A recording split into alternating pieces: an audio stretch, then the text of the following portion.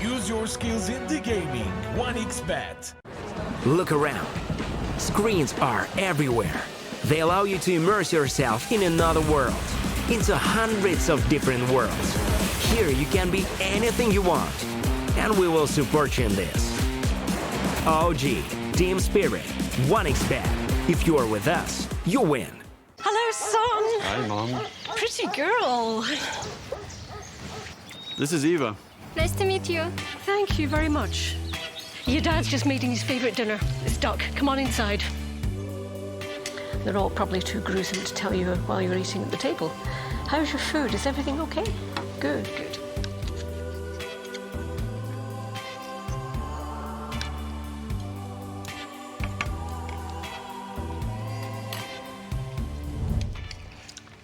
You seem to know each other. Yeah.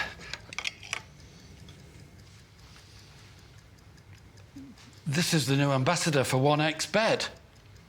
Oh, I see.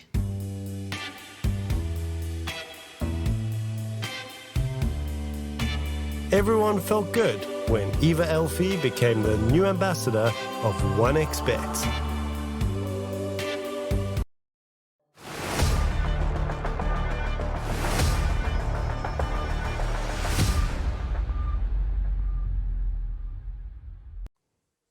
Hello everybody and welcome back to the RES Regional SCA Tournament as we're heading over to Group B and the last few days remaining of the group stages. My name is T Panda, joined by Kips once again as we will be taking you on some interesting series today specifically.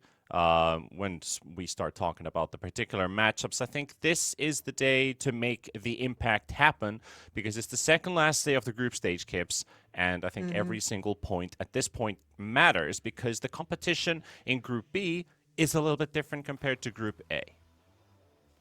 It definitely is. MAG Indonesia is so far topping the group with both of the favorites, Bleed Esports and Execration, only following after them.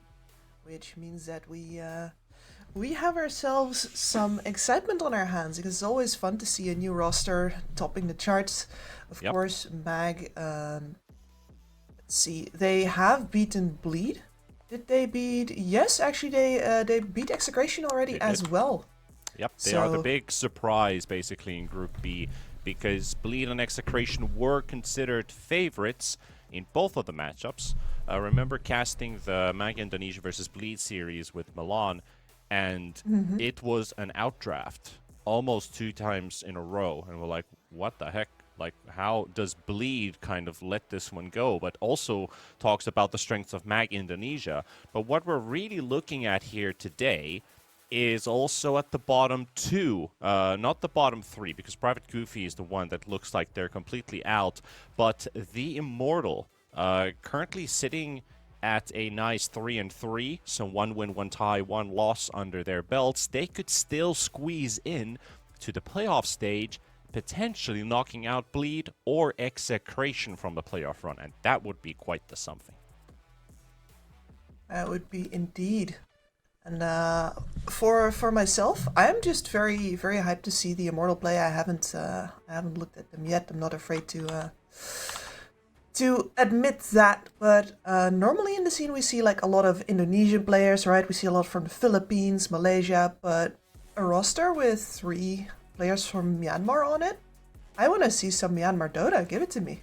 Yeah, I mean we're gonna get to that as I think Momo is a name that I've run into a couple times Of course, Azura, their mid laner. I think these are the ones that are capable of bringing in the impact on the side of the Immortal. I haven't really looked at what their drafting has been like, but something is definitely going their way because they've been able to contest even the top teams. And then, of course, on the side of Mag Indonesia, well, everything seems to be going just fine on there, and everything is clicking. All the drafts are working. The execution has been on point. And this offlane duo of Womi and Dolol has truly been a devastating force so far. So let's see if they can keep up that pace because Kips, we have a draft live. So let's go and look at game number 1 between Mag Indonesia versus the Immortal. And the Immortal, of course, if they can get a win on the board, it would be really meaningful for them towards that playoff spot because they're going to need every point that they can get, or they're going to be so close but the dollar short and a day too late if they don't get those wins on the board. I just have to get over the fact that you straight up called me a chicken. I apologize. It's the morningness in me just going. You see my hairstyle for this morning? It's like, yep, we're Oh yeah. getting ready So for this some is- morning casts. I actually lost like 10 centimeters of my hair on my birthday as we were doing a bit of a makeover with my hairstyle. So, you know, I'm in the middle of another growing process.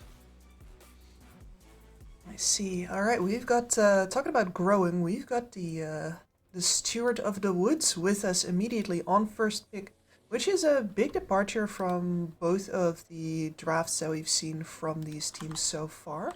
Nature's Prophet being picked up from time to time, but not on first pick priority. And I'm very happy to see Chen in those first bans. Like, I know it's been a couple of days, but I'm right back in here. He has actually been getting some love and some respect from these teams, and I believe that Mag ID has played him to great effect earlier as well. You're still talking about the Furion? No, the Chen. Oh, the Chen, Chen. man. Right, I'm already right. back on the Chen train. Yeah, you're back at it, of course. I should have suspected that you're going to be ranting about the Chen. Oh, that's immortal. But yeah, the Furion has been quite frequently picked in the first phase, at least in the current meta. It's one of those, like, what is left over in the broken hero pool, you go for the Nature's Prophet. So I was kind of expecting this route to be taken, even if there is still the Centaur completely unanswered. No ban, no pick so far, which would be a stable offlaner to look at. But of course, this Nature's Prophet does fill in a lot of gaps.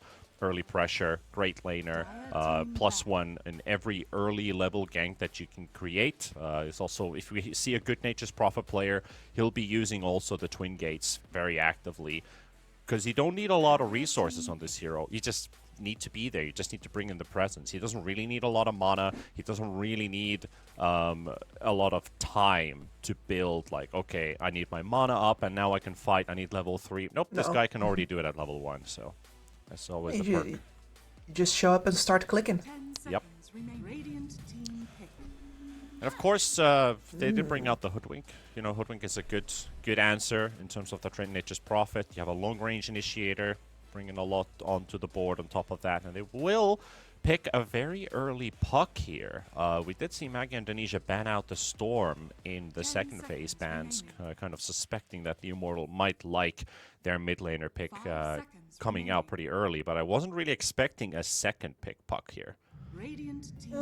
It's exactly the same strategy as the Immortal used versus Private Goofy. Of course, that does mean that their puck pick can get answered immediately with an Ember Spirit, which is not a hero that the puck can threaten all too much in the laning stage. And now that's an old school one. Ember Sky. I mean, single target silence, puck absolutely loathes it. Magic burst damage, it follows up very well on either the Ember Chains or on the Nature's Prophet circle of fun trees. Yeah.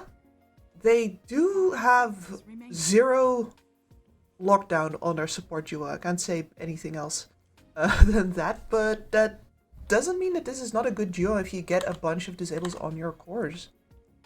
Yeah, but they have a very chasey lineup. You know, you already have the teleportation, the high mobility on these heroes, the Sprout, and of course the Treants giving you vision. So I do like the fact that even if they don't have any stuns, they still have ways of dealing with the chase. So these are good heroes. Of course, answered the Puck already with the Skyrath Mage. You talked about the silence. Puck absolutely hates playing against silences, so that's also another thing to consider. The Immortal, though, they're gonna have to at least try to answer this aggression from the side of the Nature's Prophet and this Skyrath Mage, because these are going to be very active around the map. You need to have durable heroes that are capable of fighting back. You already have the Hoodwink, which is really good in that sense, that you're not letting them reign free. You don't want to let them allow free poke all over the place. And they have a chasey lineup. We have a chasey ability. So the Centaur, which we kind of discussed being left open in the pool, it's a good pickup for the Immortal here. Radiant team pick. Pretty good. And now with the Oracle. See, I was thinking about a Purge. You want to be able to get that silence off of the Puck. You want to be able to get it off of anybody else. Also very good versus the Roots. And that is where an Oracle could come in handy. I was thinking about Abaddon, because Abaddon has been way more in the meta recently. I don't think we've seen an Oracle game in, I want to say, months. 5 seconds remaining. I have. You have? I have seen a couple, but it's a very situational pick. It's not like it's the most coveted hero in the current meta. But we talked about the magical damage. This is where Oracle's W kind of clicks in. Helps soak up a lot of the aggression from Ember and the Skyrath Mage. You also talked about the Dispel, which is very handy here. The only downside is, now that I see this Night Stalker, we have even more aggression. Well, Immortal is trying to protect their heroes, and they have good turnaround. They have good counter initiation. But you also have this Night Stalker that just loves to run in. Like, his main goal and his main tool is being full-on aggression, force panic, and do whatever you want. The thing that he hates is when somebody is able to turn around and poke this Night Stalker. So if you have a right-clicker that deals more damage than this Night Stalker does on his initial burst, he's going to start feeling scared, and he will start to back out. And that might crumble Magi Indonesia's approach a little bit here, but they have a very aggressive early game and mid-game lineup on these heroes. So Immortal, you'd want to get a late-game carry here, but can you protect them? That's probably the biggest question that they have in mind right now, is can we go that greedy in a sense? Can we play something like a Faceless Void? We don't really have much combos with it, but you want to look at something on the lines of, I don't know, do we want Medusa? Do we want another durable fighter, which is much more active earlier on because the Naga's already out? Naga would have been a great hero this game. Naga would have been great. I like your Medusa suggestion a lot more than the Faceless Void. Faceless Void also gets absolutely... Oh, and then Medusa gets... Yeah. Yup. So what does the Immortal want to play? They played Luna before. Oh, you're not going to play Luna into this. Like, you're going to get so... Like, this Night Stalker is going to run around your backlines while Ember chips and chains the front lines, and this Medusa is going to either walk in or sit a safe distance and wait until you commit. Yeah, this is...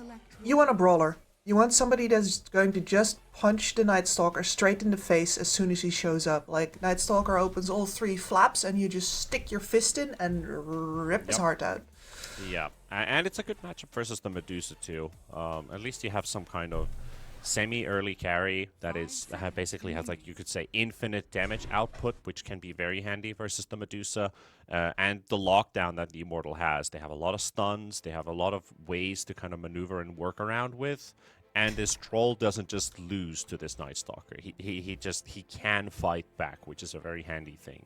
So I do like this Troll pickup for the Immortal. Of course, like, when I mentioned, like, the Faceless Void, I was like, nope, that's not a Void game. Nope, this is not really a great Medusa game either for the side of the Immortal. For Magi Indonesia, it's a good pick. They have all the aggression they need to just build this good game for the Medusa. So I like the Troll pickup. It's the next hero that came to mind. Ursa was something I was also considering. I didn't really see the bans if he was banned or not, but that could have been another option. Since they did have last pick, you don't get countered by Troll, you could consider it. But Ursa versus Medusa, I'd rather pick a Troll there. Oh no, I'm very convinced that Ursa is the way to go versus Medusa. I think you win that every single time.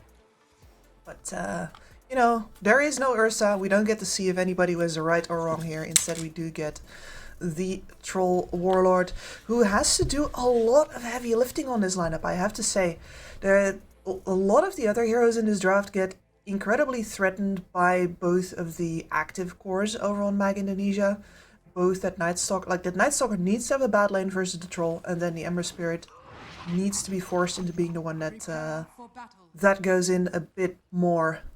Because otherwise, your supports are gonna straight up fall over. The AoE silence is absolutely brutal versus both Oracle and Hoodwink, and neither of them have particularly many hit points to begin with. Yeah, it just will be a difficulty getting to these heroes. The Hoodwink is definitely going to make sure that he's always going to be at a safe position to fight in, because he already knows the aggression that he's going to be going up against. Positioning is going to be key in this one. Already see the Nature's Prophet teleporting pretty deep in to place that teleportation ward in the middle of the jungle. Also keep an eye open on potential stacks. Something that the Puck might be wanting to look at. Also the bounty runes spawning. Oh, I love me some actual respect tips at the start.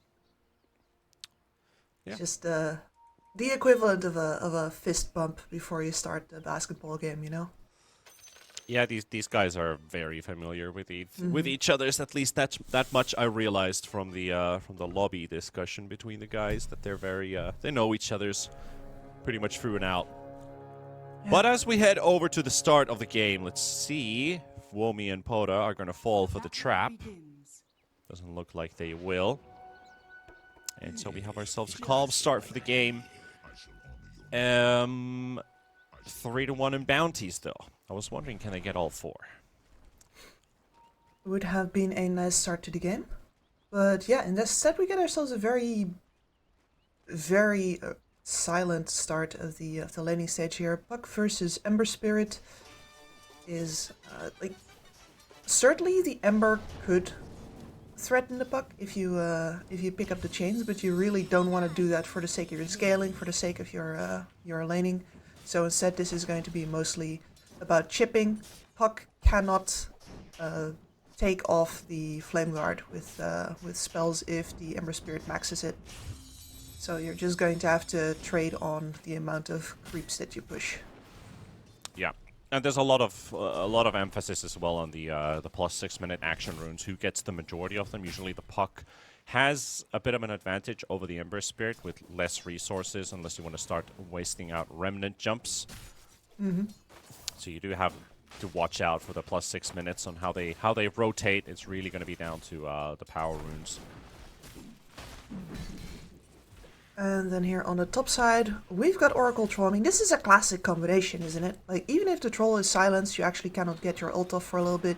You can still get the Oracle, put on the ultimate, and make sure that you purge off any possible silences, allowing the Troll to lifesteal his way right back up. And we have first blood already. So Sky pummeling the Hoodwink down. Which is... And with very low resources spent as well. I was a bit surprised about that one. Yeah, I guess Sky outranges you, like, just a little bit, which is very awkward. And Hoodwink has, like, 2 hit points, right? Yeah, you could put it that way. Not exactly the tankiest of 3 on a supports. good day. Yeah.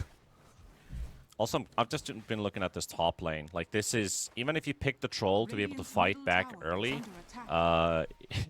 losing this lane currently for this to this Night Stalker here. The Nature's Prophet completely zoning out both of these heroes. The Oracle can't fight back. The Troll's taking a hefty amount of damage. He still doesn't ramp up that high to be able to deal or dish out enough damage to kind of force them back. And Night Stalker having the freest lane of his life. Yeah, and that is with the Nature's Prophet now teleporting into mid. He missed the bottle courier for the Puck by only a second. That would have been an absolute disaster. Yep, good try. For Azura. I love the attempts at least. Nature's Prophet trying to make the plays happen. His timing was very good on that one. Alright.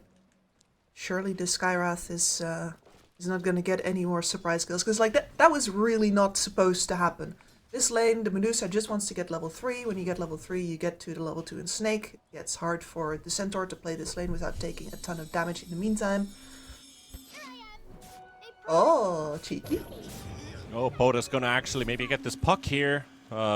does have the Illusory Orb now coming off cooldown. That's his courier kill. Delol coming in from the other side. They're going to prevent this puck from getting back into the lane, so he's going to teleport all the way back home, take the walk of shame to the mid lane. Yeah. And there was the chains, just to go for the cheeky opportunity at a snipe. And both of these lanes, both the top as well as the mid, getting pressured hard now. And the Medusa, well, she's not doing any pressuring, but she's also not getting it pressured at all. This laning stage already looks rough. Yeah, and Look this was suspected, suspected and expected. That this Mag Indonesia lineup is gonna roll over the Immortal. It's more about how do they manage to slow down. And if they can tie up these lanes, that would be basically a win scenario for the Immortal. The more kills they're going to give here, it basically just goes by the theory book, basically. It's expected that Mag Indonesia should be getting a lot of kills, especially with this Night Stalker getting active. He's already had a free lane so far, very high amount of CS. Troll unable to contest. The Ember's beating the puck, which was also something I was a bit expecting. Like, I just love seeing the Ember versus the puck in this particular matchup. But a TP into bottom. Delol's going to be there around Momo, and the Centaur is going to drop. There's not much that he can do. Slowed up by a snake, slowed up by a concussive shot. And now the Hoodwink also getting pressured under his own tower, and he's going to go down to Ace for the double kill. I think in general, you should invest in players with the name Ace. I don't think I've seen, because I think we have like 3 aces around by now, and all of them are doing really well. No, we're not getting into the whole ice thing again. Let's go. Let's make it like a new today's Dota with Ace and Ace. Man. Ice and ice. I miss ice. What a gift to Dota that man was. Oh, Ember actually very low in mid. They did have the Hoodwink make a nice little rotation there, attempt to snipe the Ember Spirit, but he is level 6 now, so he's going to do the Remnant Teleport, get his bottle refilled back up. Meanwhile, the Night Stalker, he is pinging the Troll, and they are going to gank Jan from behind. This Troll doesn't have much to do, and of course Ace is there, and he's going to help Dalul get this kill, almost getting it himself with the level 2 concussive shot. But yeah, things are getting from, you know, from bad to worse at this current pace. Yes, they are. I mean, I was expecting Mag Indonesia, from the way that they've been dominating the group so far, to do really well. But I did not expect things to get this dire this early. I'm really waiting for Azura to get the level 6, and I'm hoping that, like, the scenario I see here is that there's going to be a bunch of diving from the side of Mag Indonesia. Their lineup is perfectly suited for it. And that also means that you've got great opportunities for a puck to coil people under tower, kill the creep wave, and get some really nice return kills. And I'm hoping that that's the way that, like, Azura is hoping to get some opportunities like that in order to get himself back in the game. Yeah. I feel like that's... Mag Indonesia also knows that it's basically the scenario that if we use multiple heroes for a dive, the puck rotation, they're going to have to make 2 plays at the same time. So if they pressure one, they're going to have to make a play at a second. It's just to force the puck rotation to move out. So that would be the way that they want to play it out. We do get the Wisdom Rune split 1-for-1, so Dalul doesn't get to teleport and snipe the Wisdom Rune. I can see the lovely scan usage there. Very smart idea, at least to try and play for it. This is just brutal. And there's a Night Stalker diving under the tower as well, attempting to go for the Troll. And Dalul, he is here now. They are trying to fight back, but the puck can't do anything in that silence. Throws in the coil. They got the burst to take down Womi, and Dalul, he's just going to teleport away. But they've already done the damage. Troll down. Yeah, that was, well, not quite now the bottom, scenario you're second hoping move for. as well onto the yeah, Hoodwink. He's going to drop to the Ember Spirit. Maybe they could dive Momo here as well. 3 seconds for another snake to be available. Silence is there. Nothing he can do. And it's 7-1 now for Mag Indonesia. And here we also see one of the effects of the fact that we've been building armor on these offlaners for so long. It's always the Helm of Iron Will. It's always an extra ring. Did you see that? Yeah, he just walks in. He just casually walks in between a puck and an Oracle. It just snatches the haste rune. I'm sorry, Kips, had to interrupt you there. No, that was too silly. You can hear the Benny Hill music. No, but the point here is that with the amount of magic damage in that lane, like the Medusa does not win a lane or do well in a lane because of her right click. She does well because of the snake. And between the snake and the fact that your Skywrath mage is basically uncontested, the amount of magic damage is insane. And we don't do casual cloaks at the moment. That is so 2023. We are over that. But yeah, that means that exactly. But that means that Momo has been absolutely, well, you can see him dangling at the bottom of the core side of the net worth charts there, trying to stay on. Got like, you know, one limb on a tree root, and the rest of them are dangling. Because he has been shoved out of that lane. And they're pressuring with these bounty runes spawning. They've already taken 2. Azura going for Dalul. He does get the blood grenade out, so Womi could get a kill here with this Oracle here. Even if the Puck has already spent pretty much all of his abilities, does have the coil available. Skill Lay is also here, but they don't really have the damage to deal with this Night Stalker anymore, so he's just going to walk away with the trade kill, 1 for 1. Pota 2 also back to farming action versus Azura. Is currently 700 gold ahead of the Puck. Yep. Bad news, Bears. I want to, by the way, point something out here that is... Bears? Bears. No, sorry, I spooked the Finn. Oh. Oh, there's a bear in my backyard. Perkele. Exactly. Evolutionarily wired to immediately pay attention when you say that. Yeah, that's the one. But the Puck in the mid lane, as we can see, surrounded from several directions. And this is going to be the Puck dropping. He misses the coil as well with the sleight of fist timing from Pota 2. But Dalul going to get hit by the Stampede. He is right next to a low Puck. Oh, that slight is not quite going to be on target. If it was any closer, that could have been a Puck kill. So instead, they're going to be left empty-handed. So good response there from the Immortal. A couple of whiffed abilities here and there, but still getting the success on the board, which is very important here on the Immortal side. Yeah, and Azura is very good. He's done this a couple of times now at perfectly splitting where he's walking himself towards and where his orb is going to. He's put a couple of hard decisions on the board for the enemies a couple of times now, and that means he's surviving a little more often than usual. Yeah, now he's getting dived. This is not one of those times, unfortunately. Yeah, Ruh-roh trying his best to dodge, but Womi Dark Ascension deals too much. Yeah, there's something that I wanted to point out as well, right? Normally in the laning stage of a Night Stalker, you talk about, okay, but is he going to like have a first night where he can do something, or are we going to be waiting until second night? That topic didn't even come up. Nope. Dear viewers. not needed this time.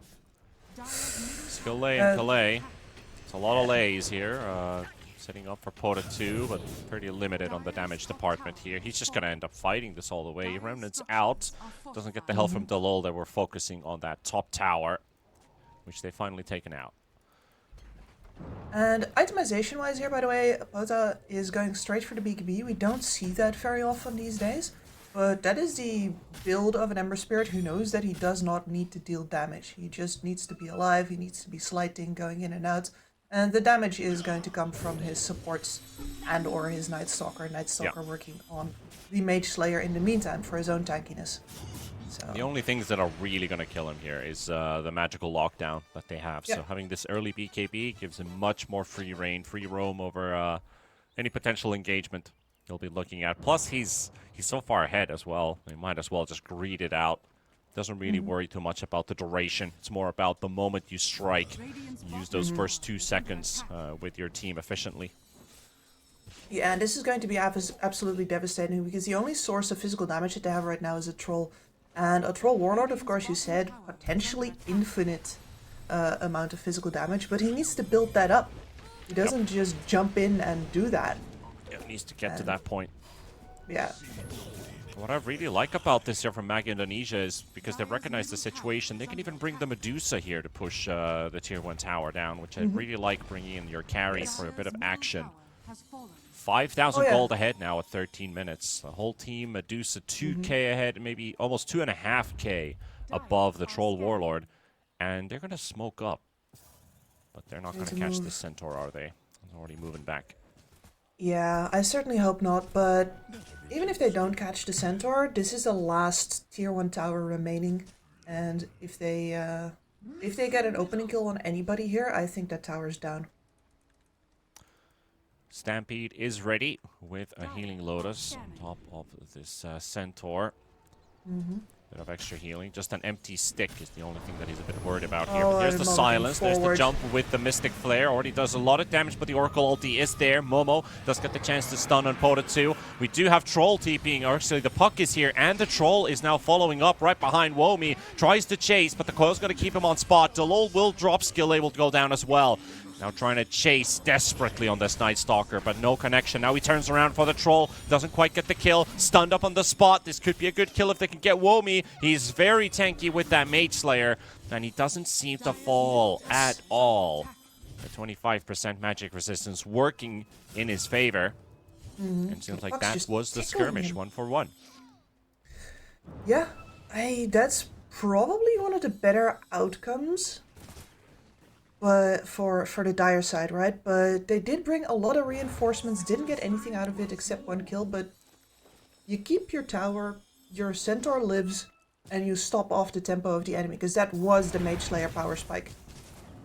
Yeah, I'd say that was totally worth bringing everybody on the board just so that they don't lose 3 heroes right away, because they were getting pressured quite heavily. If the Puck wasn't there, for example, no Coil to prevent the Dark Ascension at work.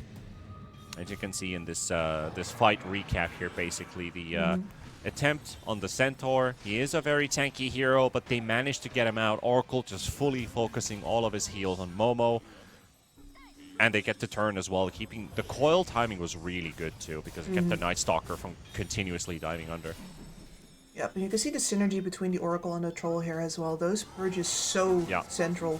And we're on the other side on the map this time, so That's a deep dive. yep, trade an ulti for an ulti. And Jan actually does get a kill. It is not over. Yeah, it's the same two dying again. Skillay and Dalol, back-to-back deaths.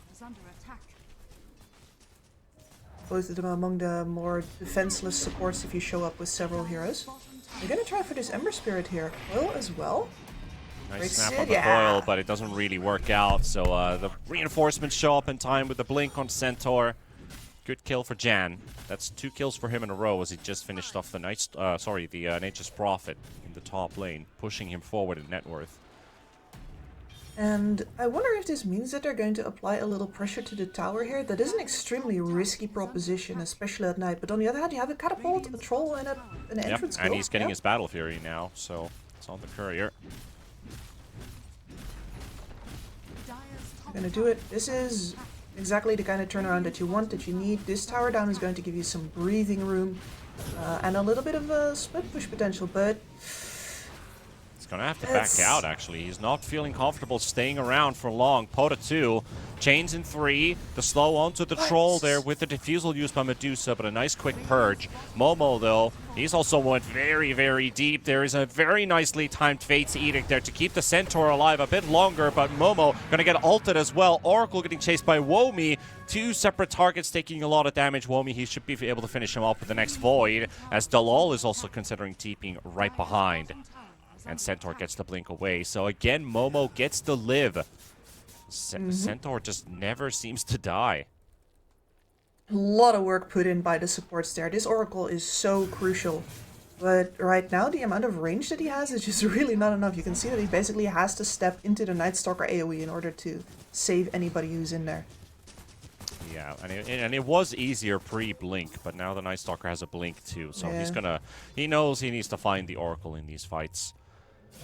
Azura, stuck on the front line, no Oracle ulti this time. Nice bushwhack there onto 2. The sharpshooter misses completely, sprinting into 2 separate directions, and nobody gets hit by it. Centaur gonna get slowed up, caught in the Sprout, has his Quelling Blade on cooldown. Finally able to move out of it. Azura with the silence. Nice clock down onto the Ember Spirit. There goes Pota 2. Really good response there from the Immortal side. Get themselves a pick off. And also push Mag Indonesia on the run. Ace, all of his spells available. The turnaround capability is there. Azura, nice hoodwink bushwhack again onto 2. Calais will drop the trolls down as well. Puck's low, and the hoodwink running out of tools. He's got all of his spells on cooldown. That's a free jump on from Womi, and he's going to finish him off, making it a double for him. Oh, the Immortal, they felt like they had this couple seconds of a power spike, but they couldn't get any proper target. They all spread around, and suddenly they just get completely surrounded by enemies. Ah, that is such a painful moment, because you feel it, right? You feel the momentum turning as well, but the problem is that it's not real. You have been winning these fights defensively. You have been winning them with all of the information, not having to chase. You see your targets and you can cast whichever spells you need. Whereas going back in, being spread out versus a lineup that's currently tankier than you because they have more items, you need to be able to focus fire. You need information, but Womi is waiting on that high ground and Medusa is snaking her way through the trees. This is not the kind of fight that you've been winning. This was not actually momentum. But it's so hard to recognize that and be content with the fact that you just stopped their advance again. Because you want this to be the moment where the game is turning. You want to believe. It's not. Yeah, and also like the fact that they weren't able to protect the Oracle anymore because of this split. They didn't have the Hoodwink nearby. He had a separate fight going on. The Troll was also with the Hoodwink on the other end. So Womi just saw a free avenue in. As Pota 2, he's also very deep right now. One Remnant out, has another available. They're TPing away. Womi and Ace, though. Can they get a quick snipe? Already placing down the vision here. They're going to see the Troll coming in. They're going to see the Hoodwink moving in, but they go straight for the puck in the mid lane all by himself. Such a good read. And now they see they are coming into the triangle. Delol, nice sprout, actually blocks the Oracle's path away, and now he's left alone. And that's another kill going their way. They cancel Hoodwink's teleport. Troll's going to be left all by himself. They kill the Hood. They're going to kill the Troll as well. And they all just get dismantled one by one, and it goes straight into Mag Indonesia's playbook. Oh boy, that was crystal clean. As soon as they've got vision on that Oracle there, this fight is over.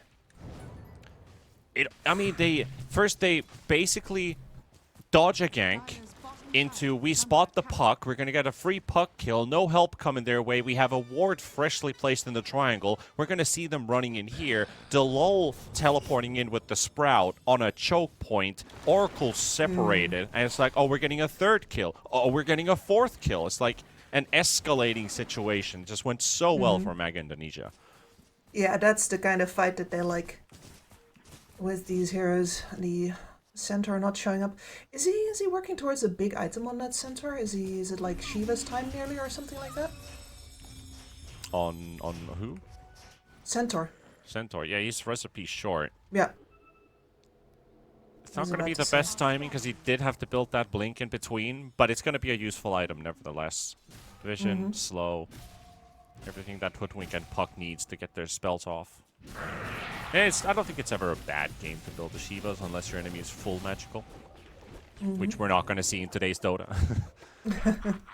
No, we do not. It's all about who gets to build those mage slayers as well. Radiant are scanning. Quick Tormentor secured for the Hoodwink. So we got the Boomerang. It's going to be helpful with any incoming spell damage. Yeah, Especially any amount of for damage that you can get right now is very welcome indeed. At least they've got that going for them, right? I've been a little bit on that you need to be able to make a play kind of train, where it's like, hey, you need damage and you need a way to lock down. And they do still have that on the side of the Immortal. It's definitely a possibility for Mag Indonesia to slip up, lose some heroes. And while it's not going to immediately snowball into any kind of a game loss, like the Immortal is very deep in the pit right now, the game can certainly get delayed if you play sloppy, and we've seen that a couple of times now. This is not a lineup that just fades into nothingness because they are behind. They can always do something to you, they can always find somebody, they can always take Roshan, eh?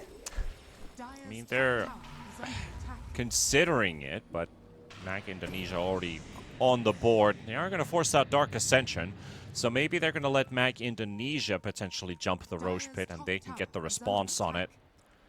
Placing down the vision. Going around. We're swapping sides. This is exactly what they were kind of planning on. We'll let you go into Roche. The thing is, you kind of need to contest it, boys. Can't wait for too long. They're already inside the pit. Roche down to 4,000 HP. There's the Skywrath in between. Skywrath showed. Roche down to 2,500. They're going to rush their way through. They're coming back out. They've got that Dark Ascension for a couple more seconds, but Ace is down. Chains onto 2. They've got the Centaur ulti coming out straight on top of Pota 2, and there's your Ember down too. 2 heroes dead, and onto the Troll. Jan, he's low on HP. Womi's going to have to run away from this one, but the Medusa, is she strong enough to turn? They got the coil as well on the Night Stalker. Puck, unable to finish him off there. Womi will dodge the orb too. And so they do manage to get that big troll out of the way, but the fight's not over. Centaur has a blink on cooldown because of the Oracle, so he can't jump the Medusa right away.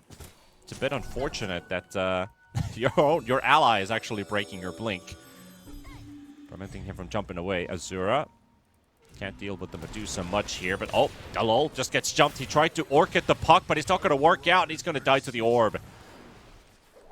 This is just a desperate chase for the Medusa, trying to catch somebody here. So it is going to interrupt the Roshan attempt for now, but they are going to try again. Troll back alive. Teleporting in. Radiant cannot take this Roshan fast enough. And it's going to be a nighttime Rosh. Troll's already going north. It's going to be waiting by the portal. And the scan is also on the Rosh pit, so they're in no hurry. If they don't take this portal in a few seconds, Troll's going to sneak this Roche from them because it's not very high on HP. They do find the Oracle, though. Really good jump in there. They do have the lull right at the back. The Orchid used on the Hoodwink. They will use this opportunity. Kalae's already down. They're going to get this Hoodwink as well trapped. The lull is going to get surrounded by Jan and Momo, but they do get the coil. Connected onto Pota 2. Pota 2 needs just a second more, but he won't be able to get it. This time the Sky fighting with the Medusa to take down the Troll. Troll, his ulti. Wait, what? They left him? They forgot that that's the actual Troll? We'll walk back in for the Snake and secure the kill. Azura trying to make a run for Womi, but this is a desperate escape. Unless, I mean, he does have Crippling Fear of cooldown. Nice, he's there, spamming that Ancient Seal on top of his phase shift. And they're going to walk into, take the portal top, secure the Roshan. A bit messy here and there, but 2 for 3. Most important, secured. It feels like the plan was a little confusing there. I think they anticipated the Troll coming through the portal because the rest of the Dire side moved up. They're like, hey, that Troll's gonna be here. And he teleports into the middle of the enemy team, which makes things very hard for, like, this Oracle needs to move up so far. Gets punished immediately. And then the rest of it is just the cleanup. And I wonder if this would have gone any better if they leave the Troll on top. Because he can't kill anybody that comes through the portal immediately, right? Yeah, his timing couldn't have been worse. At least what I was suspecting is they just let Troll stay top, Roshan goes top, and the rest of the team could maybe follow up right after. I mean, they had the outpost that they could teleport to. They decided to stay in bottom. I think the call was maybe stick around, see what they do, because they could still try and sneak Roshan despite us using the scan, because Roche was low. They both knew that it could be taken in a matter of seconds. But a bit of miscommunication, and of course the Troll just showing up in the middle of the enemy team was that was a no-go. Really, you want to go in on the enemy, but not like that. Yeah. Definitely not. The Ember Spirit getting or Oracle. Tried so hard. Ember Spirit getting the Aegis here, by the way. They're not afraid that this Medusa is going to die. The Ember Spirit is the one that has been getting punished for his aggression, for moving up so far forward in this chase for the supports.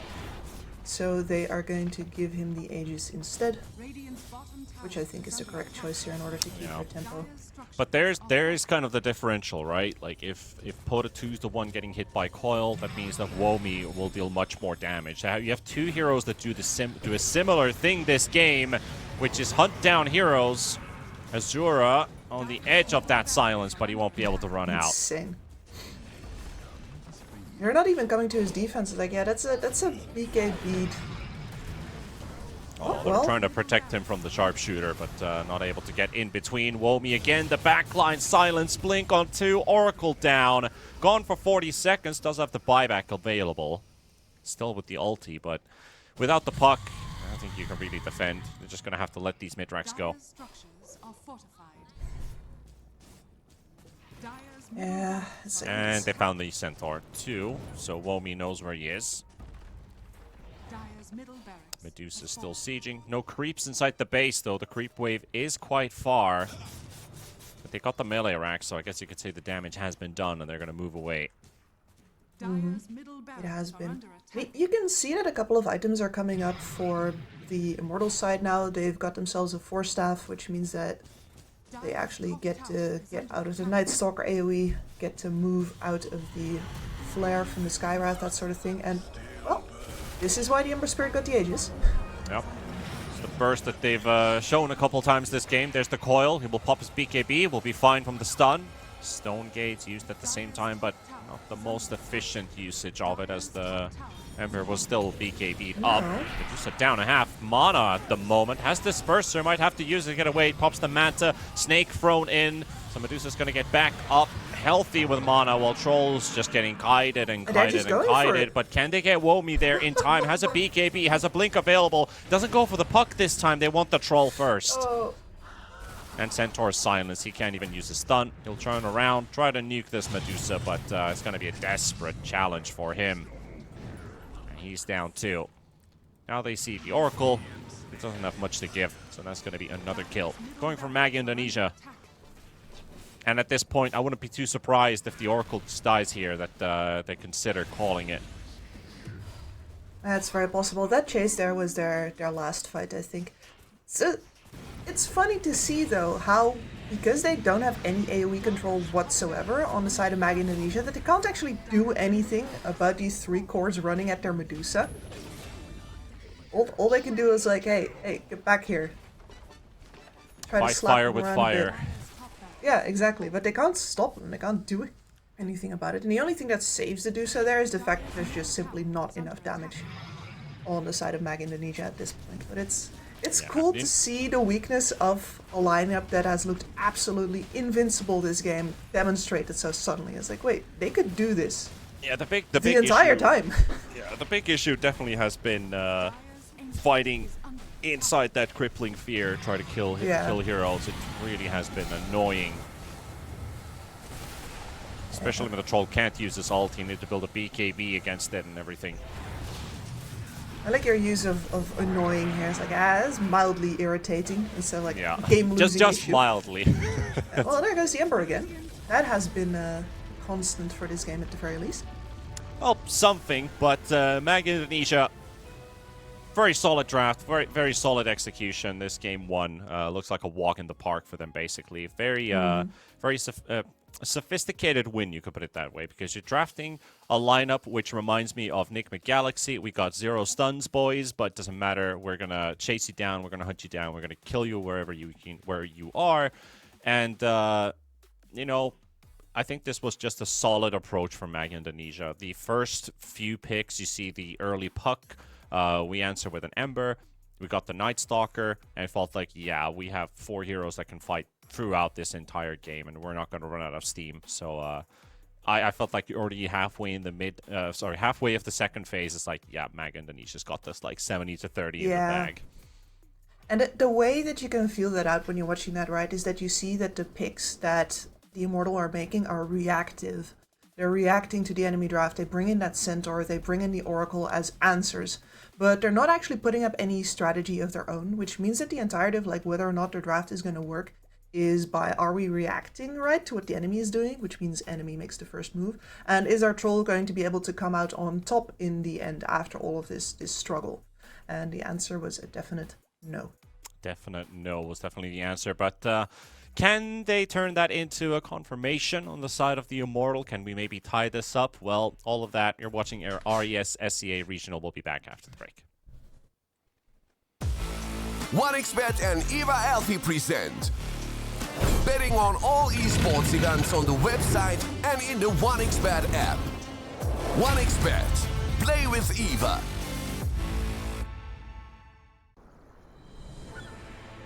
What if Kunka knew that he could not only play Dota, but also place bets? Better the best black hole.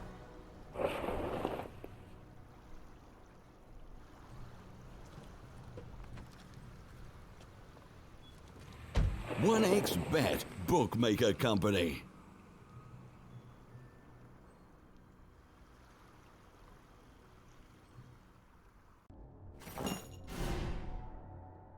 Chances of breaking items in a tournament match are non-existent.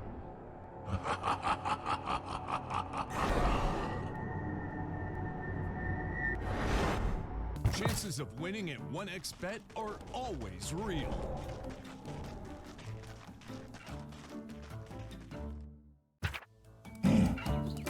Join with me. At your service. Stealing Aegis from Roshan is very difficult.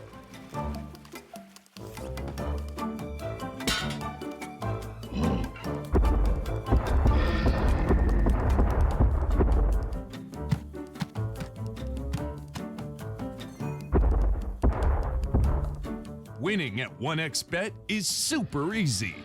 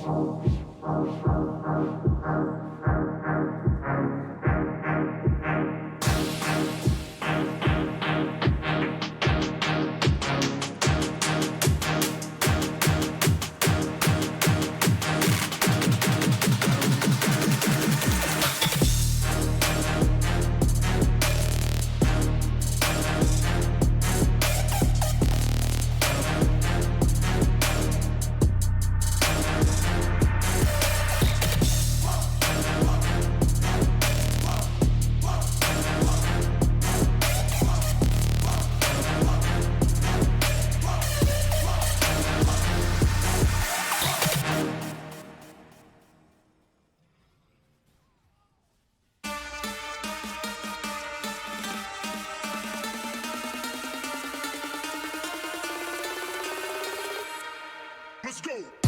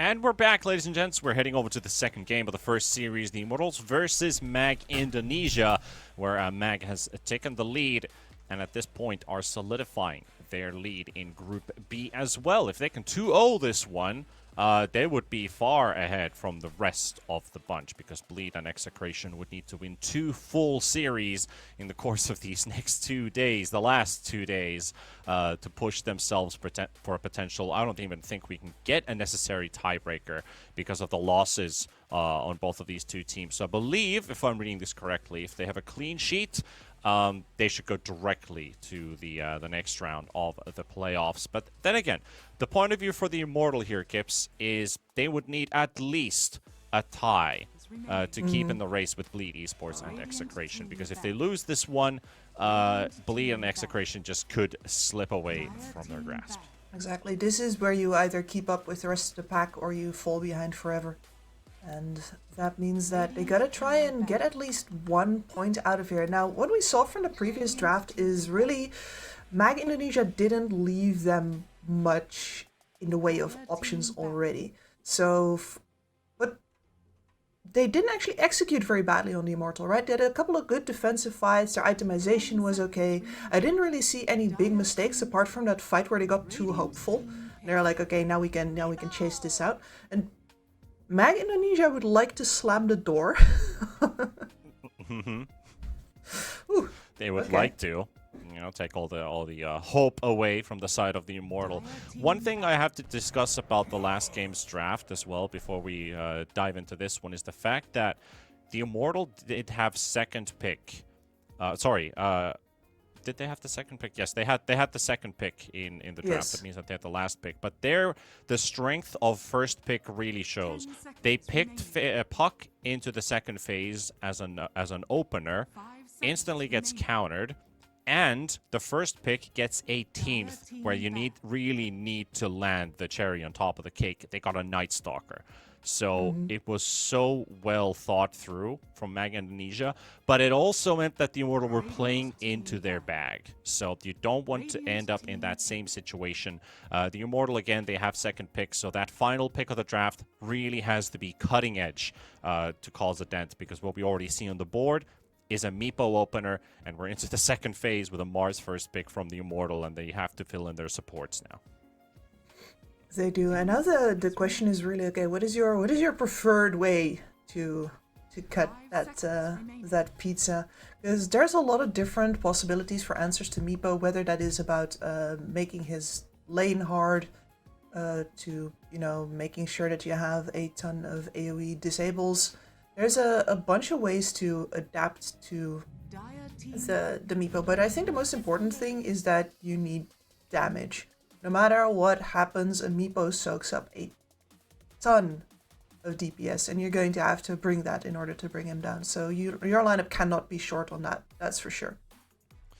Yeah, sustained damage, I think, is a good way to look at killing a Meepo. It used to be burst, but it has changed with the Meepo's abilities changing due time, that this hero easily gets to 3-4k HP with Aghanims.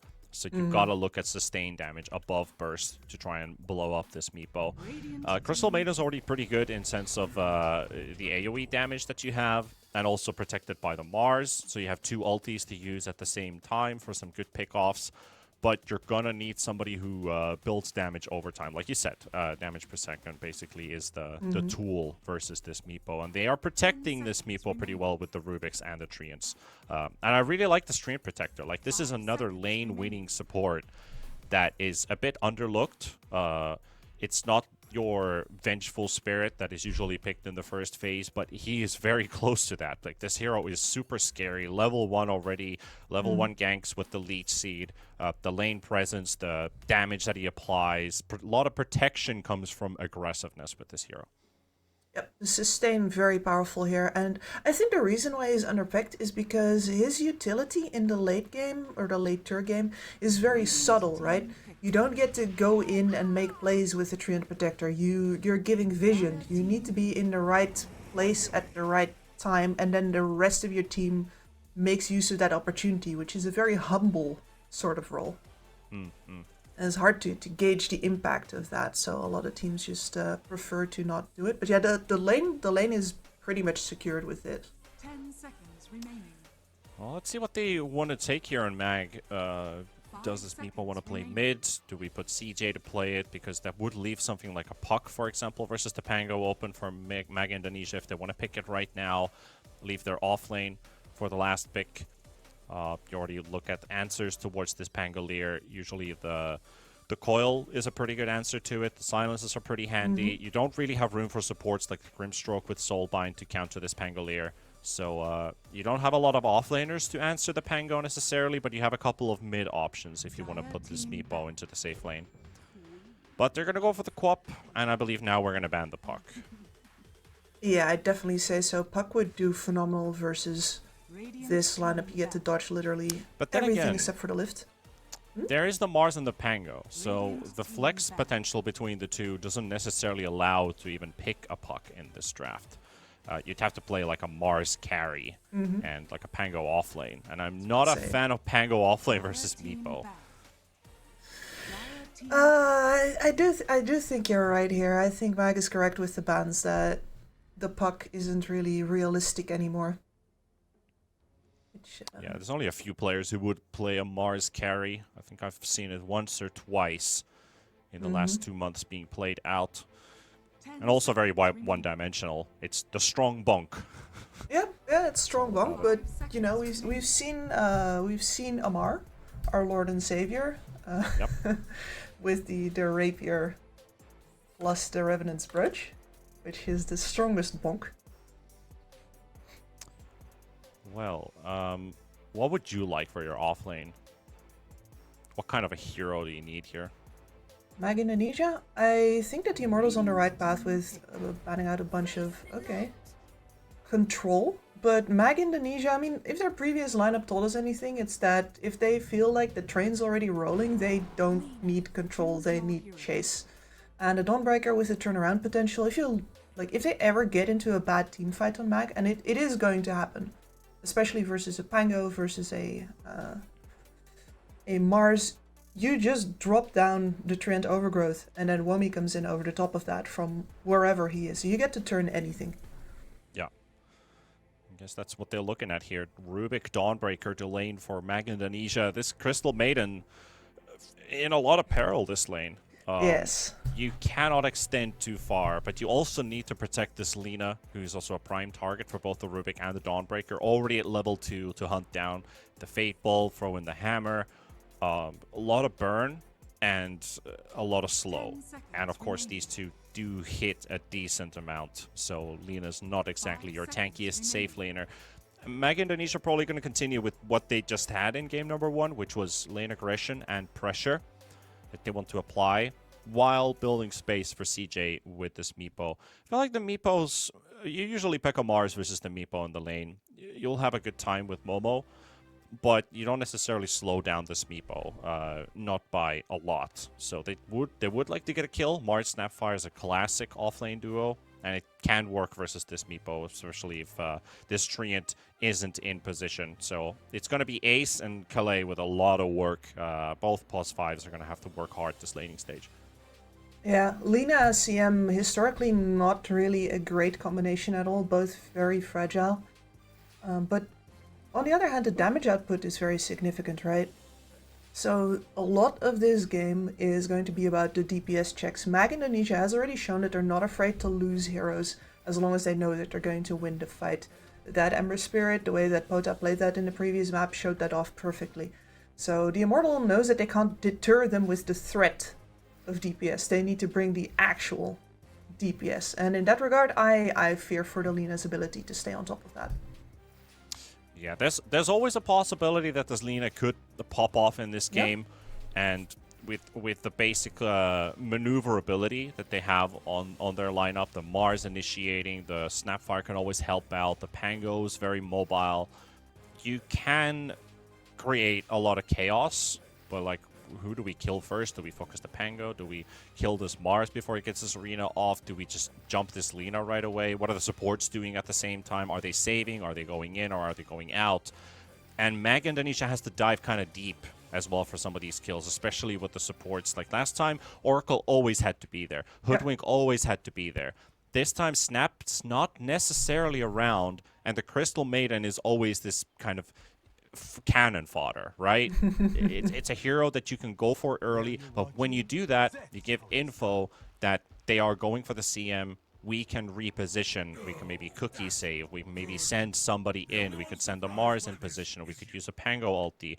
So there's now a lot more options available compared to the last game where it was very difficult to approach fights. Now you have a lot more options.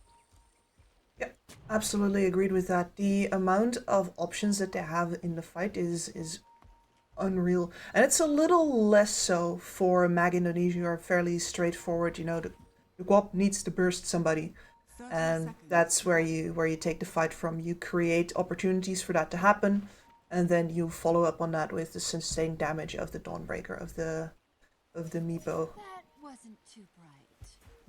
And of course, what they're really living off of on the side of Mag Indonesia is this offlane duo for the Rubik and the Dawnbreaker that they're able to harass, poke, build farm through kills, and lane dominance, because these are really scary heroes to play in the laning stage against, because the moment you see that Celestial Hammer flying in, you know you're begging for trouble.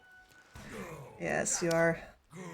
Radiant safe lane needs to put in a lot of work to keep their distance.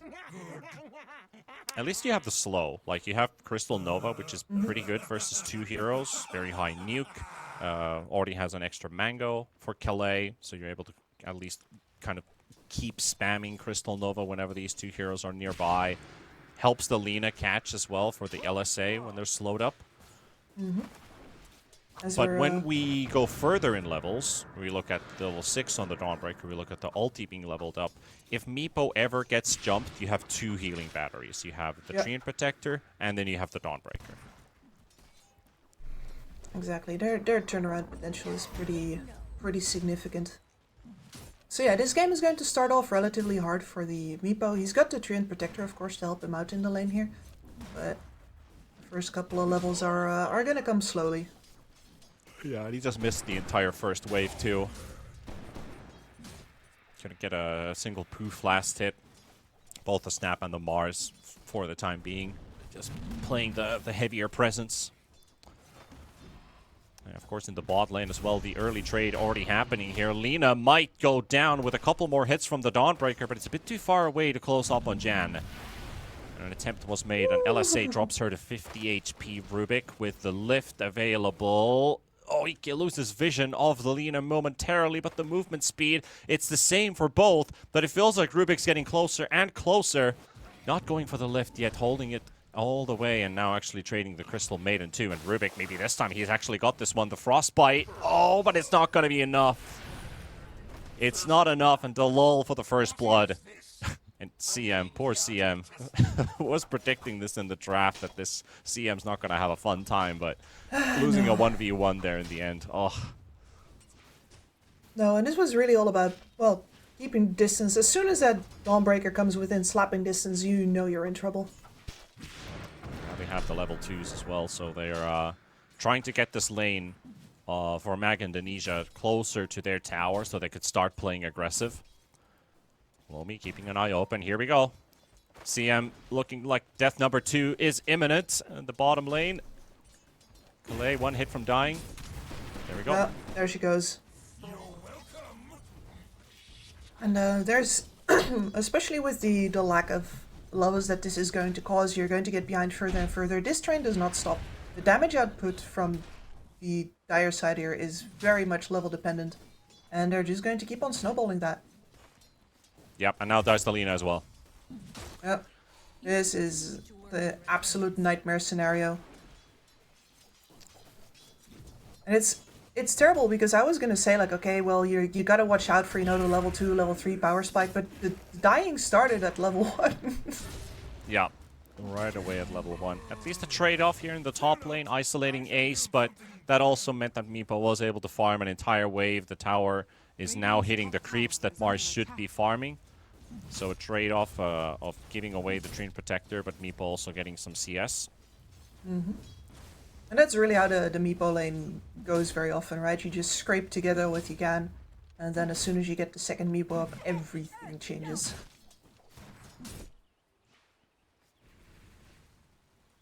Azura in the mid lane. We've seen him a couple of times now. I'm actually pretty impressed that he's keeping ahead of the Queen of Pain here, especially a lot of denies racked up. This water rune is really important for the Pango too, but it's not going to get the top one. It's deciding not to fight this Queen of Pain, but slowed up as well. Pota 2's going to get both of them. Yikes. Pango slowed up, doesn't want to use the swashbuckle, knowing that if he does, this Quap just gets free hits on him. And that is pretty sure the end of his good streak in the mid lane here. Oops, keeping that wave up. Azura, yeah, low on HP. Oh, and the lul's coming to mid. It's going to be 2 versus 1 in a second for Azura. And he didn't have a ward to scout his movements unless that Watcher actually does reveal his location. But Dalol's still going to be there. 2-point Fate Bolt right there. A couple of right clicks and they got this kill. But the TPs are rotating in. CM is here. And so is the Snap. I want to reply on this Rubik. Couple more hits. Oh, the creep went the other way with the cookie. Creep was not interested and he's out. Oh my god. Oh, even the AI is against the Immortal here. That looked like a misclick. I think he wanted to push the CM forward, but he hit a creep instead. It could be that he wanted the CM, yeah. But the creeps were going after him, but as soon as he was out of vision, the creeps were like, nah, we're not interested. I mean, it's potato, potato, the Rubik lives, and yeah. And the Radiants are sad. And CM's gonna die. Meepo has just rotated bottom. Yep. CJ for a kill. Yeah, this is really, really cool that they actually use this Meepo to leave the top lane, rotate bottom for a CM kill. In a CM kill, and they have the catapult here, plus 2 Meepos. They can do a significant amount of damage to the tower here. That is the fastest possible move. Snap setting up for kill in mid. Trying to catch the Quap again. Another creep cookie. Doesn't connect on the Quap this time. She's now level 6. And the power rune is top, so Pango, much needed shield rune for him. While they scout the Lina in bottom, Ace and Dalol, they could kill Lina, just the 2 of them, and they're going to get to her. Blood Grenade, Fate Bolt, burning out a raindrop. There's the toss, and Ace will help out Dalol. They will kill the Lina.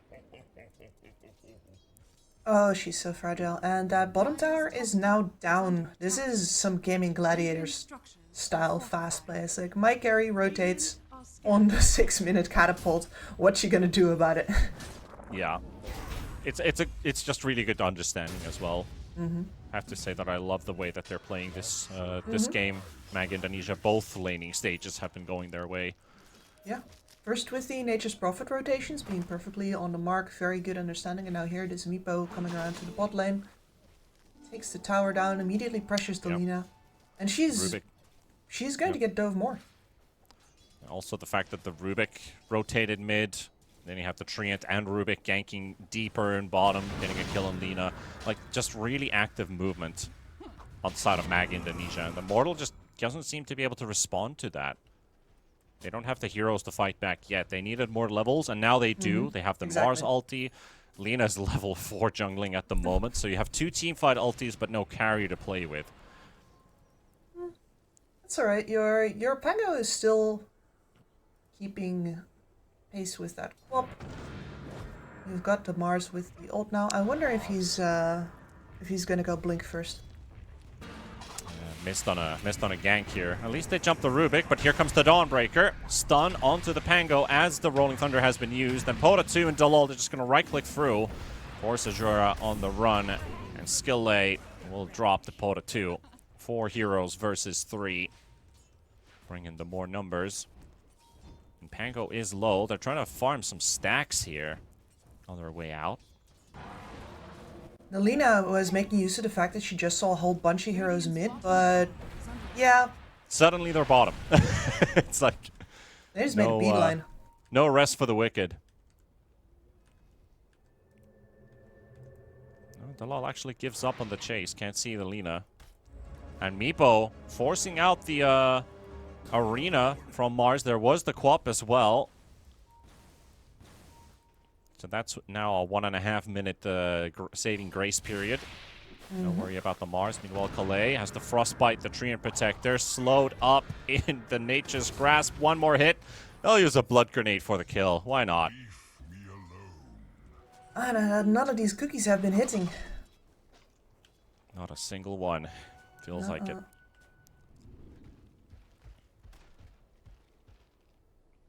That means that for now, between that Rolling Thunder as well as the Mars Arena being down, the team fight ultimates and the chaos that were supposed to be happening and giving them an edge in the early mid-game fights. I mean, I'm saying early mid-game.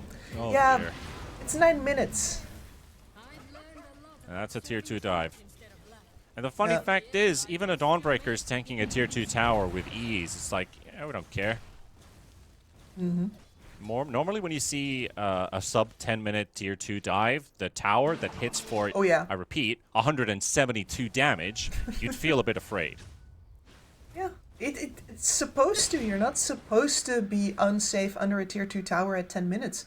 But between the natural tankiness of the Dawnbreaker as well as the fact that this Treant Protector is there with the heals, like, yeah, hug that tower real tight. It may not even do for you what you want it to. But they have full control over the map right now on the side of Magi Indonesia. Only the top lane is the only safe one, but they are not getting to that tier 1 tower either.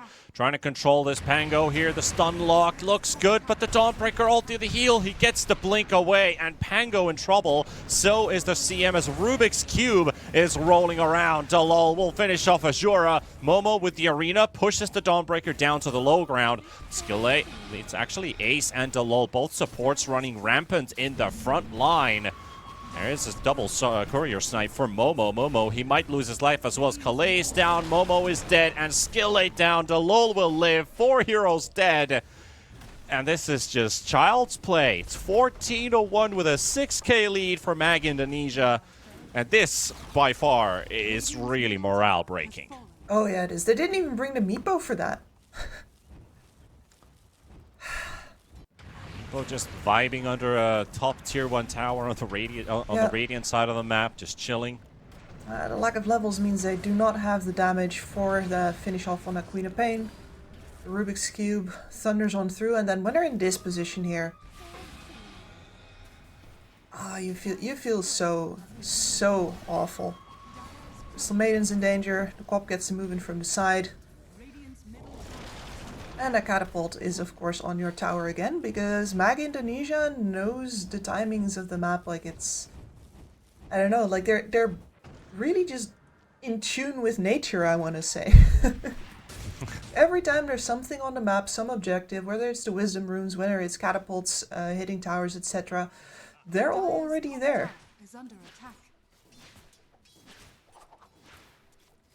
Dalol and Womi both pressuring. Oh, my Dota has just frozen up. Well, there we go. We're back. Suddenly there's a dead CM.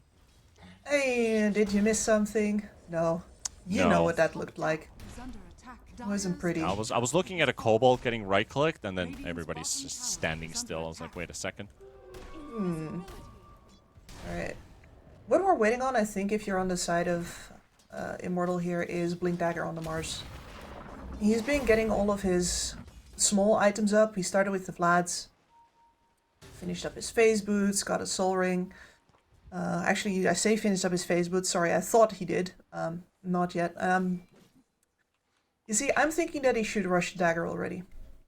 Yeah, you could, but if you do go for the phase boots now, you start building or finishing your blink at the same time as Lina might have Maelstrom up. You might have the Diffusal up on Pango, so you basically get 3 items at the same time. If you get the blink now, I feel like you have nobody to play with, because Mag Indonesia is just so far ahead. Poor Pango. Well, this Treant Protector seems like an answer good enough versus the Pangolier here, because the Overgrowth is holding that Rolling Thunder on the spot. I think I do agree with you actually here. Like, the only thing that's going to save you is a 3-item timing. Whether you're going to actually get it... Well, there's the arena actually, and they do get a beautiful setup there onto 2, so that's a lot of money, especially for Jan with this Lina. Much needed. Very much needed. And I guess you don't need a blink to create the engagement if they've just been walking up to you And I think they can keep on doing that. Okay, good placement for Momo to show up there. Right, good timing. That's going to give them significant amount of room to breathe. Very much speeds up that blink dagger as well. I mean, I don't want to say they're still in it. But at the same time, always look at the bright side of life. Exactly. Whistle that tune. Oh, Stolen Frostbite is so good. Oh, it's another tool versus the Pango. Or catching the Lina on the run. Good spell to have. 5 seconds for the Wisdom Rune. Meepo trying to yoink it, but Momo is here. I'll think better of it. It'd be a bit silly if the Meepo just decides to feed for Wisdom Rune. It's like, whoops. I just wanted some wisdom, boys. I mean, he would be showing off exactly why he needed that rune, I guess. I'm surprised that we haven't seen any attempts at the top tower yet. That one's still up, which means that the left side of the map is relatively safe for this Mars here to keep on farming up his Blink Dagger. Yeah, I mean, you could make some moves towards the top T1, but you're already controlling 2/3 of the map with the mid tower and the bottom tower down, which is a lot less farm for the Immortals. So this is technically just a increasing net worth lead for the side of Mag Indonesia. The longer they're able to hold this position. Yeah, it's true. Controlling 2 waves. And you can, and as long as you have this area in control, you have your wards placed down, you could just smoke the triangle. But they don't have to make that play right now. No, that's one thing that I think we should really say here, that as much as Mag Indonesia has been playing fast, they have not been in a hurry. As, a wizard is never late, nor is he early. He arrives precisely when he needs to. Good quote, I like that. Together with the catapult wave. I wish they brought some catapults in that movie. Radiant's middle tower is under attack. Imagine Gandalf arriving on a catapult instead of that Orky wagon. It'd be a very different tone. CM ulti to try and destroy the wave, and they're just gonna glyph it. No CS for you, CM. Nuh-uh. Can't prevent this push from happening. Listen, girl, there was a catapult here. What did you think was gonna happen? Well, at least they destroyed the wave, and they did have to use the glyph to protect the tower, so that's an ulti and a glyph used. Try and protect this tier 2 that is now in danger. Unfortunately, of course, we do have the Meepo ready to start actually contributing now. And we spot Azura in the top lane. Dalul's right next to him. Frostbite. Quick early nuke. Dawnbreaker showing up as well. The lift to cancel the shield crash, and this is just such an easy kill. Womi and Dalul, I feel like they've done this 5,000 times already. These two are so in sync. That's kind of ridiculous. See that their experience from Army Geniuses and Spawn team is really showing. Together for a long time. Pota 2 getting caught by the Frostbite into the stun combo. Sonic Wave to push them away, and she is out. You're gonna have to suffice with a tree and kill instead. Yeah, and that Laguna Blade was already available, wasn't it? I thought they had him. For a moment it looked like it.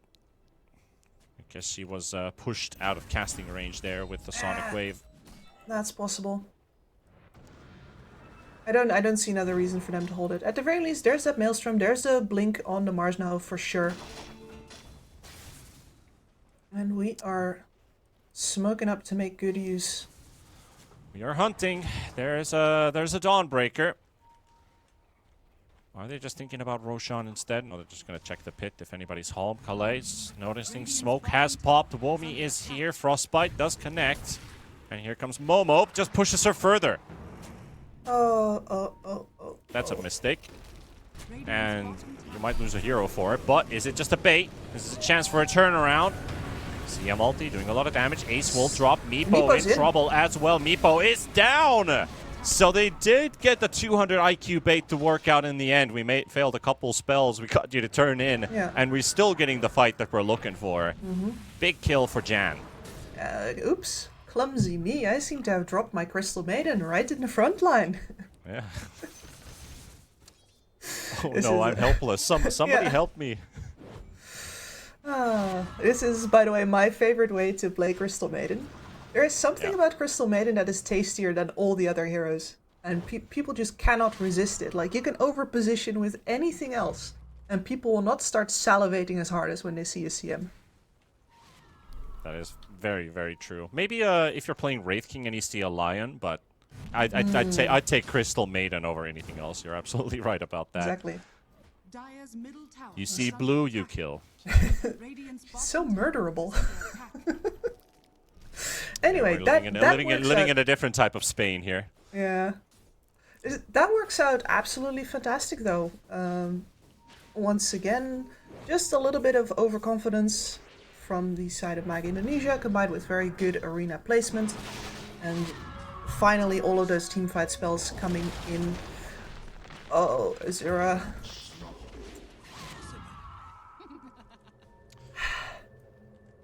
They are trying to chase Momo here. Well, the TP is coming in. Well, it's a Crystal Maiden. Trading Frostbites. Saving it for Poda. Poda has to show up here. Sonic Wave. Would have died if she used it, but was holding on. Thinking right clicks are going to be enough. Meanwhile, Lina's going to walk into a Meepo. That's going to be a quick reaction from MAG Indonesia to jump straight on top of her, and she is down for the count. In just a couple matters, 25 HP is enough to survive. Womi can't get there. 25 HP is the only thing that separates Lina from life and death. That's worth of it. Yes, it is. And that's the first time she gets out. Usually that's a little bit of a turning point. Where you can start to see the DPS climbing. Well, they see Momo. They won't fail this attempt twice. This time Momo left all by himself. Oh no. CM is here, but this Meepo just suddenly turning into a big tower of Meepos. Has that Aghanims ready. Ace will die in the front. Azura is on the chase for Womi. They will finish off Kalei. Sonic Wave doesn't connect onto the Pango, and he keeps rolling through. Meepo is low. Nice blink dodge there. And Yan goes down with Skillay dropping as well. Poda and Delol sniping the backline and taking Azura, making it a team wipe. It looked like they could lose 3 heroes, but they lose no one and kill everybody else instead. Who's doing the baiting now? I mean, I got baited as well. I'm like, oh my, that Meepo can die. And that's exactly what Azura thought as well. But that meant that he could not protect his backline anymore. And instead the Quap gets to wipe everybody there. Whereas the Quap was also low. You can get that kill if you group back up with your team. You just have to let go of the dream of killing the Meepo. Yeah, and choose your battles. You could hear me going, oh no here, because this is an arena without any form of follow-up. And it commits the rest of his team to try and make something out of it. Which is... Yeah, that was 3 ultis technically wasted on a target that you can't kill. The CM ulti, you had the Snapfire Kisses, you had the Arena. You can see her to the and left. Meepo didn't even take maybe 25% from that. Yeah. Maybe if the Rolling Thunder goes that way, you actually get to do something. But instead, if they had those 3 ultis for say a split Meepo, that was a good moment to use the Mega Meepo. Get that big tower. But that's the reason why we see the Meepo so often, right? It's just the skill floor is like you have 2 panic buttons. You have both the dig, like oops, let me get out of dodge, as well as the Mega Meepo for like I am in dodge and I will just tank dodge. Yeah. I don't know where I was going with that.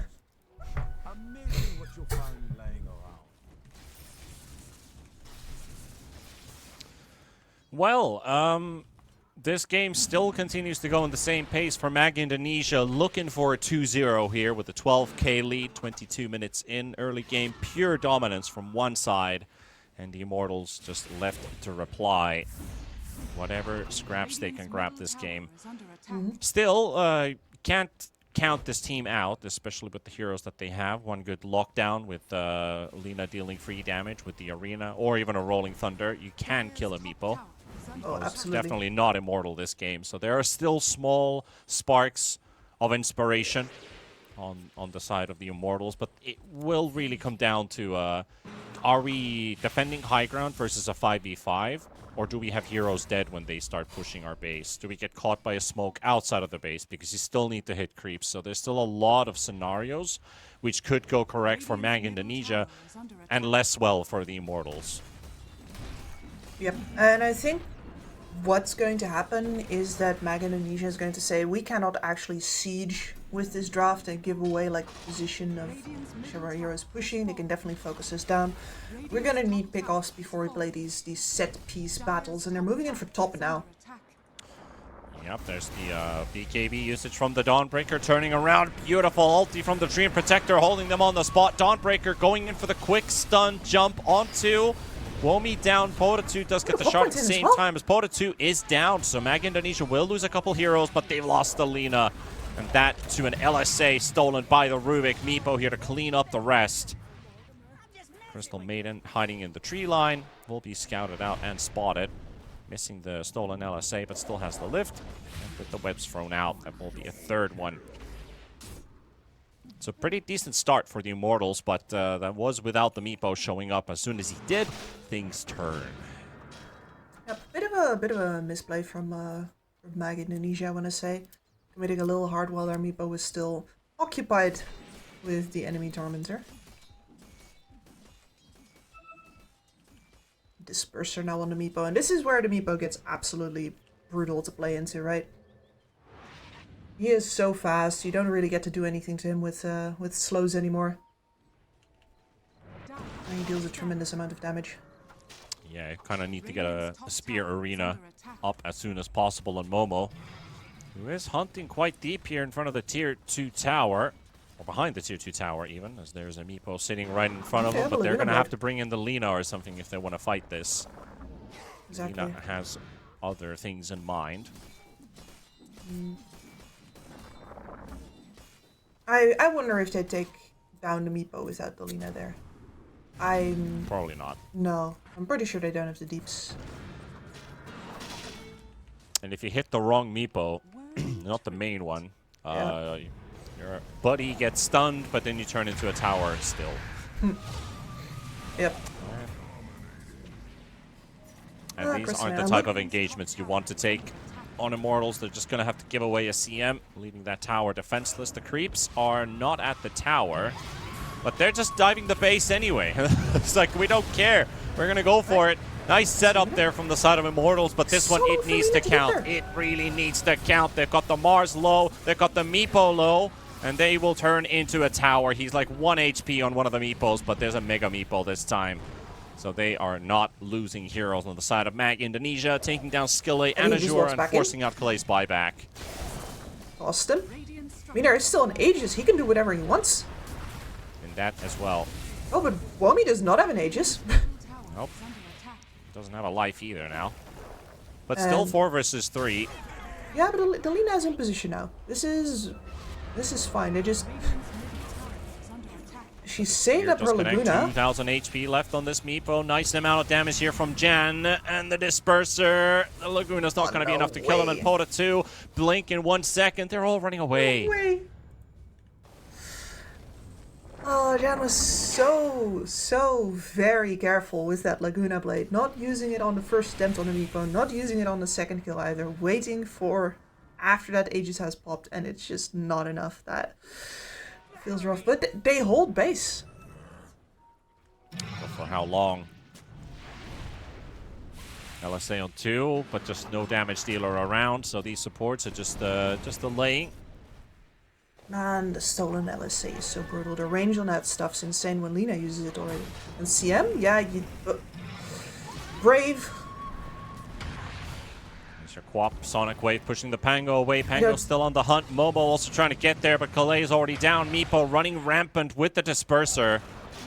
The webs will connect. Pango stuck on the spot. He won't be able to run away unless he has that roll up. Swashbuckle into another LSA stun from the Rubik. Arena placed down. Dawnbreaker going to get hit by the Laguna Blade. The damage from Jan, it's going to be enough to take down one. But the combo on the back line, Snapfire low, Lina controlled. And it's going to be too much for this Lina to deal with. Jan down, take another. Burns, doesn't it? And Momo pretty much left to his own devices here. The Mortimer's Kiss is on the back line, trying to kill Pota 2, but Pota 2 just blinks out. This is the first time from Immortal where I'm like, I don't know what that entire deal was about. Were they trying to make use of the fact that some ultimates were down? Was it the Dawnbreaker? Like, surely you know that the Dawnbreaker is going to come in again with the ult anyway. Never mind the fact that they already have they still have the mid tower up. But that chase felt kind of desperate to me. I'm not saying that they're not right to be desperate, by the way. This is definitely a desperate kind of situation, but I think it was the top tier 2 ward, or at least the jungle ward that they still had. It just expired, but it did give them some information. There's still the outpost they can always teleport to, the X Shrine. So it's like, yeah, you see they're away, but they're going to be here in at least 5 seconds. Yeah. Plus the Dawnbreaker almost instantly with the ult, so... Tried to catch 2 supports off guard who were way too deep. But doesn't feel like they're way too deep because Dire is just like, yep, this is our side of the map here, right in front of your tier 3 tower. You're not leaving the space. They are completely correct, by the way. And sometimes when you work with teams, they let the enemy team get away with too much. Like, we're winning, we're farming. Like, no, they're not allowed outside of their base. What are you doing? They put their toes over the line. Chop them off. CJ has that swift blink. Oh, they're in the low ground position. Momo gets the jump on Ace first. Pota 2 into the back line onto the Snapfire. Drops the ulti, pushes them back. Lina getting free hits here, and that's Pota 2 down. Arena placed down as well. Mars is dropping slowly but surely. Meepo has been pinned to the wall, but he's still full HP. 5,000 HP on this Meepo. What can you do? Already down by 3. And Skille is going to be the next one to fall. And that's going to be the full team gone. And I would not be too surprised if this was the last fight of the game, because Mag Indonesia just seems unstoppable. Yeah, that was absolute dominance there. The fact that Immortals gets down onto that low ground just before the Dire move up in there is absolutely brutal. You can see them thinking here, like, do we need to move back up? Because they had the Mars in that topside position. But instead he gets forced to walk all the way over and down, because otherwise they might not have the damage for the quap. Fly back immediately. And your Lina is in such an awkward position there. You don't know. She can't go up, she can't go down, left, right, center, doesn't matter. They did get the Quap kill with pretty low resources on the side of the Immortal, which was a good play to make. But it's a bad downside is she just bought back and came straight back into the fight, not really losing any tempo or any momentum. Meepo inside the fountain. That's a sure way to kill him. Yeah. And that is the end to this assault. Yeah. At least 2 lanes of racks have now been secured, but I guess people will pay for that. Yeah, they're tipping him. Hey, this is the oldest one in the book, buddy. And Roche is up. So the next Roshan in the bottom right corner this time, a daytime. While Immortals are leaving the base. They do have absolutely phenomenal Roche fight. We haven't brought this up yet because we just haven't been able to see Immortals actually take a good fight. Yeah, in a position to go to Roche. Exactly. They are reading it. Rubik is on his way. Actually, Azura is here. It is Ace in the front. 6 Lotuses in the pool. They don't care about flowers. They care about this Aegis. That is going to go the way of the Immortals. Now that Aegis is secured for Jan. Excellent. What happens after, though? Can they fight without the Meepo? I don't think they can. This would be a very good way to throw some more. They are going to go for it anyway. CM, low on HP. Force Staff saved. They got the Sonic Wave flying in as well as Jura. Chasing around with the Rolling Thunder. Tries to catch the lull. Womi's going to teleport away. Pota hiding in the trees with Ace. And jumping in deep Really to snipe want that Calais. Very optimistic here, but the Dawnbreaker coming in with the ulti, saving Pota 2 for a bit longer here. But It's not worth it. can they get any kills? Lina is dishing damage, but is she dishing enough? Takes down Womi. Meepo is also back alive. Surrounding Lina, has the Aegis, but this was not the way that they wanted to give away. And there goes your Aegis, there goes your Lina. That's rough. That is very rough. Mag Indonesia, once again, eyes 100% on the prize. What they're doing there, because that looks like a pretty... Like, that's not a good idea to take that fight right there, right? You're down your Meepo. Here goes my voice again. You're down your Meepo. You're not in a great position. And the Aegis just went to the enemy Lina. Like, surely that is not a position where you fight. But they're like, nah, we win this as long as we just exhaust our abilities. And we have the resources to do that. All we need to do is throw a couple of bodies at the problem. And they do exactly that. They chase out that Crystal Maiden. They anchor the enemy team in place by offering them, you know, an ability to fight. A fight that can technically be won. But realistically, all they're doing is buying time for the Meepo to come back. Yep, and for good reason, good measure. I think this Meepo is, well, the only way that they could really kill the Meepo is push him into the fountain. They are going to try another attempt, but the Mega Meepo Tower is back up. And now it's not 4k, it's not 5k, it's 6k HP. So you're not getting through this pile of Meepos just standing tall on top of this Lina. Lina forced all the way back to the fountain. Womi, though, is starting to drop. And goes down, so that is already a couple heroes dead on the side of Mag Indonesia. Frostbite as well onto the Meepo. Meepo left alone and taken down. So the Ancient stands tall. And Immortals, you got one chance, and that's right now. 100 seconds without the Meepo. And he actually, he just can't afford his buyback. So it's down to them. Do they read it correctly or not? But you got no way out anyway. You're fighting against a team that has nothing to lose right now. Exactly. No, you are fully committed, not because, you know, because you want to be, because you have no other options. They're not going for it. They have to. Playing just it very, very calm here. Just a creep wave. Get some towers, get some vision down. If they do not ward up Indy, there we go. Crystal Maiden getting the vision out. Yep. This is the most that you're going to get. There's too many towers, too many glyphs in the way of you and the enemy Rex. You don't really get to equalize anything here. At least, on the positive side, they have a Roshan's banner buffing their creeps on their side of the map, so these catapults will do a lot more. Belina will do a lot more here. They found the Queen of Pain, Pota 2. Gonna get control with the LSA stun and killed 110 seconds out. Meepo's up in half a minute. Another glyph as well to protect this tier 3 tower. There's another glyph after this one to focus on the melee racks, but they've lost Momo. That's a big piece of their push. Does he buy back? It looks like he's coming back in. He doesn't have much to teleport to. He has returned. Meanwhile, the Dawnbreaker getting pushed and poked. Delul snipes Calais with the stolen freezing field. This Rubik causing issues. Pango stuck inside of it as well, and this guy's just soloing the rest of the team all by himself. Oh my goodness. That's all the lol. Yeah, those tips are completely deserved. Absolutely gorgeous play there for him. And back the other way we go. Yeah, this time for the last time. Not afraid to say that. They may have bitten off a little bit more than I could swallow with going for the Ancient the first time, but not any more such long cooldowns on both the Lina as well as the Pangolier.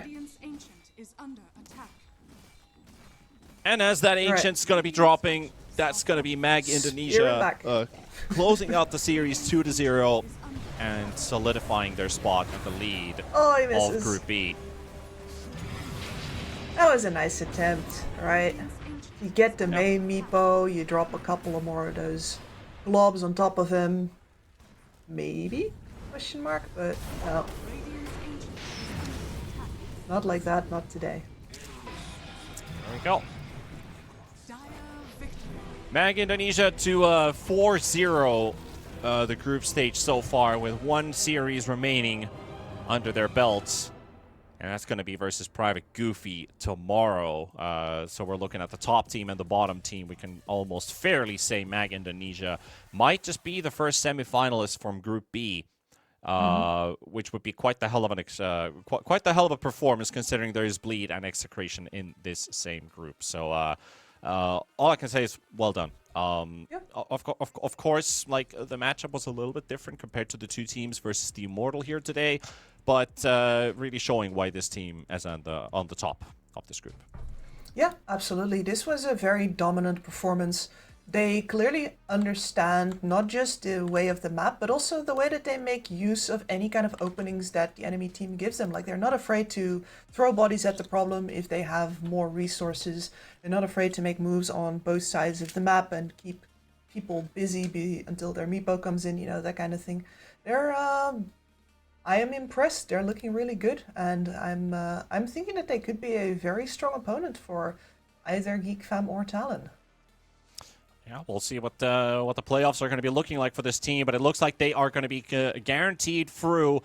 Even if they're not semi-finalists, they are pretty much guaranteed for the playoff stage at this point with a 4-0 track record. But hey, ladies and gents, we have another series coming up right after the break. It's going to be Private Goofy versus Made in Philippines. So a couple minutes, we'll return for the next series of the day.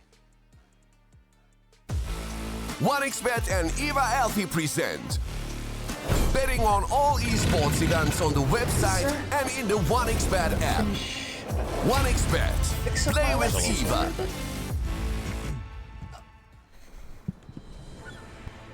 What if Kunka knew that he could not only play Dota but also place bets? Better the best black hole.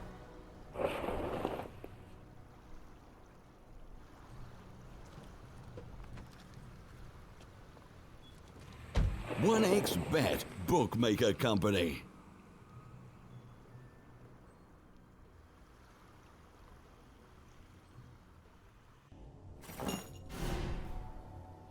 Chances of breaking items in a tournament match are non-existent.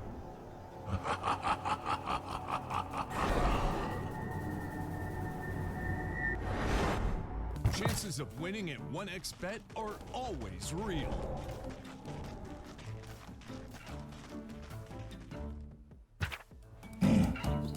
Join with me. At your service. Stealing Aegis from Roshan is very difficult.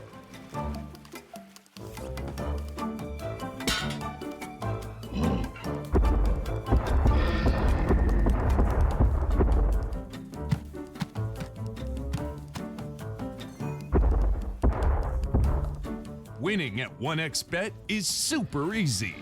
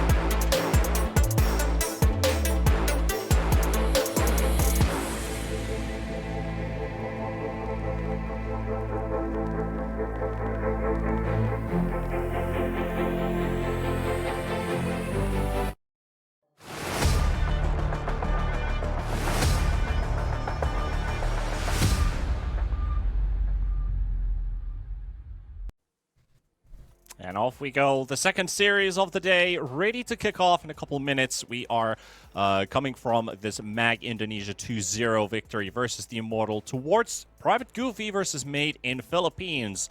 These are the teams sitting currently at 4th and 5th in Group B.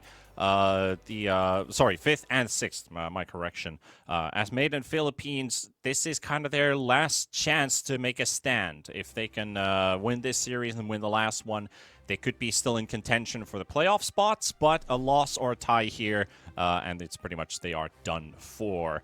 But Private Goofy, I don't know what's up for them. What are their stakes here? Is it more of an honorary game? Do they want to beat a team for the first time, looking for their first win in general on the board, as they have only been dealt with losses so far?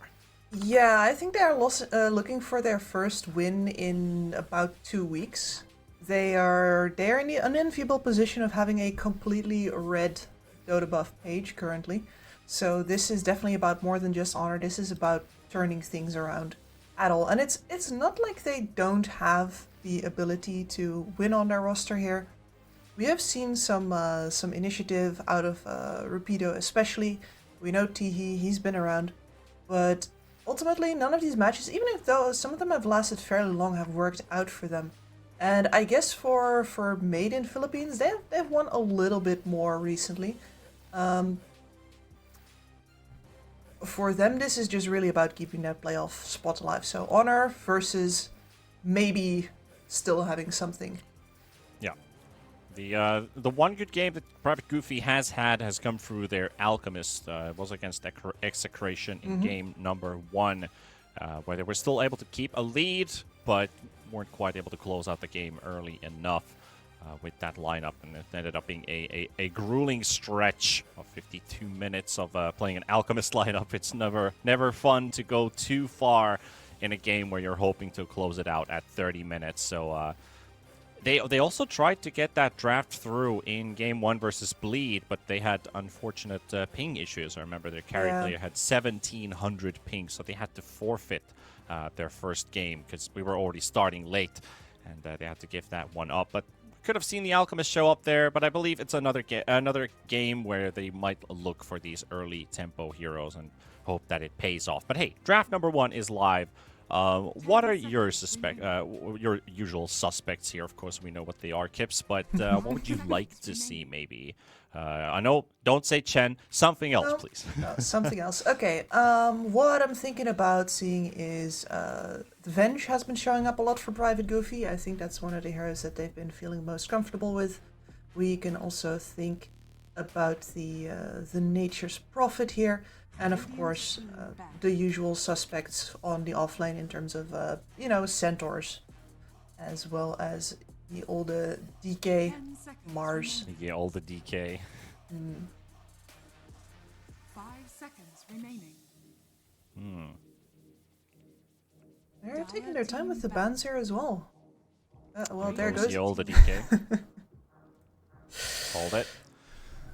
Back into the also the the Wyvern Legends. ban, so I guess what they might be looking for here is already heroes like the Enigma, something that come to mind. Of course, not your opener, but like where the draft is leading you towards. Like you usually get rid of heroes like the Wyvern, which is a good counter towards it. Also another which is the Doom, but Doom's already out. Don't have to worry about that too much. So potentially maybe some teamfight ultis might be coming into play. You have first pick. You could grab Centaur, which would be the classic to start things off with. And the Timber is also banned, so I wouldn't say no to that. Go for the mag. Okay, because for me, the Winter Wyvern setup, I see Private Goofy do this a lot, where they ban his Winter Wyvern, and I think it's something that they like to do just in case they get their hands on a TA later, and they really love to round out their draft with a Templar Assassin, with that short-range physical burst, which is something that the Winter Wyvern is very good at turning around. So, with the mag on the board, though, I'm kind of a little less leaning towards that. You would really like to combo up the mag with a melee hero that can make the most use out of the Empower, even if that's not the main reason to be picking the hero anymore these days.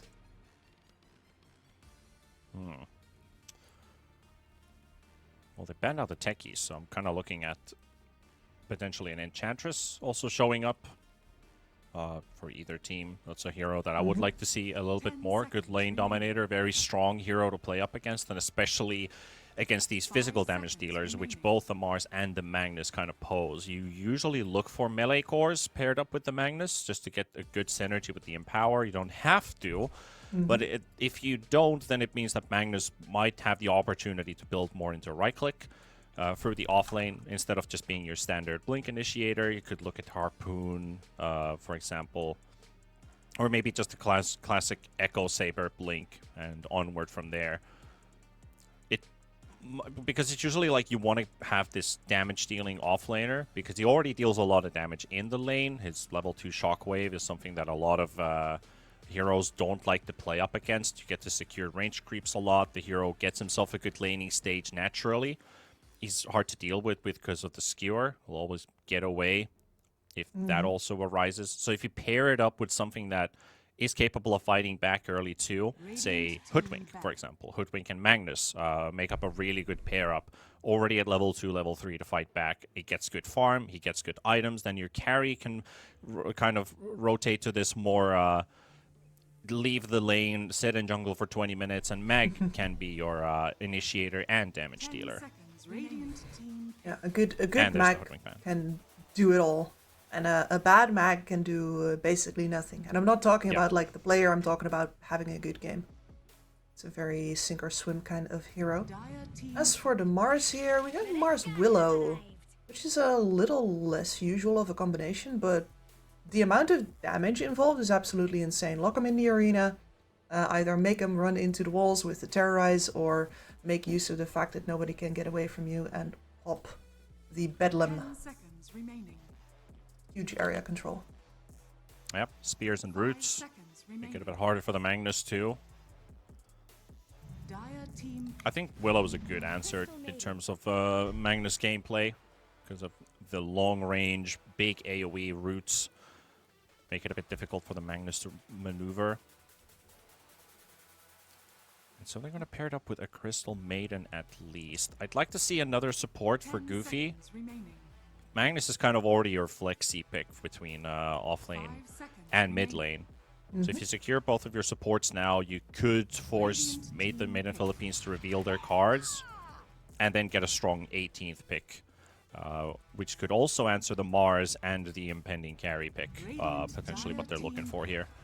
Ooh, that was fast.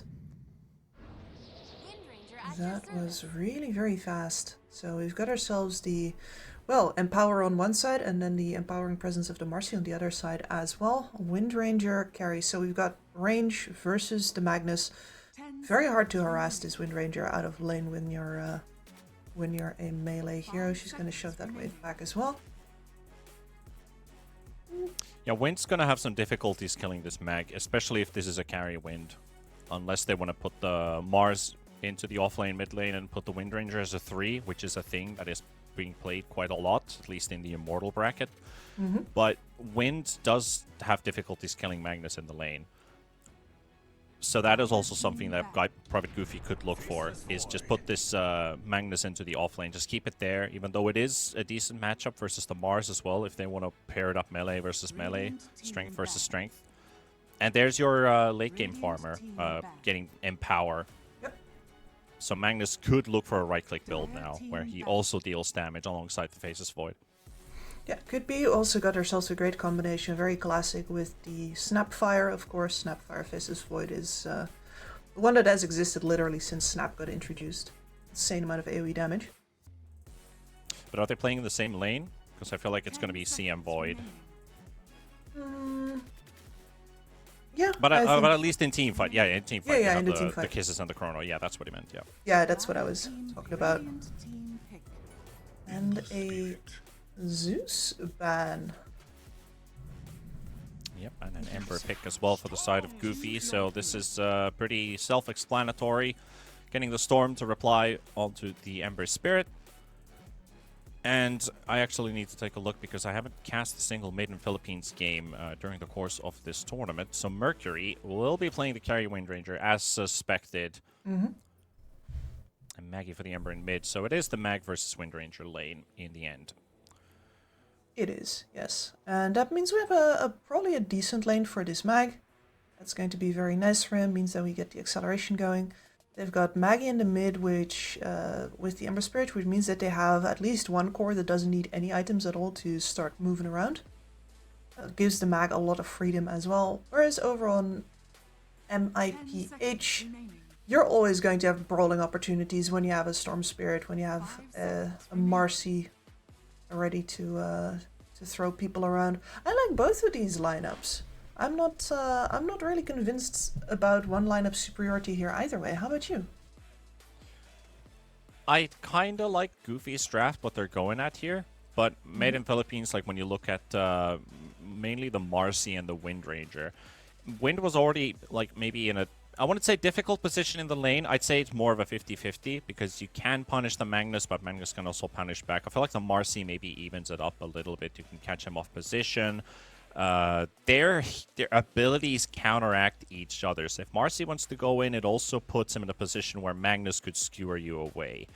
So it's an interesting interaction between the two. So I like maybe Goofy's draft a bit more, but I've been playing this Windranger quite frequently in the last 2-3 days. Yesterday I had a really good game as well on this hero. I had a nice 35 KDA without dying. So I think I've slowly turned into a Windranger fan. I'd really like to see what Mercury can deal with this hero. All right. You a Windranger fan? I am decidedly Windranger neutral. Yes.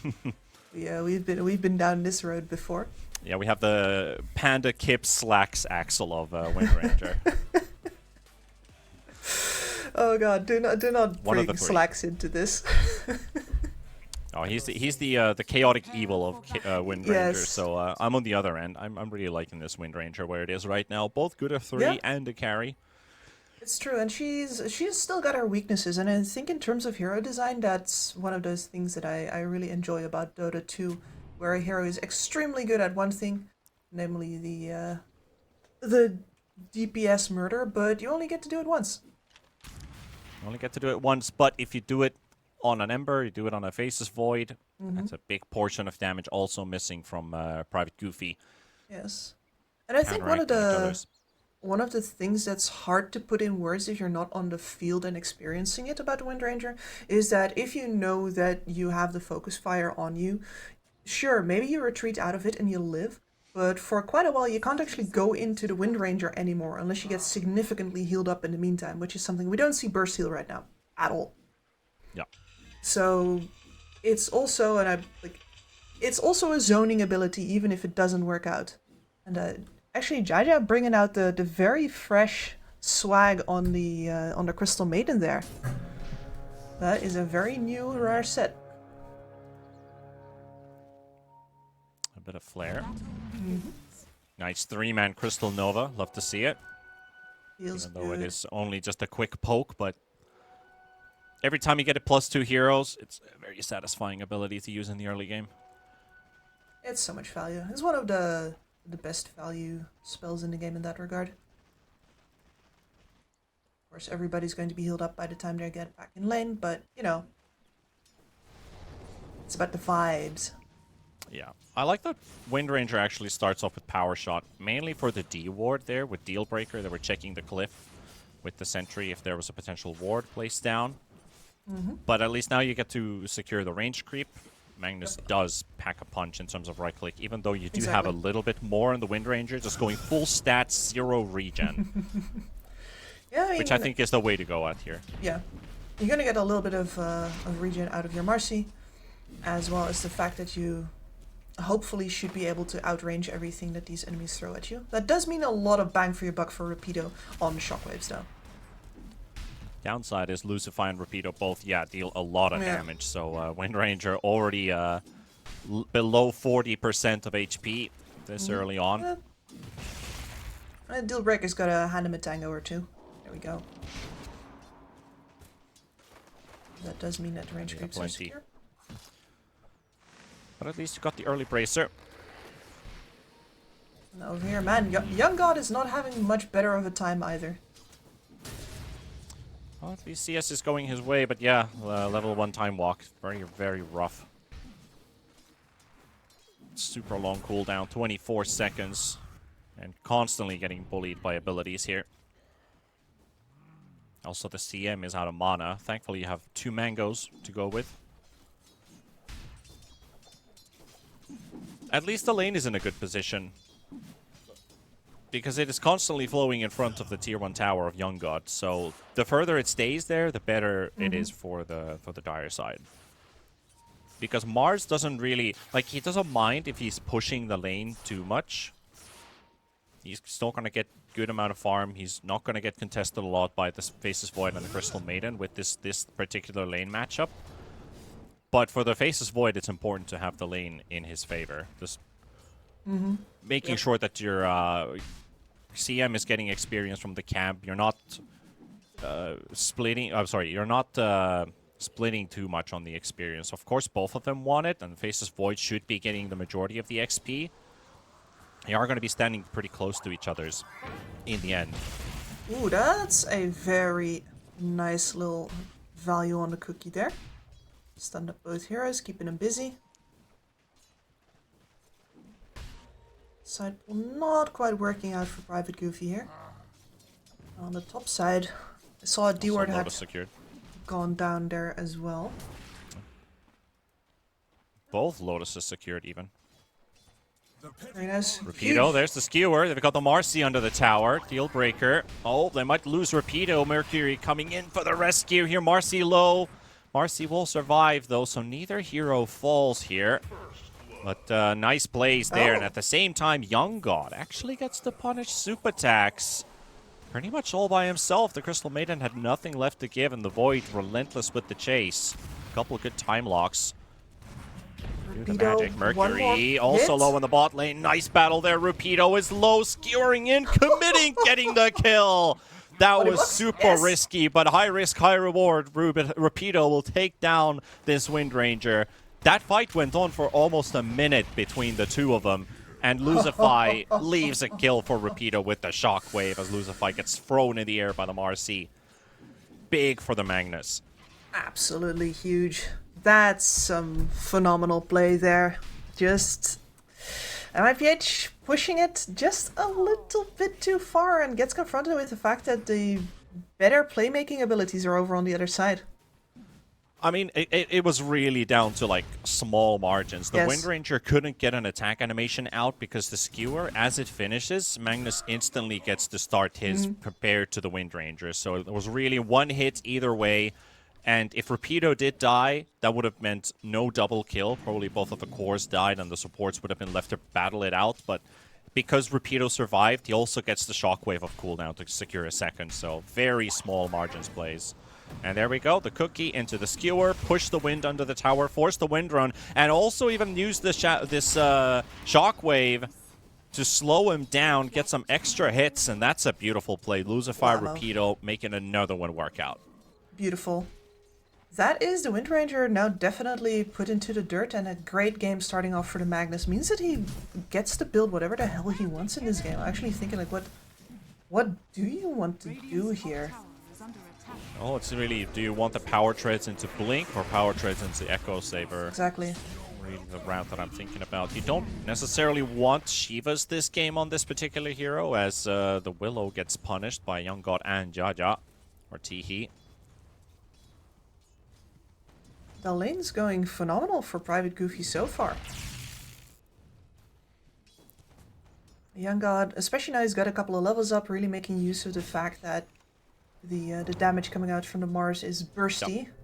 And also the Storm Spirit just got sent back to base, but he is level 6. So I'm going to be surprised if he's going to make a move. The action rune is going to be taken away, though. The Ember Spirit will get to secure Lucify. What is it? Is it a haste he's sitting on? Yeah. Red model and a red rune is like, yeah, it's got to be a haste that he has there. But where does the Storm make his move? No, he just goes straight back to mid. Well, Teehee finishes off the deal breaker. Rotating to bottom. 4 versus 1 versus Mercury. Everyone's here. And caught by the Frostbite. That's going to be Wind Ranger dead for the 3rd time. Ember immediately back to mid. Not a single creep missed there. That's absolutely phenomenal. And nothing going their way here. Yep, and with the way that they're catching these Radiant heroes away from the towers, there's also no good opportunities for this Storm to TP in. You don't want to be making a very long jump to start off with, because you risk running out of mana, running out of damage, and being in the middle of the enemy team. The ult takes so much mana at the start of a Storm Spirit game, so he's waiting for a reactive opportunity, and he's not really getting it. Like, there's these skewers back, as well as the fact that, as we said before, the Mars naturally pushes the lane. He is very far up. That's what the Phase Void is doing. He's chasing him out. This is hard for the Storm. And in the bot lane, another brawl versus the Marcy here. Skewer on both of them. We'll finish off the deal breaker. Marcy. That'll be the 8th kill for Private Goofy. Coming out strong here in this laning stage. Having a triple core net worth lead here. Mercury does get some backup from the term of Z. Rapido should be dropping here, but Magnus looking for a responsive kill, but it's not going to land on the Windranger. Not enough damage. But here's the backup. Here comes Maggie and Teehee. Hello, we heard you jumped. You have mana? I don't think so. And the response is instant. Yikes. Where has this Private Goofy been? You know, a couple of these players can play like this, but they've really been on the struggle bus. The matchups have been still, I mean, they've been alright in the laning stage for a couple games, but this one looking like a whole different story. Young God trying to fight Super Attack, still level 5 on the Mars. Couple bashes needed, still a level 1 bash, and Young God, has he gone too deep here? Storm wants to hunt him down, and this Void is dead. Not what they were looking for here with Young God. They Lucify basically just solo kills the Willow with a Mortimer's Kisses. Chrono comes after, only 1 blob to connect. Overestimated. So misplay. Overestimated his abilities a little bit. I don't think it's particularly damaging for him. It's really more of a nice little bonus for the Storm, who has now gotten 2 core kills off of 2 rotations. He's going to be very happy with that. Yeah, considering how his laning stage went. He was up in farm, yes, but he was forced away all the way back home. And now getting 2 kills, now fighting in the mid lane under the tower. Z getting to respond on Lucify. Out of mana, big stick available, but he's just going to finish him off with right clicks here. And here comes Teehee as well with the Frostbite. Trying to fight the Storm Spirit, Super Attacks. He's going to be a bit too late on this one. The Remnants jumping away, not dropping the arena. Chasing this Crystal Maiden, but Rapido on his way from the other side, dropping the RP, and Maggie here to punish him as well. They are really just getting schooled here from time to time. Because Maggie already went out. They thought that, well, that's a free CM kill. Nope. No, it was not. And that was also something cool that Teehee did there, was he could have contributed to that fight way earlier, but he stayed up on that hill just because there were most likely going to be TPs going in. They wanted to be able to make decisions.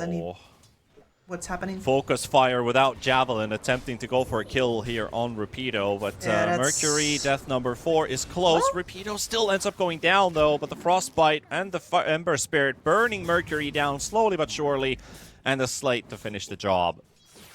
So at least he gets a responsive kill, but this is really not helping the Windranger. It's not doing anything for her, whereas for Private Goofy, this is way more of a, you know, sure, the Mag had a good lane, and now he's...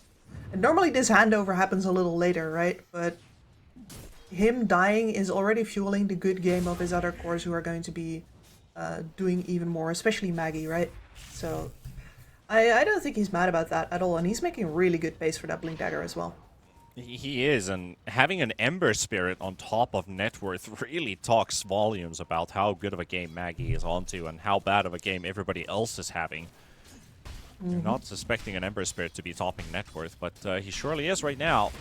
All the activity he's had on the map. A lot of traffic towards the bot lane. Mercury, this time it's a focus fire with a Javelin, but he's frostbitten and killed by the CM ulti. Lucify for the kill. Deal breaker also down. Make it a third. Young God also rotating here for a kill of his own, and Maggie with the DD rune right on top of the Storm Spirit. Z, Chrono coming out as well. The arena walls not doing any damage to the Ember or the Magnus. And Z down, Rapido about to drop, but he skewers away. It's like, you're not catching me today. And Maggie chaining him up. Triple kill for Young God. And Maiden Philippines are really in a slump right now because nothing goes right their fight. They all show up so late, one by one. They never had the full force available at the same time. Windranger needed that team there 2 seconds earlier. Yeah, and when they do, their team fight ability is really quite inferior to Private Goofy's. They all had to stand in that Crystal Maiden ult for so darn long. Never mind when the Snapfire shows up afterwards. The amount of AoE damage on the ground is insane. Yeah, nobody to interrupt him either. As the clip starts right after the Windranger had already died. And this is basically just one by one losing heroes.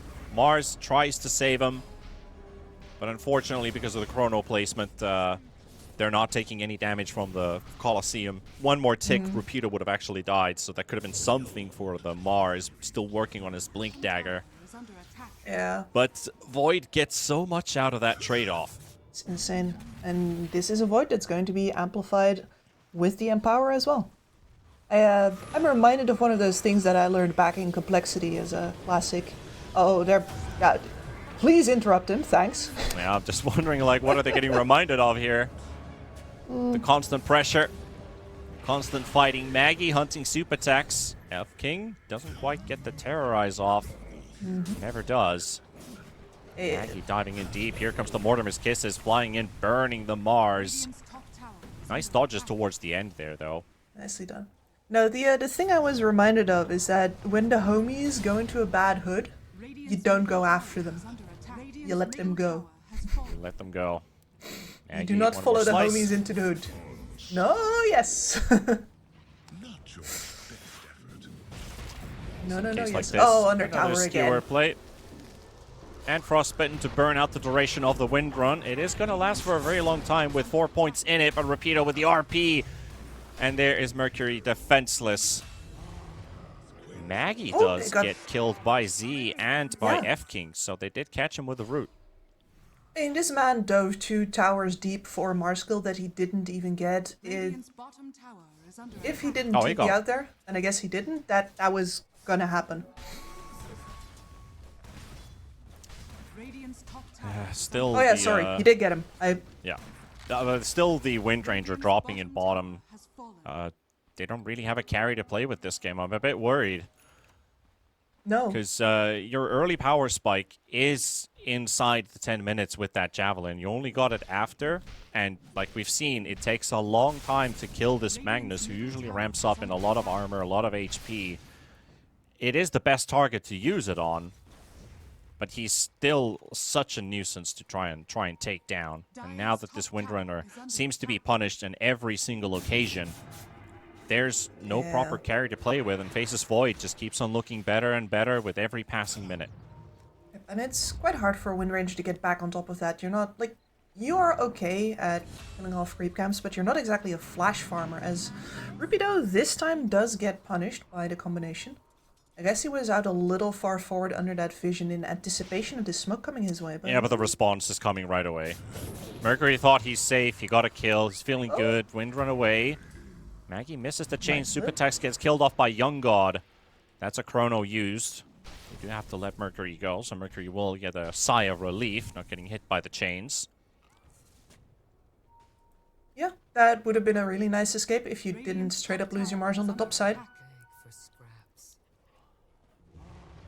It really feels like MIPH can do nothing right now without hopping a loss on the other side of the map. It's one of those scenarios that you get into when you lose all 3 lanes, right? You don't have any combination of scenarios where you going for a kill at one point does not immediately open you up for a devastating response on the other side. Yeah, and that's a 15-minute Mjolnir for a 60-minute Mjolnir for the Faces Void. So he's every single chrono should lead into a kill. But the whole team is also looking strong that they can keep on hunting for one another. Terrorize. Nice dodge from Maggie. Both the stun and the fear dodged. And Mars has no blink. He's just he only has stat items, so you have nobody to play with unless the enemy walks into you. Rupido? Well, yeah, it's the same combination, but they don't get him this time. That one goes for the neutrals. Denied. Yeah, and that's a... Talking about denied. It's the Storm Spirit trying to jump on the Crystal Maiden. Dealbreaker misses his abilities, and this Marcy, he's done for. Yeah. Oh, another miss, and you're gonna get time dilated and well, actually, never mind. Into the Frostbite route of all things. Storm into... He's been really good with this Crystal Maiden. Every time they try to make some kind of responsive play, you get frostbitten. Always in the right place at the right time. He has been, and his way of moving in and out of the trees is very, very good as well. This is... You can really see the experience come through on this one. Yeah, and also, Kips, this is not a Crystal Maiden that looks like a... We talked about the red flags, the Spanish toreadores, but this one is a blue flag, but not a flag to touch. It's the one that you see waving, and it's a sign of a warning. Exactly. This is more like a flagpole. Like you RP, touch it, you're he's dropped down onto 2. They've got Mercury and Marcy again. Not quite the dynamic duo, and Rapido has something to say about it. Oh yeah, he is on his way to the And the jump onto mid. They want to get some vengeance on T-Heat, and he got it. But at what cost? What is the cost you have to pay for this? Oh, beautiful chrono dodge. Nice quick zip and zap from the Storm Spirit. Young God still getting on top of him. Yeah. Doesn't matter. Chrono wasted or not, still dead. End result still the same. It's one of those things that being ahead affords you, right? There's a margin for error. Like, okay, sure, you missed our abilities. Too bad that we still have mana and you don't, because you are behind. It sucks. Capital S sucks to be at my PH right now. I can't say anything else. Like, this game is way suckier than the previous ones that we watched, because your playmaking potential here, I've talked about burst damage being needed in order to make turnaround fights happen. You need to bring more guys and then even up the score. But they don't really have that burst. They have reach, but a lot of their damage output takes a little longer to get out between the Storm and the Wind Ranger. You've got... It's down to the Willow, I guess. Yeah, I don't know. Jumping Mercury again. Dealbreaker is fighting Teehee at the same time, but here's Maggie, here's Lucify. They're bringing in the numbers. Nowhere to run. Windrunner or not. How many times has she died? A lot. I don't even want to look. Way too many times for a carry. I mean, even a Snapfire has more net worth, so that kind of spells the game for us. Ember still on top of the net worth, above a Faceless Void with a Mjolnir, by all things. Maggie's having a great one right now. And this Crystal Maiden's getting tanky now. It's going to be a 4-staff up next. Already finished the drums. Is going to get harder and harder to take her down as well. And at some point, there's just nobody you can kill anymore. As Young God just tanks the Bedlam. Just casually. Yeah. Max range jump out, still gets to jump back in and get the kill because of the Yule's usage. Would have probably died to the time dilation. And that's not a lot of damage that time dilation even does, but still. Oh, is that an Orchid on Rupido? Yes, sir. Oh, that's... Hell yeah. Hello. I mean, I love that, because Magnus... We talked before about how you have several different item builds that you can go if you have, like, a decent game, but... since you already have the built-in mobility and the built-in BKB piercing stun, like, there's not necessarily items that you need in order to make your game happen. Yeah. And this is a perfect example of the fact that that means you can do whatever the hell you want. Yep. And they don't need to use RP on lesser targets, because if you build an item for it, like the Orchid, it's just much more, less resources for the same job, same result. Private Goofy really ruining Maiden Philippines' chances of a possible playoff run, which was still a higher possibility if they 2-0'd this series. because if they've won the last one, they'd be 5-5. Bleed and Execration are at 4-2. So if they tie their series, which is later on today, that's going to be the real big series of the day, Execration versus As the Bleed. barn burner. One of those teams could escape, but the other one could not have, might have less points at the end of the group Maggie's stage just run. in. Yeah, Maggie's just doing whatever he wants right now. Is he jumping in and out with the Remnant? Beautiful chrono on for Young God. A god indeed in My this lord. game. That's a team wipe, and that should probably be the game. Yes, sir. 21 minutes. And Private Goofy, I haven't even gone on my Goofy mode here. I'm going to save it for later because this one was absolute dominance. This team looks good this game one. Yeah, this is incredible. Where has this team been?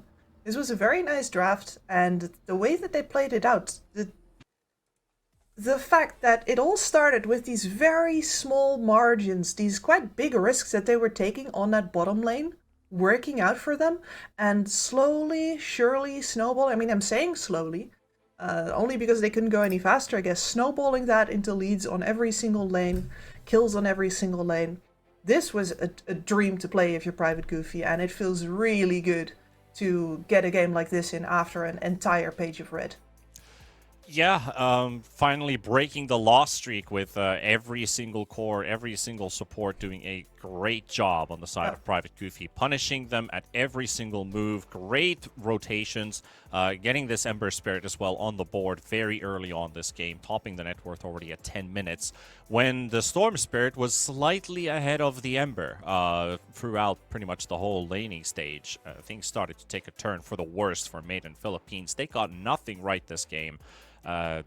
Didn't get the carry to work out. They had a mid that got shut down. They had an offlaner that got killed a couple times versus the Faces Void. So everything possible that could go bad went bad for Maiden Philippines. So you gotta quickly, wash your face, get ready for game number 2. But this was an important game. Even one victory for Goofy and Maiden Philippines might completely be out of the playoff stage. So Kips, I think it's a time to take a break and see what happens in Game 2 if they can turn things around. What are your final thoughts on this one? I'm hoping that Private Goofy takes this as like a hey, we can do this, and not as a alright, let's do something completely weird and wacky next game. Like, I'd like to see them stay in control of themselves. Control your excitement, guys. This was only game 1. Oh, yep. With those thoughts, you heard the lady. Let's take a time to break. 1xBet and Eva Alfie present betting on all esports events on the website and that was in the the fun kind of 1xBet Stomp app. cast.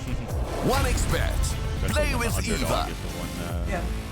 Leading the charge. Underdog in terms of points. I wouldn't say underdog in terms of rosters necessarily. No, but that's why we've been so like anxious about them. Also, that was. What I'm curious about here is Dealbreaker is listed as a plus 4 bookmaker company. 5. Did they swap their supports around? Mainly because of the laning stage. Not that it really mattered, but I'm just trying to get things right. Like, who's the 4 and who's the 5? In a tournament match are non-existent. You see, normally I pay attention to who does the drafting to see what kind of like chances of winning at 1x how the power distribution is in the team, but I don't remember which one of the two did the drafts either. Join with me. At your service. Stealing Aegis from Roshan is very difficult. In a game like this, it's potato.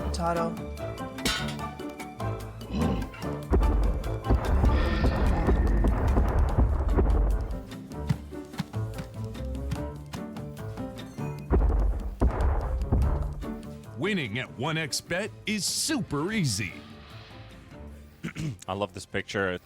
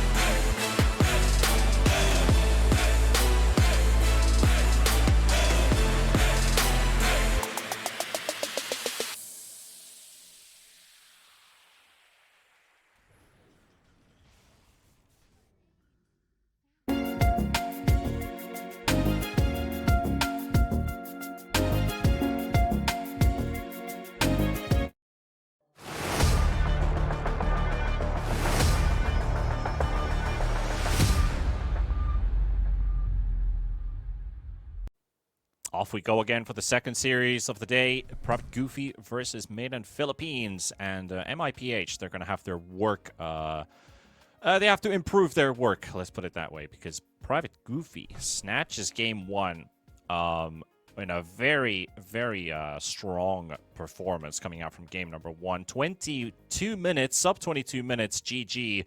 Only allowing 10 kills as well on the other end. Goofy all over the place, all over the map, just rocking and dominating the game. Mm-hmm.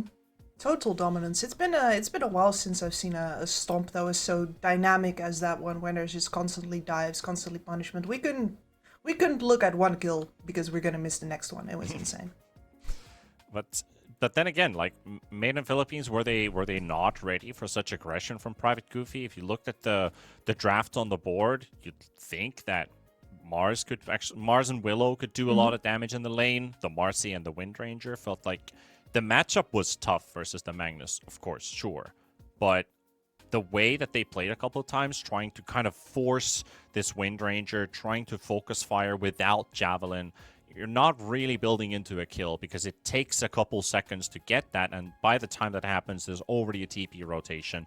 And mostly from a Crystal Maiden or an Ember Spirit, you're caught, stuck on the spot, and they punished her every single time. Plus, his Faceless Void uncontested, Ember Spirit uncontested this game.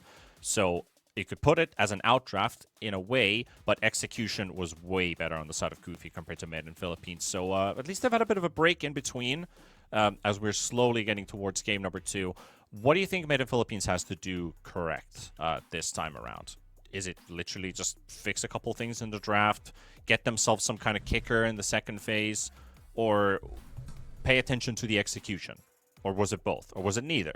You have something unique on your mind. No, you see, the Mars was in retrograde. Retrograde? Oh. No. I think that you bring up a good point with the execution there, where I think that draft is definitely playable if you focus up. But if you slip up a little bit, you let Rapido get a better time in the lane than he should have. You don't keep your distance from them, but instead you enter the brawls versus a lane that is going to do that better than you. That sort of thing. I definitely think that you could do a lot more with that draft if you're actually playing disciplined and thinking constructively about the options that you have and how you need to move your pieces. But instead it felt like they were very much overwhelmed. They fell apart. They played it like it was a pub, TPing in one by one. Surely you can do better than that on MIPH. Yeah. I believe that wholeheartedly. I think if you want to look at aggression, you got to pick yourself a hero according to that as well, maybe here in the first phase, because right now, looking at heroes like the Doom and the what was the other one I was thinking about here? I already lost track of thought because I saw the Venge ban come out. But still, at least, the Doom is already secured for Private Goofy, another hero that you kind of need to contest in the laning stage, unless you want to ignore that fact. Well, then you need to win at least the 2 other lanes. Made in Philippines, well, that's a good answer, at least in terms of aggression. Having a hero to fight with early burst and capabilities later on from the laning stage. Getting that techies, it's a nice grab. Yep, already threatening combinations here as well. Like you could think about techies Mars, which has quite phenomenal damage output. For example, Centaur banned out though, which is my personal favorite with that techies. What about DK? Because DK is also one of those first phase bans. Really, really difficult hero to kill in today's Dota, especially when you get that Mage Slayer, Aghanims, you have like 70% magic resistance, and that makes Techie's life kind of hard. It could be a hero pick Made in Philippines could consider. Probably not now, but later on in the draft.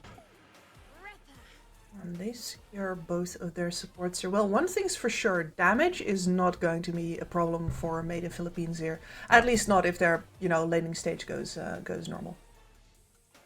Yeah, it's looking like a 5 hoodwink to me at this point. If you want to get yourself decent lanes, techies could be the aggressor one. You could put the hoodwink, not really pressuring this Doom, but pressuring the support that's going to be paired up with the Doom in this lane. Oh, Private Goofy came to brawl. Those are some really aggressive picks.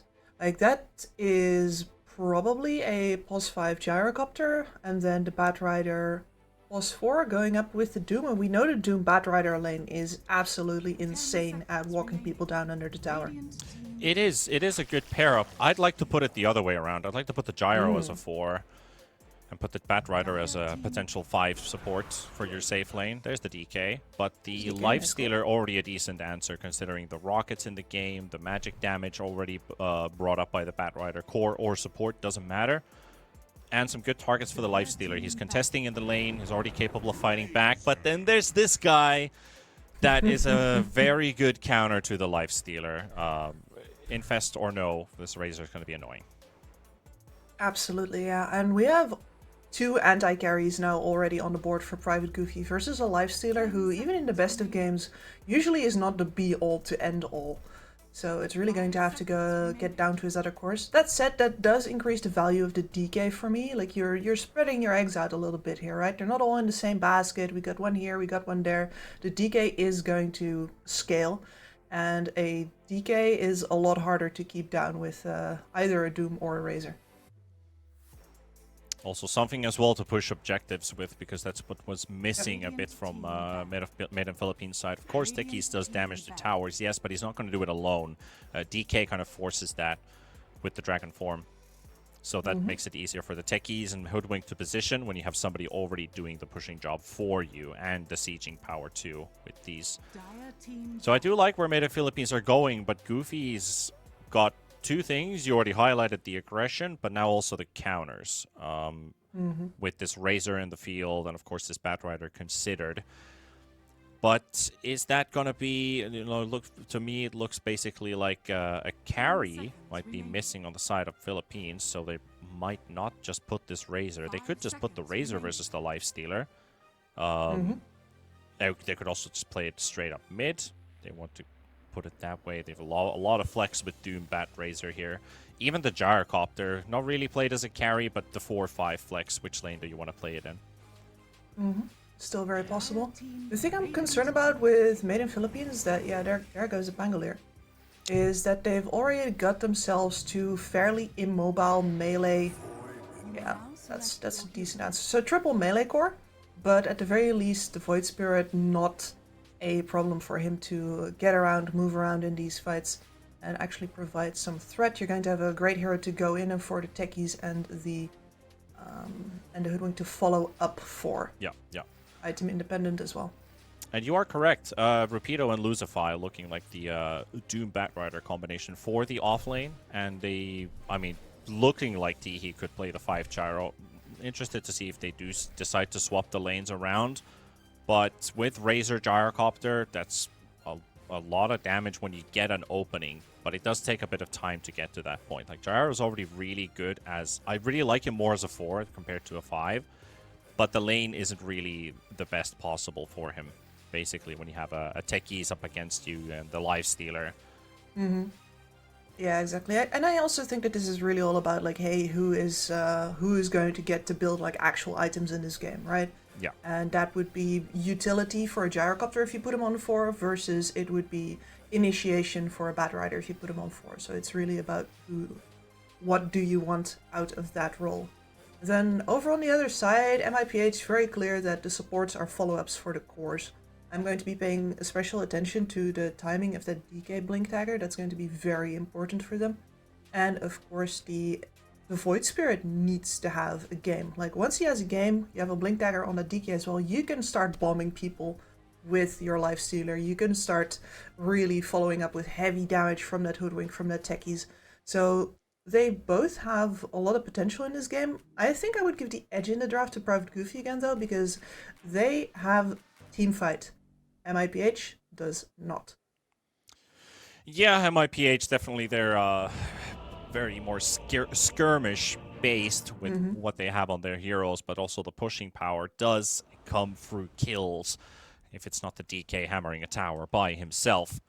So you're right about that. It will be difficult for them if it ends up in a straight 5 versus 5. Prepare for battle. But, Made in Philippines, every point still counts for them, even if their chances got highly diminished with that loss from game number 1. No longer can score a 2-0 victory, which could have, impacted them in terms of how that last series of the day, Execration versus Bleed, is going to be going. So they have even slimmer chances of getting into the playoffs. It would have to be through a tiebreaker now. Exactly. Like their fate was slightly in their own hands in the previous game.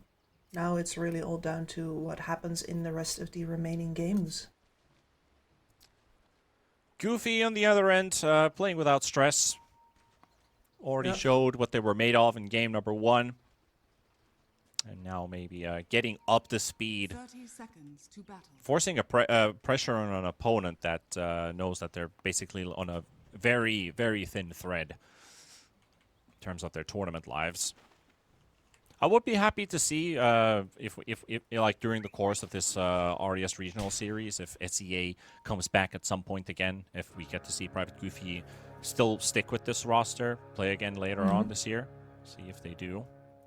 Because at least that last game gave me a bit of promise. Like I always like to see Rapido and Lucify. These I pay a lot of potential, a lot of attention into these offlane duos, how they counteract, how they work together. Oh yeah, like the offlane is the engine that keeps the team going, and I think it's not a. I just think it's not a coincidence that basically every single team that has won the international has done so with the best possible offlaner in the world at that time. Of course, OG being the exception as well. Seb is the best strategist for sure. I don't think he is the best player on the field. Well, if they were Southeast Asian, you think these are the equivalents? No, sorry. I'm just getting lost in like dreams of the good olden days. I mean, we still have Faith Beyond, MC still showing his worth right now as well. Like one good offlaner can elevate your entire team, which is harder to do from any other position, I think. Yeah, I miss calling him Faith Beyond, but I really like his new artist name. Artist formerly known as Faith Beyond. Artist known as Bach. It's a lot better than Borax. Yeah, that's a nickname I never quite understood. At least I was talking about this offlane duo. The way the laning stage kicked off was Lucify already blocked the creep wave from the Lifestealer. So they pushed the wave under the tower, and then they got the chance to get that level 2 quickly on the Doom in front of his own T1 tower. And that means that Rapido, already level 2. And these two are going to be walking hand in hand for the most part, just a double threat, except when these pulls are going off. There's really no reason the Doom has a lot of armor to go with, and he needs a creep to eat. And there's a Wildwing Ripper, which he could grab, but he's going to go for the speed aura. Didn't want to check what's in the hard camp, just wants to grab the Cobalt quickly, and now he realizes there's a Wildwing Ripper. That's going to be helpful versus the techies harass extra armor. Yeah, very important. I still think that's kind of nuts that techies gets to be a universal hero. Like with that range, it's the amount of damage that you deal through harass is stupid. I love how we still don't see techies carries these days. Because he has the skill set to be one. And yeah, and he's a universal hero, right? And he's a universal hero, yeah. The game. Could build some nice damage with this hero, but maybe one day pubs are going to be ruined. Not the first Never time. be the same again. Yeah. Top lane, Hoodwink's about to go down, and that's going to be the first blood for Mr. Young God on this Razor. DK does get to snatch the Lotus as a trade-off, but Razor first blood, always nice for your carry to get the first kill. Nullifying a bit of their presence here too with this Hood and the DK, because they're good at poking, but they're not good at zoning versus this Razor. Hood, the Bushwhack is like the only thing that you have, and then you have Homing Missile, which can hurt Going you in even on more. bot. He jumps out. That leaves Mercury in the lurch. Blood Grenade, Rapido with the chase, another Blood Grenade, one more hit, and the Scorched Earth and the Blood Grenade tick will do it. And this is the threat. And top lane the same thing, DK getting hunted, Young God, a couple more hits, and he's got this one in the bag too, so that's another one for Private Goofy. Yeah, very, very good start to the laning stage once again. And this DK on the offlane versus a Razor, you don't really get to do anything against him. Normally you make things happen through sustaining out, through the fact that a hero can't in the long term commit to the time that it takes to murder you, but Razor eats that stuff for breakfast, lunch, and dinner. Yeah, green berets for breakfast. I think dragon tastes spicy. Spicy dragons? Yeah, I guess that's correct. Fire involved. I think it tastes very scaly. Have you ever had crocodile or alligator? I mean, we've literally had dragon in Finland, you know, lohikäärme. Salmon snake. Salmon's pretty good. I've had alligator once. It's like chicken. Very Tastes nice. like chicken. So you've had chicken in America. Little spicier, little gamier. It's weird. White meat, that's sort of gamey. Anyway, we're already talking like MIPH is on a skewer ready to be barbecued, but it's just the laning stage. And apart from the DK, their other two lanes are doing pretty fine actually. As we watch said DK. Yep, there's the rocket chase, and with the Link already on him. 1 point in Dragon Blood will do you no good here, and will force him all the way back behind his tower. Another play like that, and he will fall. Meanwhile, next to a tier 2 tower, Z for a very deep dive. That's the first kill for them. And there goes F-King. Just dies to a plasma field. But important that this Void Spirit is also able to get them on the board, because he's the only one who's had a good laning stage out of their both side lanes, or out of all of their lanes, let's put it that way. And that is a solo kill. That yeah, and he's gonna die maybe here. Barely gets the jump out. Flame Break does connect Lucify on the chase. He's got no mana, he's got no spells, but the Techie's TP doesn't go through. He cancels it just at the last second. Zoning TP. I'm not kidding with that one. That's literally what that was. Like, hey, if you go, I go. You wanna? You wanna? Nah, I didn't think so. Alright. Yeah, you get like these PTSDs from very particular moments. For me, it's always been playing Rubik versus Stitcher or Shadow Fiend. I've told you this one before, but yes, it was ages ago. But it was literally, I take one step right, he's casting Rage, Shadow Raise, and I step back left, and he stops cast cancels. And it's like, dude, I can't even literally move here in this lane. He's already, like, about to hit me. Yeah. Jaja. And another kill. Oh, another solo kill as well. We're missing two here, with the Techies getting probably a little overzealous. He was probably trying to contest Wisdom Rune.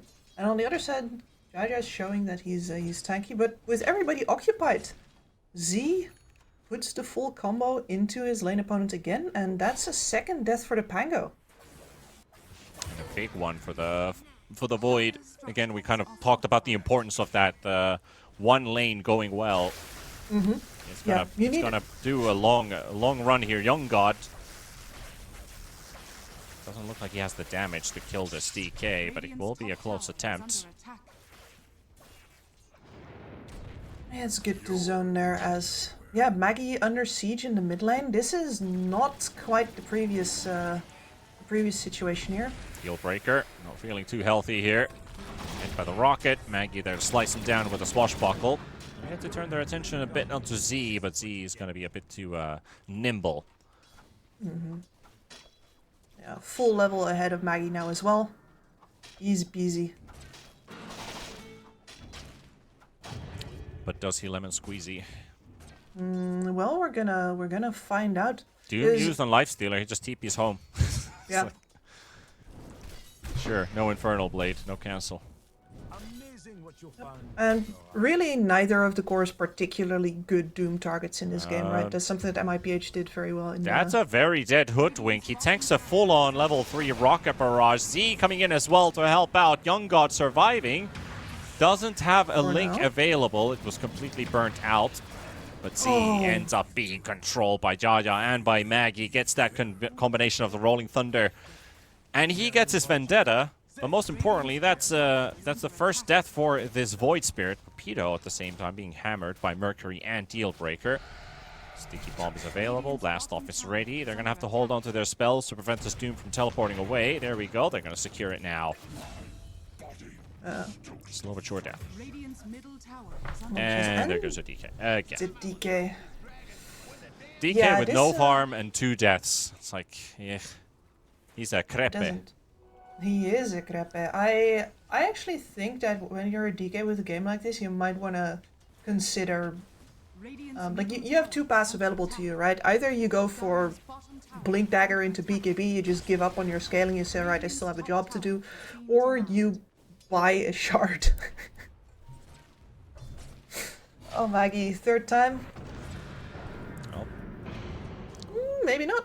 Maybe not, but Jaja gets to TP away as Super Tax already burnt his Dragon Tail and his Dragon Form to try and kill a support Gyrocopter, who's now back in base.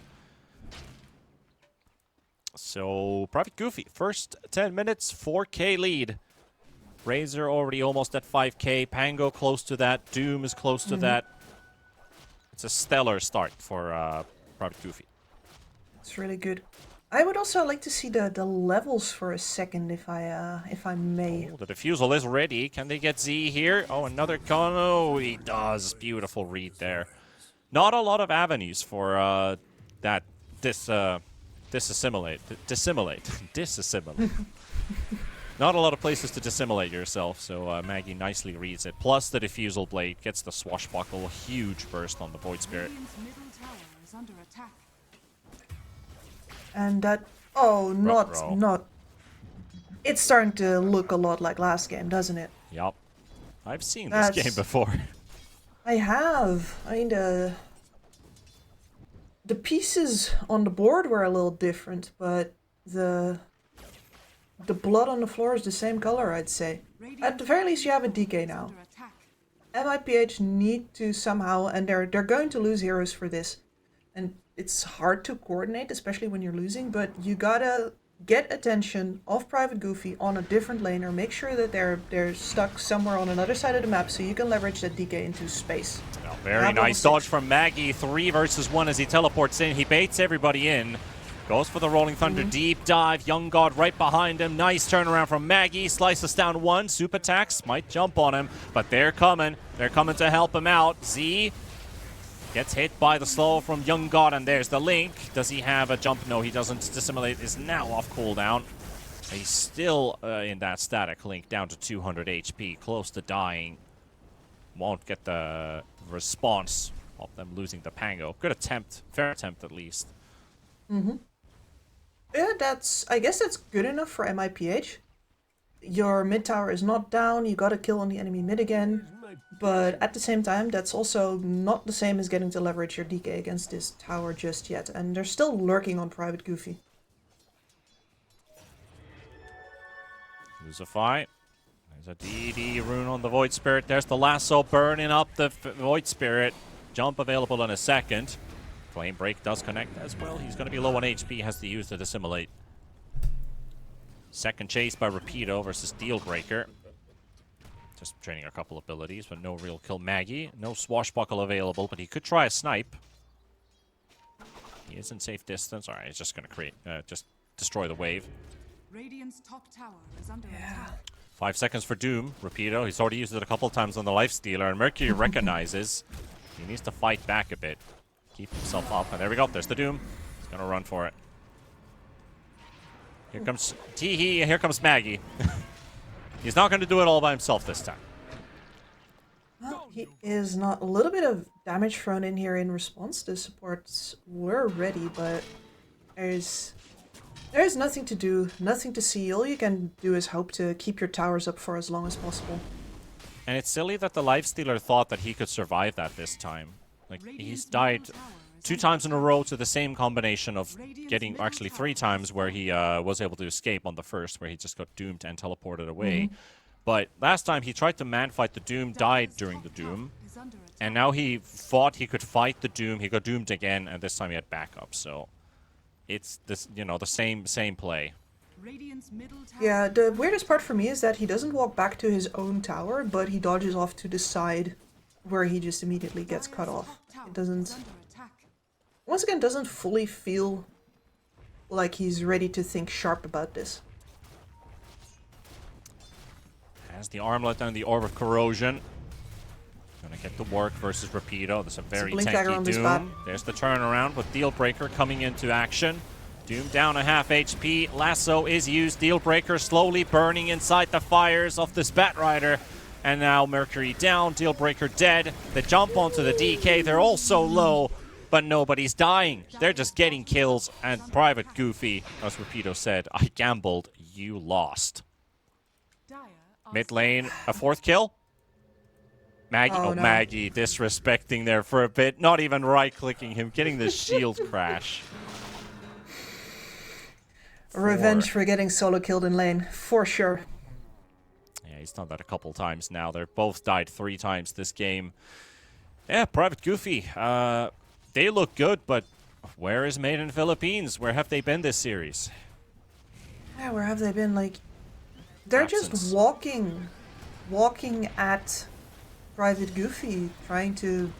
I don't even know what you're supposed to achieve with the dive here, with bringing in the DK afterwards.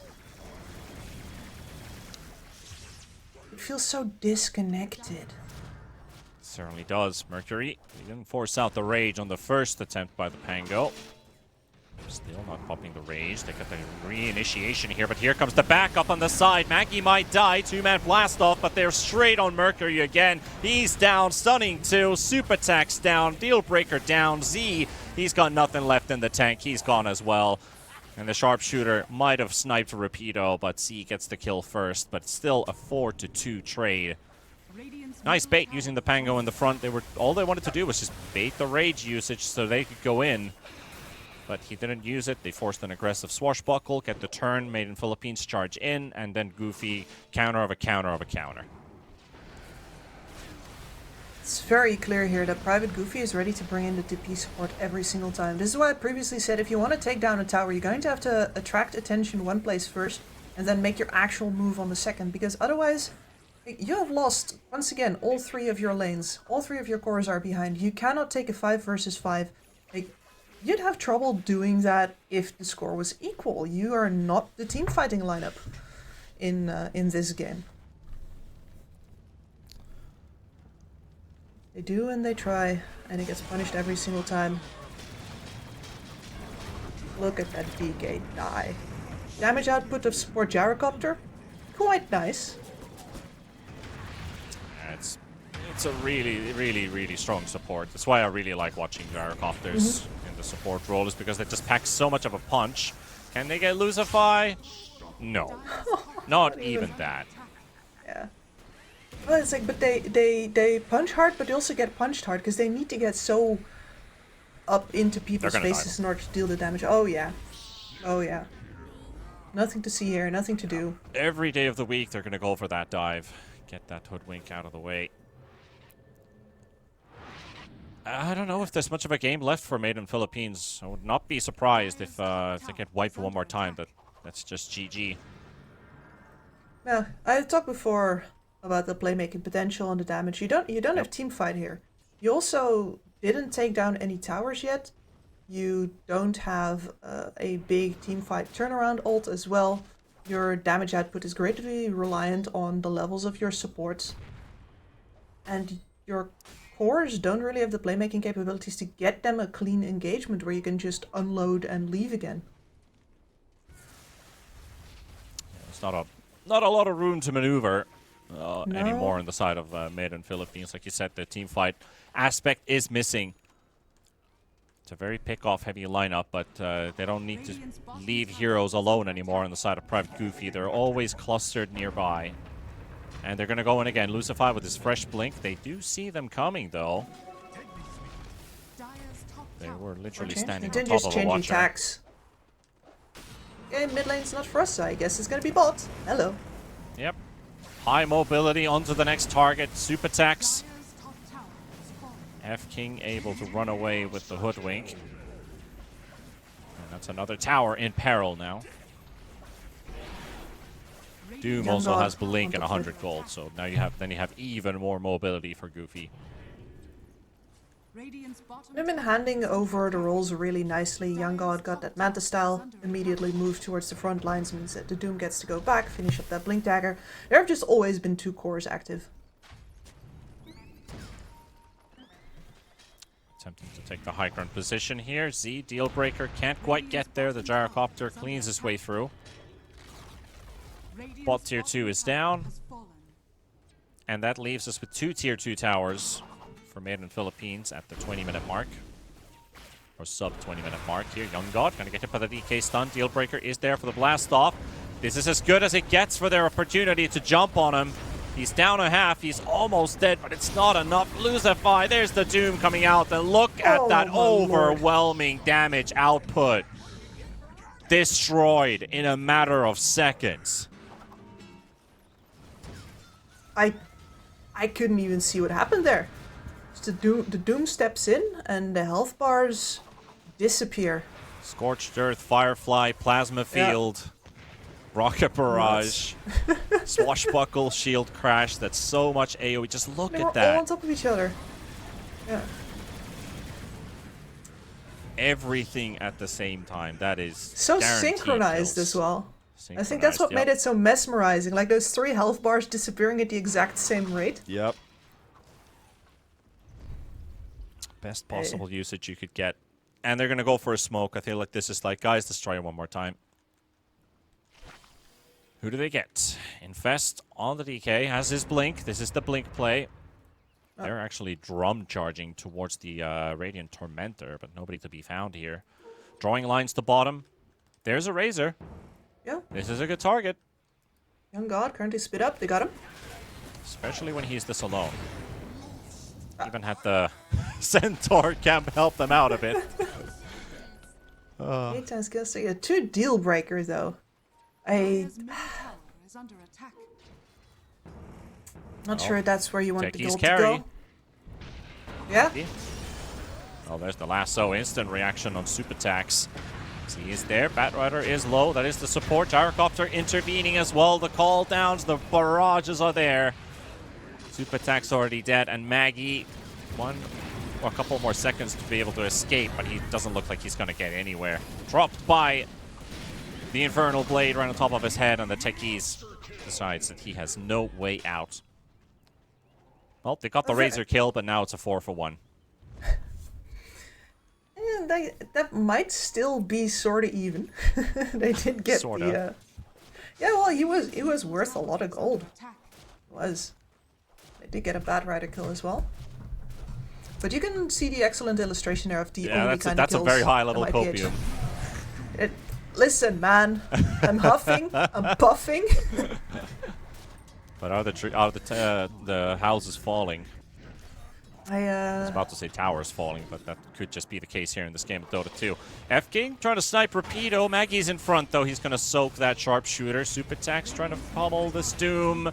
And they have to bring it all the way to the Void Spirit, using both of his Astral Steps to clean out the kill. DK is getting harassed by a support Gyrocopter, while the Void Spirit trying to make a run away from Lucify has the lasso. Maggie's also there. And there you have it. He be dead, and Teehee also finishes off super attacks. It does bring out Young God to help him out for the kill. And again, another 4 kills. We're looking at a team that has killed 39 kills in 23 minutes. Yeah, it's all right. They're going towards the 2 kills per minute on a single lineup. Yep, that is on a single lineup. That's like even more of a bloodbath. Always look at the bloodbath numbers on Spectral's website. Whenever it's above 2 per minute, we're looking at a lot of brawling. But this is one team doing all of that. Exactly, it is pretty nuts. DD Maggie. Diffusal on the Lifestealer, slowing down a bit. We haven't really talked about items because, you know, the game is what it is. And we have another Infest gank coming. Yeah, I'm looking at that on Maggie. That one works. That's a clean kill. Another smoke for another kill, potentially. They are in the cover of darkness with this smoke. But Doom is also pinging defensive positions for his team. MIPH learning in the match here, by the way. Last time they went for the pick-off, got immediately countered. See him. They all jumped the Gyrocopter here. Razor trying to help him out. Gyrocopter low on HP. Mercury with that Radiance does enough damage to get the kill. And they are dropping low on the side of Made of Philippines. And we've seen this before so many times. But even with the Radiance, it's just not enough. Doom is already back up.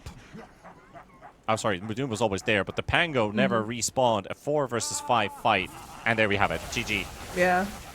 Game duration for 2 games is a total of 45 minutes, and the series is over. Well, that's Private Goofy getting themselves... Yeah. back in style. My lord. MIPH, I gotta say, if this is them being like, oh, well, we're out already, so we don't really have to try, like, you're not really advertising for yourself here by playing like this. Like, I definitely want to give Private Goofy a bunch of credit here, because they clearly looked reinvigorated today. Their drafts looked really fresh. Their plays in the laning stage looked really sharp. Oh, yeah. And they're going to drag somebody with them down the drain. He's like, we're not going alone. Yeah. We're going to take you with us.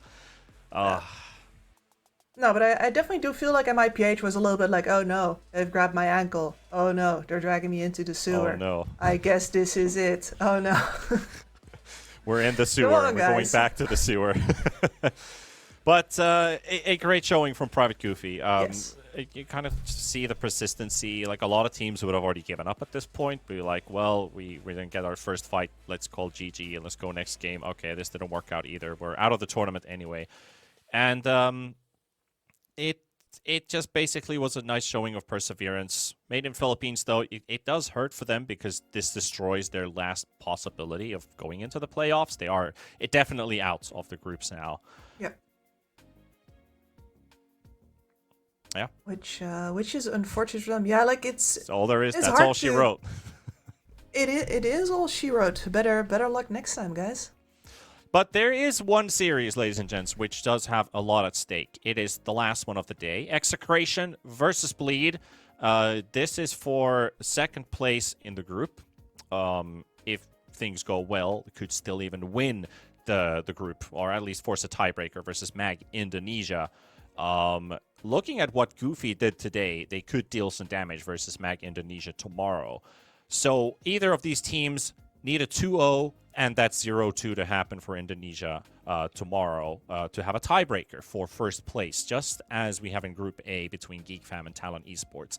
That's the only proper tiebreaker that could still happen, unless the Immortal managed to score points away from Bleed, and Bleed loses 2-0 versus Execration. There's actually, that could actually mean we have 2 potential tiebreakers still happening, but we'll leave that for later speculation. Me and Kips, we're going to drop out of this one. You have the next caster pair taking over the final series of the day.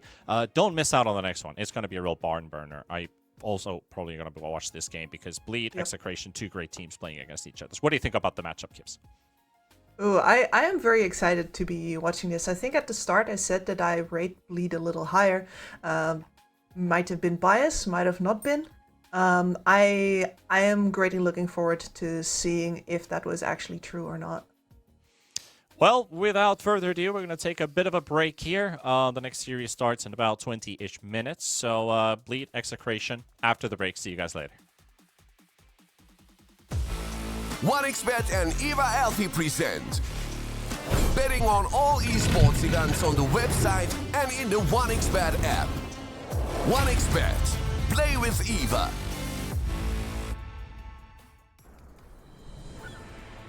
What if Kunka knew that he could not only play Dota, but also place bets?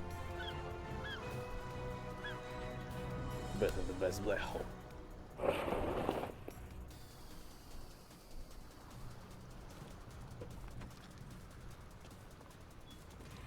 1xBet, bookmaker company. All right. Good stuff. See you there. Bleachers. Chances of breaking items in a tournament match are non-existent.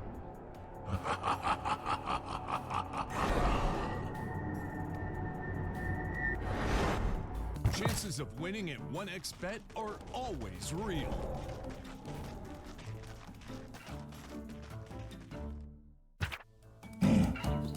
Join with me. At your service. Stealing Aegis from Roshan is very difficult.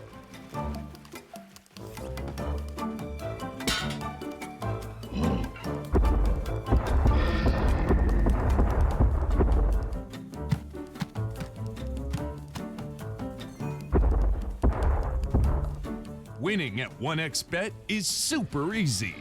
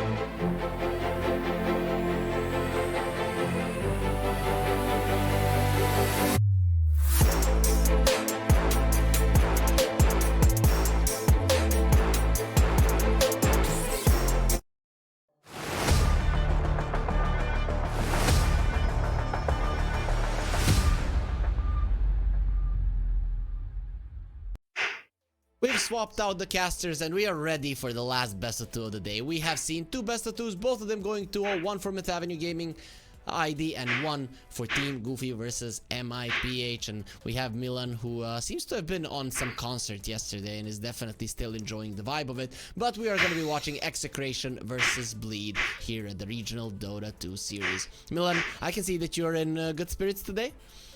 Good spirits. I'm just waiting for you to stop the talk. Per usual, it's nothing new, so that's about it. But what about our matchup today? We have derby, the Southeast Asia derby. It's like Chelsea versus Tottenham, or I don't even know, Barcelona versus Real Madrid. It's Bob versus the world. Yeah, I mean, you're in Serbia, my friend. You should say like Partizan versus Zvezda. You know, that's that should be your go-to. Yeah, but people in Serbia know about it.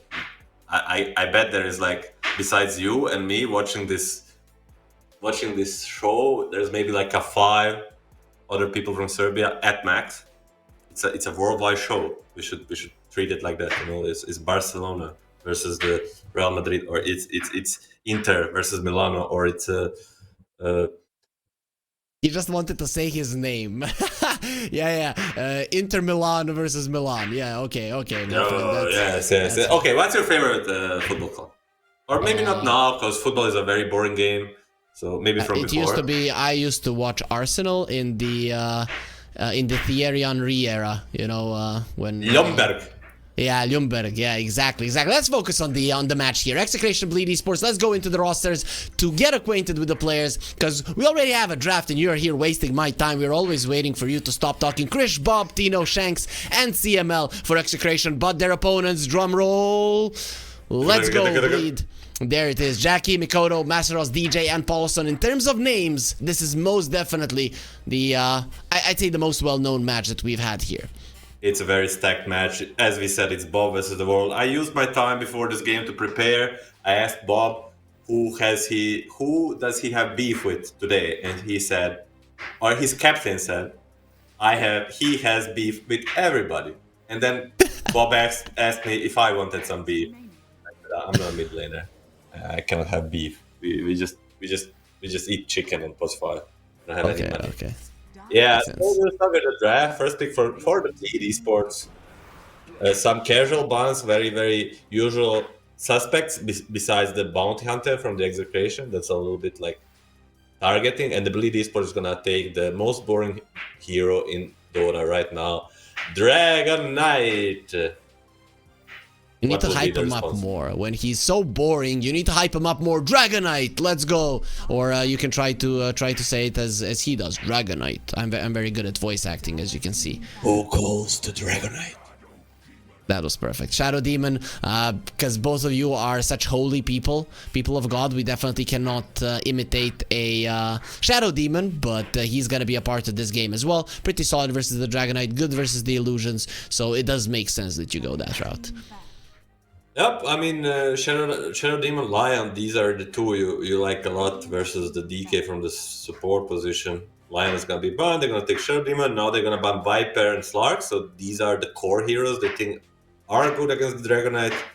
I would definitely agree, these two on top of the Faceless Void, Luna, should be coming out for Execration. Maybe Luna with the Shadow Demon, that could be a very cute combo, but next pick, I would assume it's either gonna be another support or something to pair up with the Shadow Demon, you know, some Mars or the Centaur.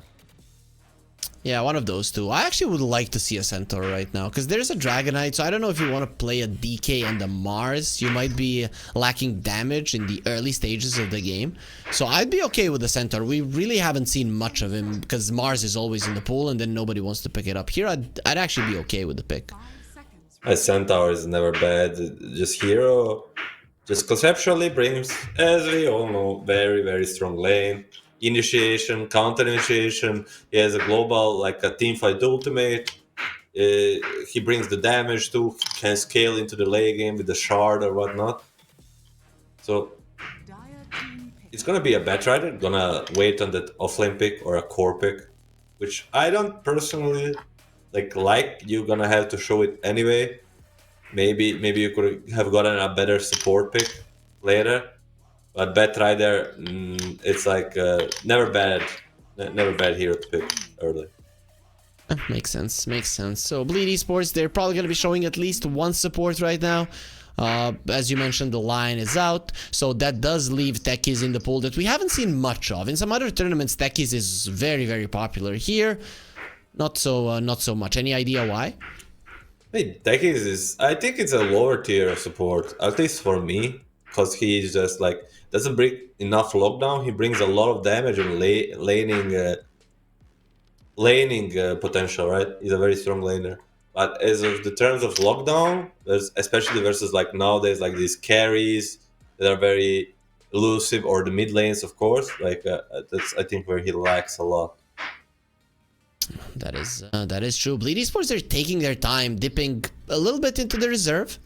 Okay, so I wanted to ask you, they're not in this tournament, but something that I noticed from some top tier teams, mainly Team Spirit, is that in the first ban phase, they lose a lot of their reserve time. Like, what's the idea behind that? Shouldn't you always be like 100% prepared for the first banning phase?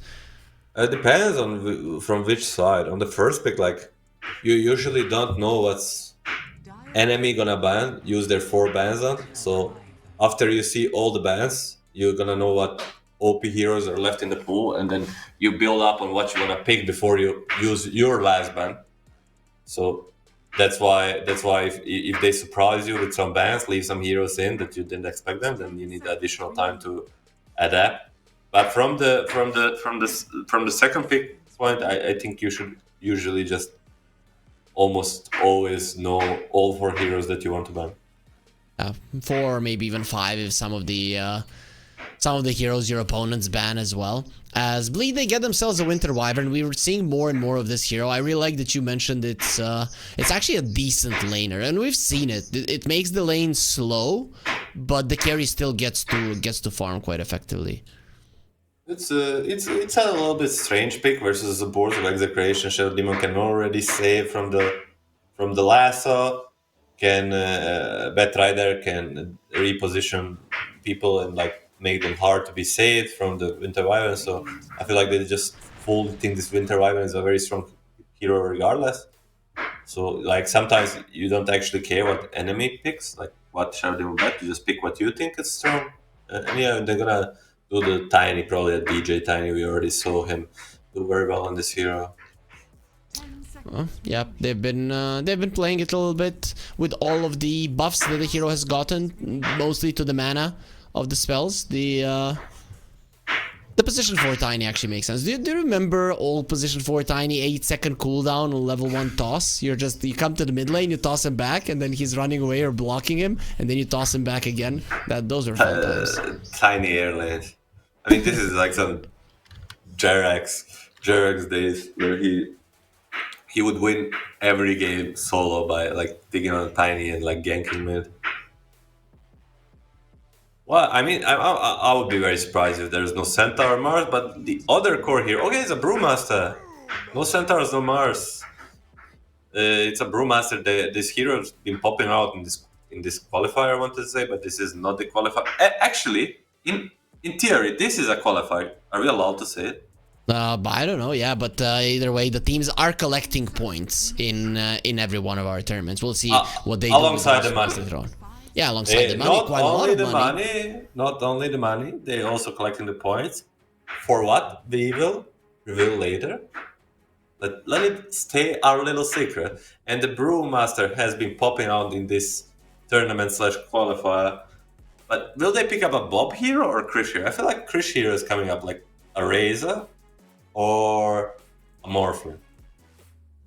Yeah, those two make sense, actually. I wouldn't mind the Luna either. Luna looks pretty solid as well. Luna is like Bogdan Bogdanovic. Okay.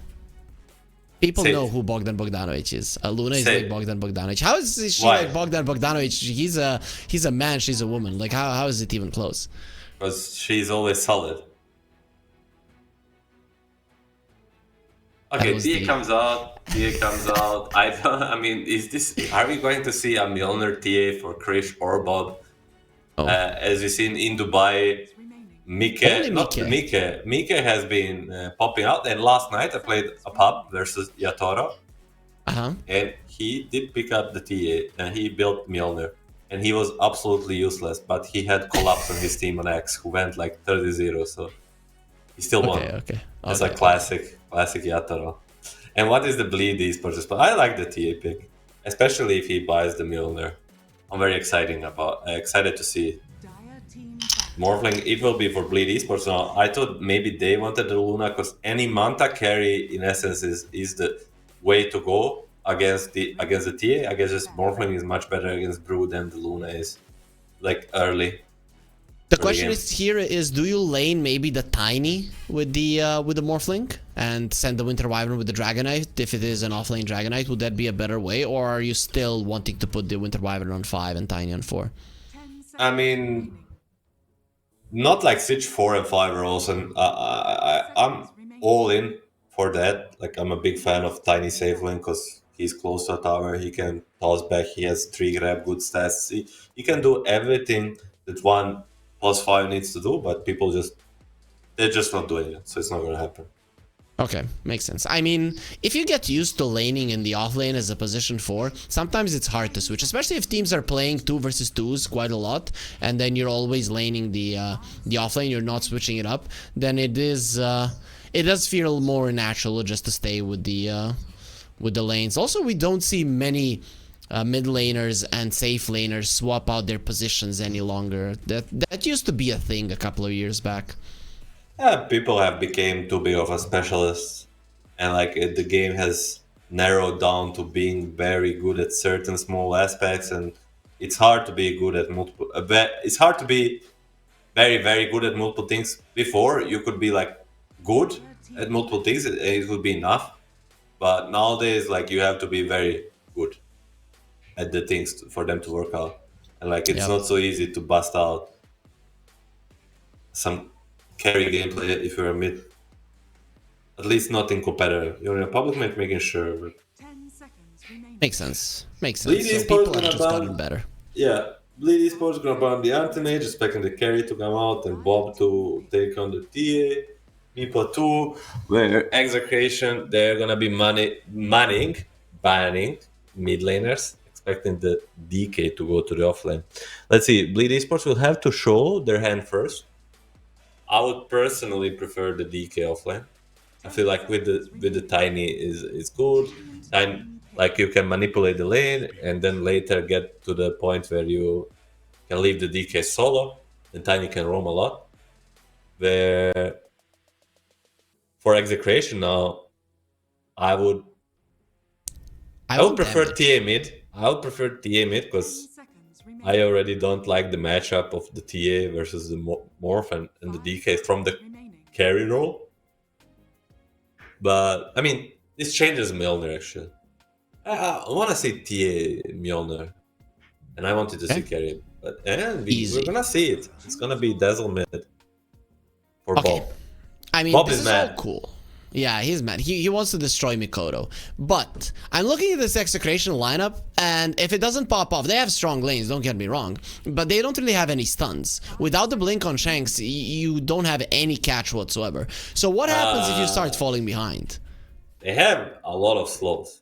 They have insane amount of slows. They have Purge, Tino has the beer. He throws the beer at you and you get drunk, you get slow. The beer.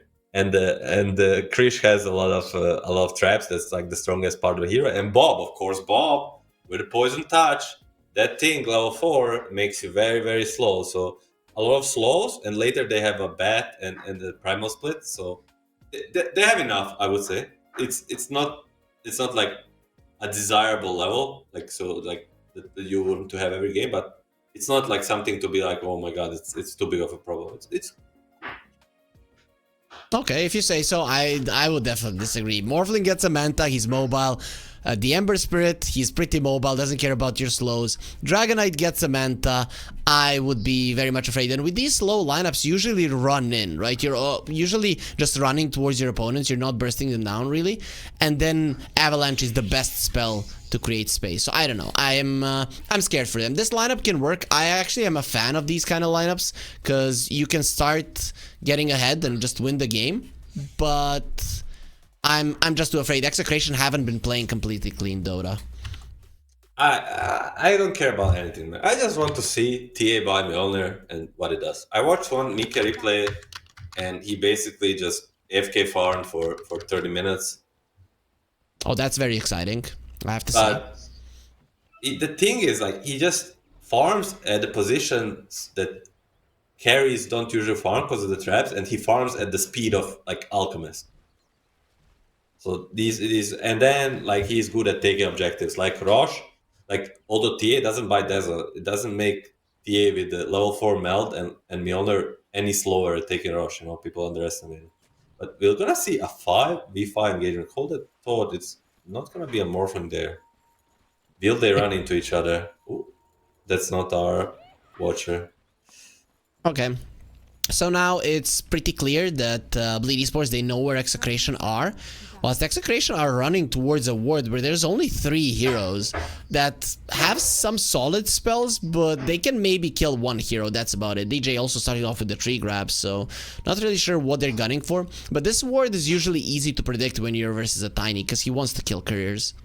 It's still hard to gamble for it unless you're sure about it. But anyhow, level 1, they are still strong if they find one guy. The Arctic Burn is a no joke. 3 grab from Tiny. Yeah, it doesn't slow people, but if they're slowed, it's gonna punch them hard. They got TA? TA? Look at this. She's gonna lose a lot of HP, both of them. He's probably dead with a blood grenade. Oh, the flame break is gonna be amazing. They're going for Masteros. Wants those right clicks. He's just gonna be going invis, but they have the sentries prepared to see him. The first blood is there. Paulson gets it. Stun is coming now up. He's gonna be in a little bit of trouble because he's dropping low. 3-man blood grenade. That's gonna be doing so much. Shank's going for them. There is gonna be a flame break fairly soon as CML is running away. There is gonna be a slow from the tree grab. He turns around the disruption just in time. DJ, you need 2 hits, and they still have a blood grenade. Masteros is looking very much dead. There's the flame break and the blood grenade. Masteros doesn't know what to do. His own illusions are going up against him, and that's gonna be Masteros dead. 2 for 1, but the first blood for Bleed. Who is actually the victor there? Definitely Execration. Not only they get 2 kills, they also, like, this DK is gonna miss a first full wave. Shadow Demon gonna unblock the smoke and block a big one if he wants. Like, they're doing whatever they want. Yes, Shanks loses a lot of time, but top lane, it's fine. It was only 1v1 for the group. I mean, the biggest problem there is that they just overcommit on the TA. Like, making TA 1 HP before laning stage might be even better than killing her. Okay, so talk to me about Mikoto. How sad is he going to be in this lane? I don't really know, like, 100%, like, how the matchup is going. Does Ember have, like, a opportunity to dodge some of the poison, like, with the side of fills, or dodge the stack of it, you know, the continuation? Yes. Like, so, but I think as this lane progresses, like level 4 and 5, he's gonna get really sad. Okay. For now, he's doing a good job. Level 2 Flame Guard coming forward. That's something that Bob definitely can't take down. That's a level 2 Poison Touch. You need to be very careful. One more hit and it's really gonna hurt. Mikoto is fine. He can be denied. Imagine now your support TP's in and just kills you. And that'd be hella funny. Obviously not gonna be happening in a competitive game.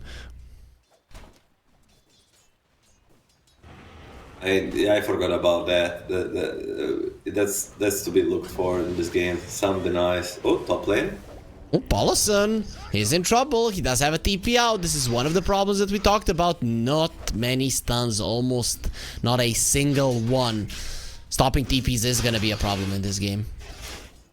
Yeah, for a while. But regardless, in the laning stages, it's good enough. It's a commitment of 2 20 seconds cooldown spells for an 80-second cooldown TP. Never gonna be bothered by that. But so far so good for this top lane. Like, this Morphling is only having a 6 CS in minute 3. Yep, definitely not having a great time. On the bottom lane, the Dragonite, he's farming okay-ish. TA farming a little bit better. Mikoto, he's fighting Bob. He's losing the fight versus Bob. He thinks he can win, but he's so wrong. And where are the tips? Come on, Bob. Oh, he likes Mikoto, it seems. Oh my god, Bob didn't tip him.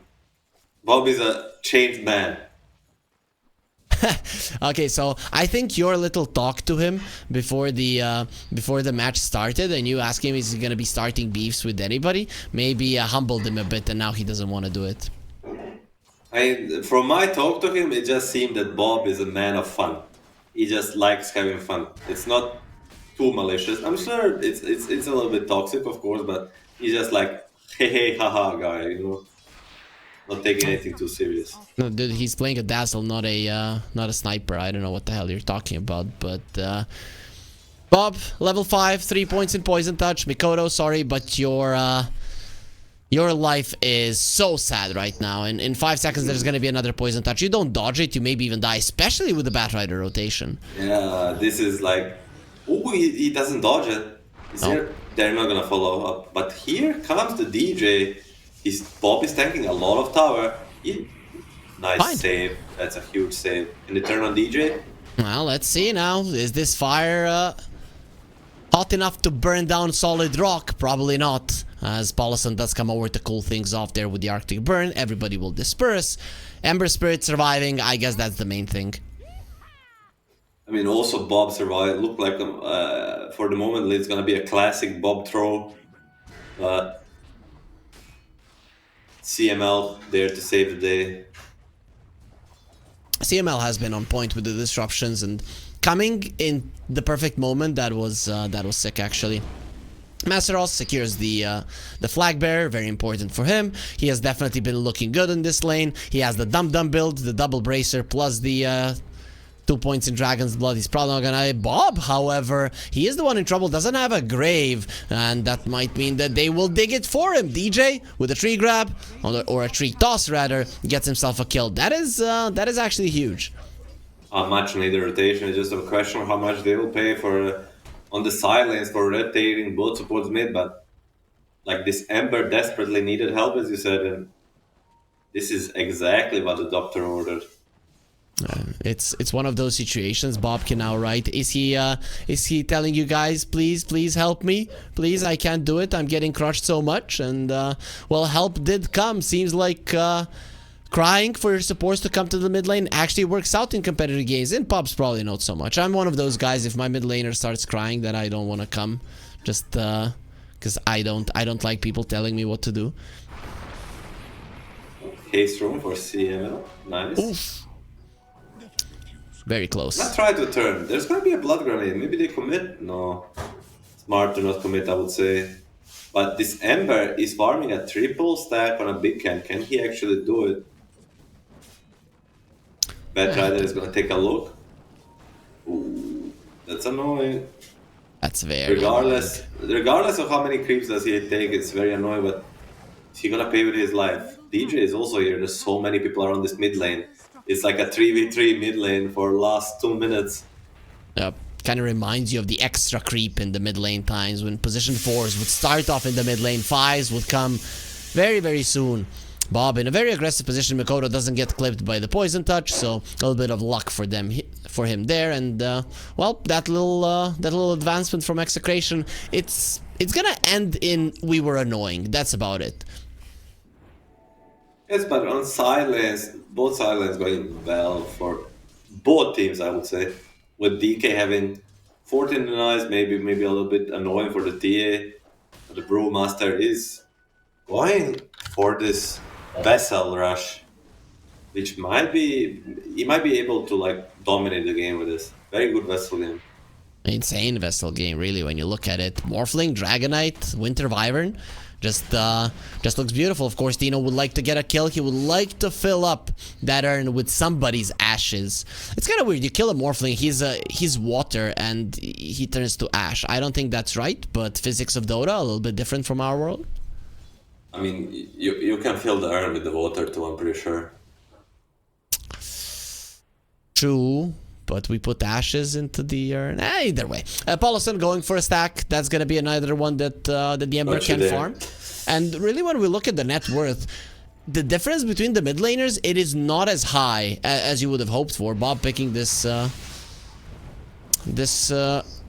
Rasta. That's not the Rasta. That's a Dazzle. As Shanks does get taken down. DJ finishes him off. DJ has been getting these kills from afar with the tree toss quite a lot. I think very more for Shanks. Not letting Ember grab that Arcane Rune. Masaras 4 stacks. Fifth one is not gonna kill him, but it's gonna annoy him. Wouldn't I think have it would have killed him. Yeah. No, it wouldn't have, but it would maybe make him go home. This way he can just stay on the tower, the Dragon's Blood. But the Shanks is like basically suiciding to prevent Mikado from taking Arcane Rune. I think it's well worth it. They're gonna go for the stack. They are on top of the vision, and Mikado is gonna make his way in. Put the remnant back. Oh, these stacks are massive. How many of those creeps can he actually take? He's going to be dealing with the Watcher. Avalanche is there. He's going to take most of it. Nicely done by Mikoto. Has the Remnant to the low ground. Bob, there's nothing he can do about it. So he can just push them out a little bit. But beautifully done by the side of Bleed Esports. Of course, it's going to cost them that ward, but it's already close to expiring anyways. Yeah, it's a bit perfect ward placement there. And they just... This was the, like, kind of a stack that's going to pull them ahead. But Masaras? Pressure, it's very surprising he doesn't have like at least 1 or 2 sentries in this lane.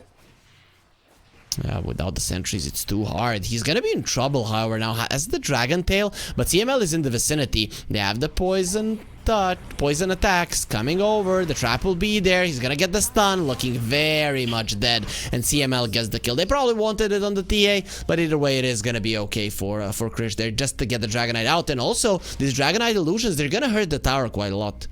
Exactly, this is the power of the Shadow Team versus Dragonite. These illusions, oh, watch the rune engagement. It's gonna be a shield room bottom. Mikado is gonna make his way there, should be able to grab it. Okay. So these illusions, even like with the level 1 disruption, they're still like applying the passive, right? And they're very strong. Okay, so are you happy, Milan? You should be happy. Because the I was TA... right and you were wrong? No, the TA is going for Maelstrom. I'm not happy about it anymore. I was like happy about it like first 3 times. Now it's like happening every time, so I'm like whatever. I'm actually happy when I'm wrong and you're right. Well, you're always happy. That's good. Anyways, though, Krish, he is going to be going for that Maelstrom. He will have it in 150 gold, though. The thing is, he's going to die right there. Actually, misses on the Avalanche. Side of his chains connects. He's going to turn around, toss back. They're coming in with the TPs. No, they're just going to let him die. Krish says, there is nothing in this world that can save my life, and they're just going to let it go. Jackie will die on the other side of the map with the split being used, Bob rotation as well, so both of the carries will be losing their lives. The question is, who can push faster, and the very quick answer is most likely the Dragonite. It's regardless of what happens after, this was the perfect response from the execution. Like deeping bottom to save this guy, I feel like would be a game-winning move where killing enemy carry at the same time is like the best possible mirror you can make. And tower-wise, DK is gonna take, but it's gonna be very hard for the Bleed Esports to defend their own tower. Where does Morphin is not gonna even press his TP. He's just gonna start walking top. It's on cooldown. I guess he died trying to use it. Yeah, maybe he just got caught off guard. Sometimes when a Brewmaster gets on somebody, people usually try to go for a TP out. There will be a save with the disruption. Shanks is still alive. There's the purge onto Mikoto. That's pretty annoying for an Ember Spirit, but he's gonna be fine, especially having the Remnant back. Bob comes over, slows down Paulison. Instant curse, TP out. He's gonna be fine. No disruption, no chance to cancel it. We'll be interested to see if Bob opts for like a maybe early shard to deal with this. They definitely need something. They're gonna have enough burst to do it. They're gonna have to split to deal with it, but they're gonna need something else. Maybe like I'm always thinking like these mid laners that dominate the Ember, not only like DP or the Necro. Like I like when they go Atos versus the Ember. It just brings not only against the Ember, but as you saw there, it could bring a lot of like this one thing you're really lacking, and it's like a catcher DP cancel this. That could be a way to go, though. I think once he gets the Aghanim Scepter, a shard is very likely to follow. As Paulson, I think he has gotten like 1 billion stacks ready in this game. He is always there to just be able to elevate the farm of his team, and it really has been working out. December Spirit is pretty much neck and neck with the Dazzle, which is not something that we see often. I mean, his team helped a lot. He made even stacks for himself. He got out of hard matchup nicely, which is like a quality that good players show. You know, it's not only about playing the easy when it's easy. It's also about getting out of these hard matchups. And Emperor Spirit Dazzle is definitely one. They're gonna try to pressure this mid lane even more. Split is ready. Vessel is ready. Our Observer is also ready to continue. That camp was very interesting, and we wanted to see the path through the mid lane that usually takes you to victory if you can overtake that lane in the later portions of the game. As Tino standing his ground, he has the Cinder Brew. Maybe he can give a little bit to Mikoto, who's now gonna be a little bit tipsy. Turns around, Slide of Fist Chain, still pretty skilled. You know, the drunken brawler, Brewmaster. He's good at martial arts, though. Ember Spirit is pretty good as well. Amplify damage from Mikoto? Yeah, he's gonna get it. I mean, both teams need to care. Bleed to not overcommit on poking this Brew, and Brew not to get poked to that, to say so, or using Split for nothing. Gonna make a smoke. They really feel the timing. They feel the timing of the Vessel. They feel the timing of the Dazzle. Smoked on Vision, though. It's not so easy to make plays with their heroes. As you said before, they are lacking on catch. Catastrophic catch, and the Dragon Knight is going to be pulling back. There is a Wisdom Rune waiting for him. So both teams are farming, and this TA has a Maelstrom. Going to be going for Mjolnir. I don't see that insane farming speed that you mentioned, actually. Is Krish playing it wrong? I mean, he just had, I would say, even a rough lane, like 0-2. And like 2 deaths, not getting any kills. It's fine. Like 7.5 at minute 15 with this score, it's fine. And they also took his stacks in the triangle. So I would say for him, ideally it would be to have like a 10k now with the more stacks and maybe like at least not dying in the lane. But regardless, it's gonna only go up from here. Yep. Mid lane, they're making a smoke of their own. Winter Wyvern and Tiny can fight this Blink Dazzle. Tiny. Avalanche. He has a Grave, though. It's gonna take a long time. TPs are coming. They just forced him out. Grave Bomb. Ooh, last possible second. And there it is. Fight each other. The disruption will save his life for the time being. He's still gonna be going down. It will be Mikoto that finishes him off. Lasso onto the Morphling. He doesn't care. He turns around to fight. Shanks is just gonna get right click to death. But there's the Vessel onto Jackie. Wait for him to the low ground. He's gonna be fine. 4 Pandas still chasing for him. They have Masteros, who is a little bit too deep. Surrounded by enemies, but there will be a Cold Embrace protecting him. Can he get himself out of this one? He stands his ground, says, let's turn it around. A tornado onto the Ember, who's going to be coming out fairly soon. CML very low. Here comes Mikoto with the double chains, and that's going to be an easy team wipe in favor of Bleed Esports. Jackie gets a double. DJ is dominating, and the tower is gone. Perfect execution from the start of Bleed Esports. I mean, Bob, he gets surprised by the Blink Dagger on the Tiny. It's not problem to get gone on, but it's problem to get tossed into 4 people. So not even disruption is going to work. Or you, maybe we see it on replay, but he was already low here. Like, look at now. He's being tossed in and he's half HP. And it's just a worst possible scenario to start a fight. Both supports come in. Brook comes in half HP, but they're just kind of running in one by one. Not doing anything together. And Bleed uses to get the team fight and a tier 1 tower. Like the biggest victory you can hope for at this point of the game. They took too long here trying to kill Masteros, and you just don't do any damage through the Cold Embrace. I mean, they did kill him in the end, but at the cost of everybody.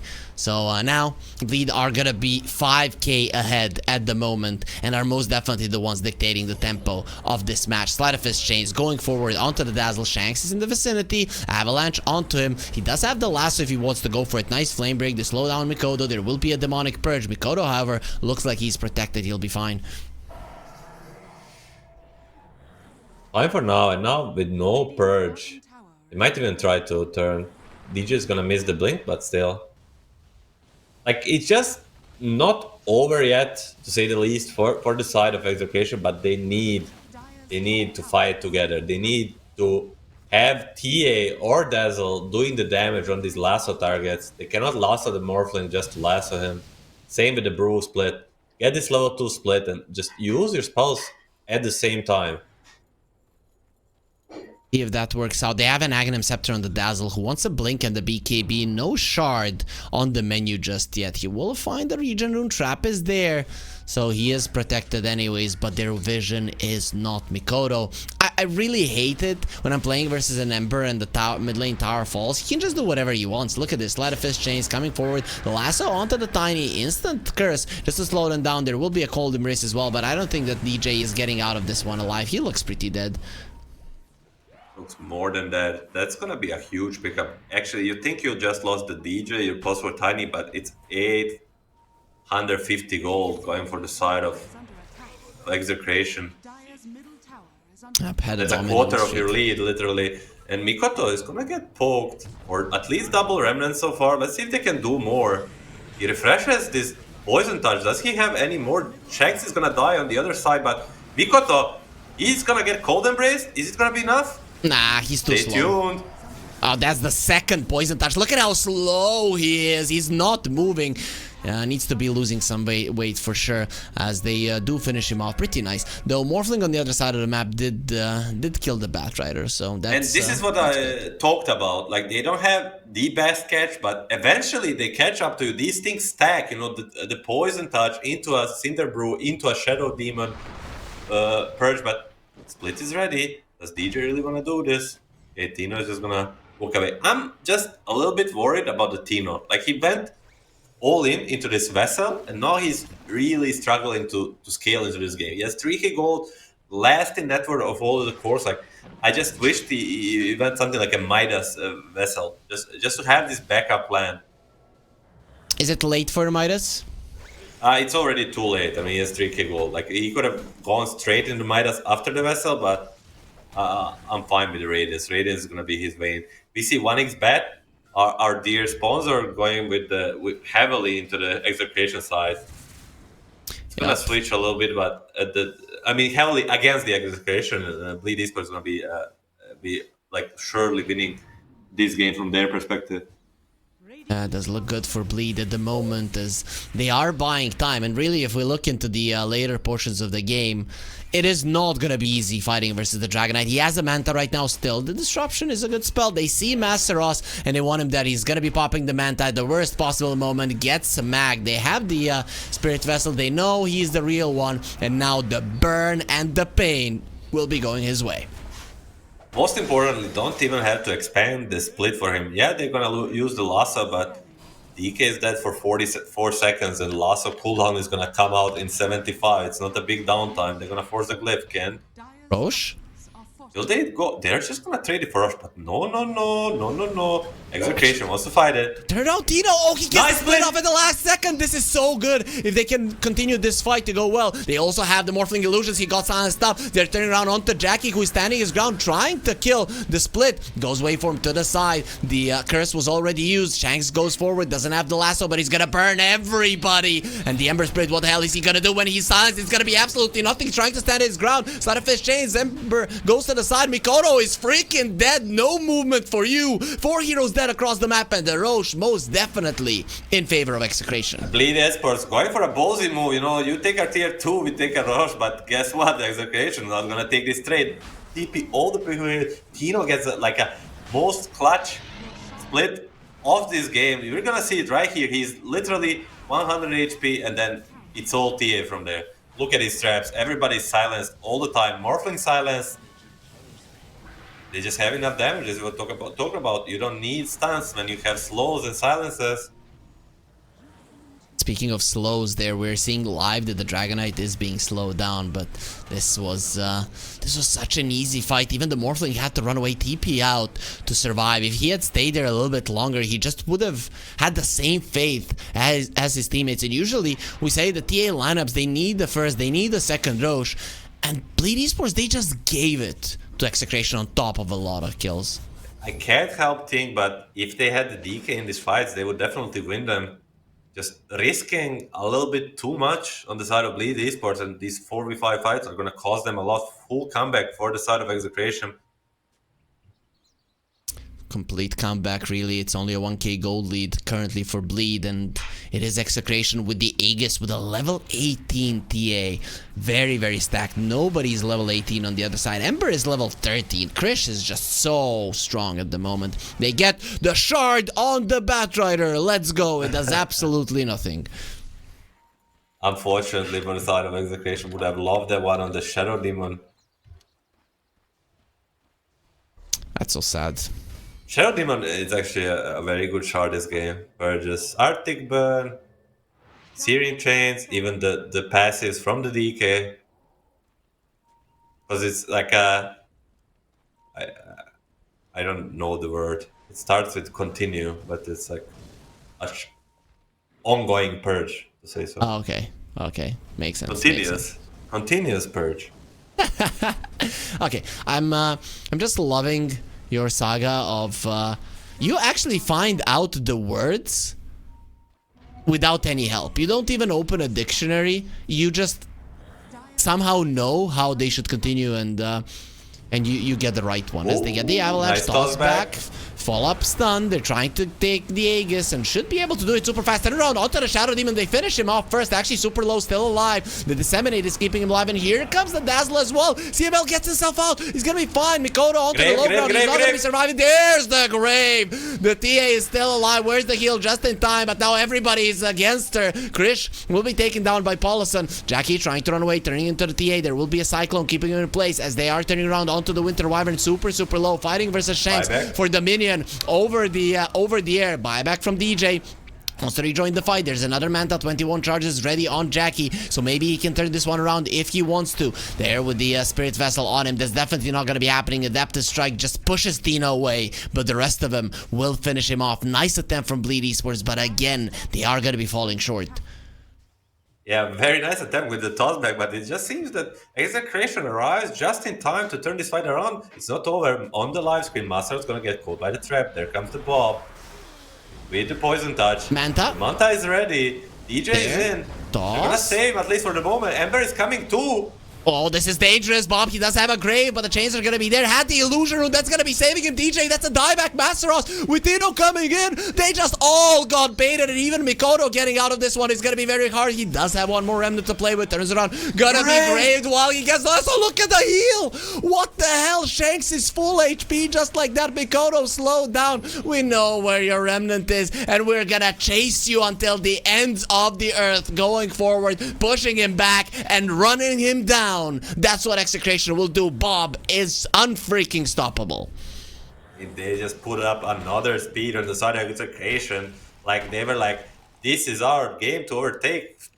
4 minutes ago, they were 5k down. Now they're 8k up. Make it 10 after this tower. Like, this is just insane amount of speed coming up from Execration. And Bleed Esports is just like caught pants down. They have no idea what's happened. No freaking idea. It looked here like Execration are gonna be in trouble. I mean, Mikoto coming in. That illusion rune really did make a difference. Yeah, hell of a difference. If he dies, then Shanks dies. If Shanks dies, then like Ember lives and etc. It's just one Ilu rune to rule them all. And look at now, this Tino. We were saying 5 minutes ago he was 7k, no radiance, no anything. Now he's 13k. Radiance finished closing onto the Shivas, and after that, he's gonna be able to like literally solo win the fights. Money attracts money. Jackie, he does have that Kanda, so the burst damage of the Morphling is actually quite insane when he waveforms through you. But other than Jackie, everybody else seems kind of underwhelming. There will be an Aghanim Scepter on the Dragonite in 800 gold, so I'm guessing that's gonna be a big deal as well. Definitely a turning point for the side of Bleed Esports, but is it gonna be enough with the amount of throws they made already? DKX is one of the strongest things in the meta, but still 10k is a big deficit. EA level 20 went for the Meld Dispels. It's actually really good in this game. We talked about the demonic cleanse that the Shadow Demon now has. And, well, the Meld Dispels is just as good for Krish himself. He's going to be protected quite a lot. Has that Hurricane Pike, Blink Dagger. His mobility is insane. Very, very hard hero to kill.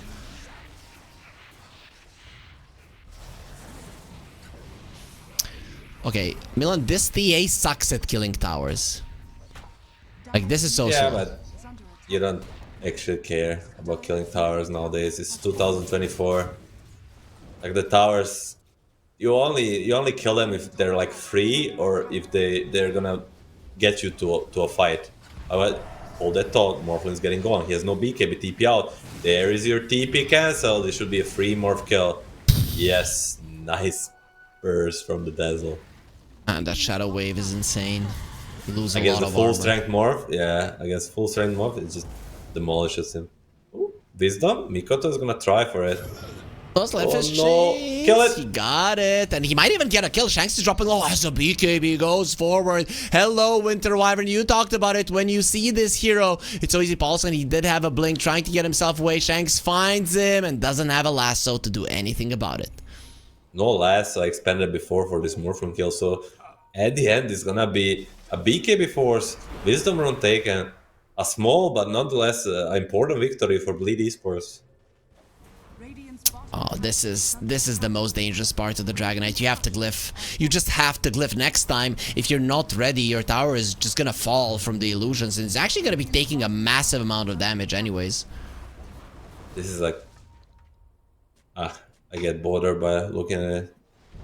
Mikoto is gonna stay on top. He's gonna get lassoed into another trap. Does he have anything to remove it? No, but it should be enough to escape. Nothing else. They need an additional damage dealer or the lockdown.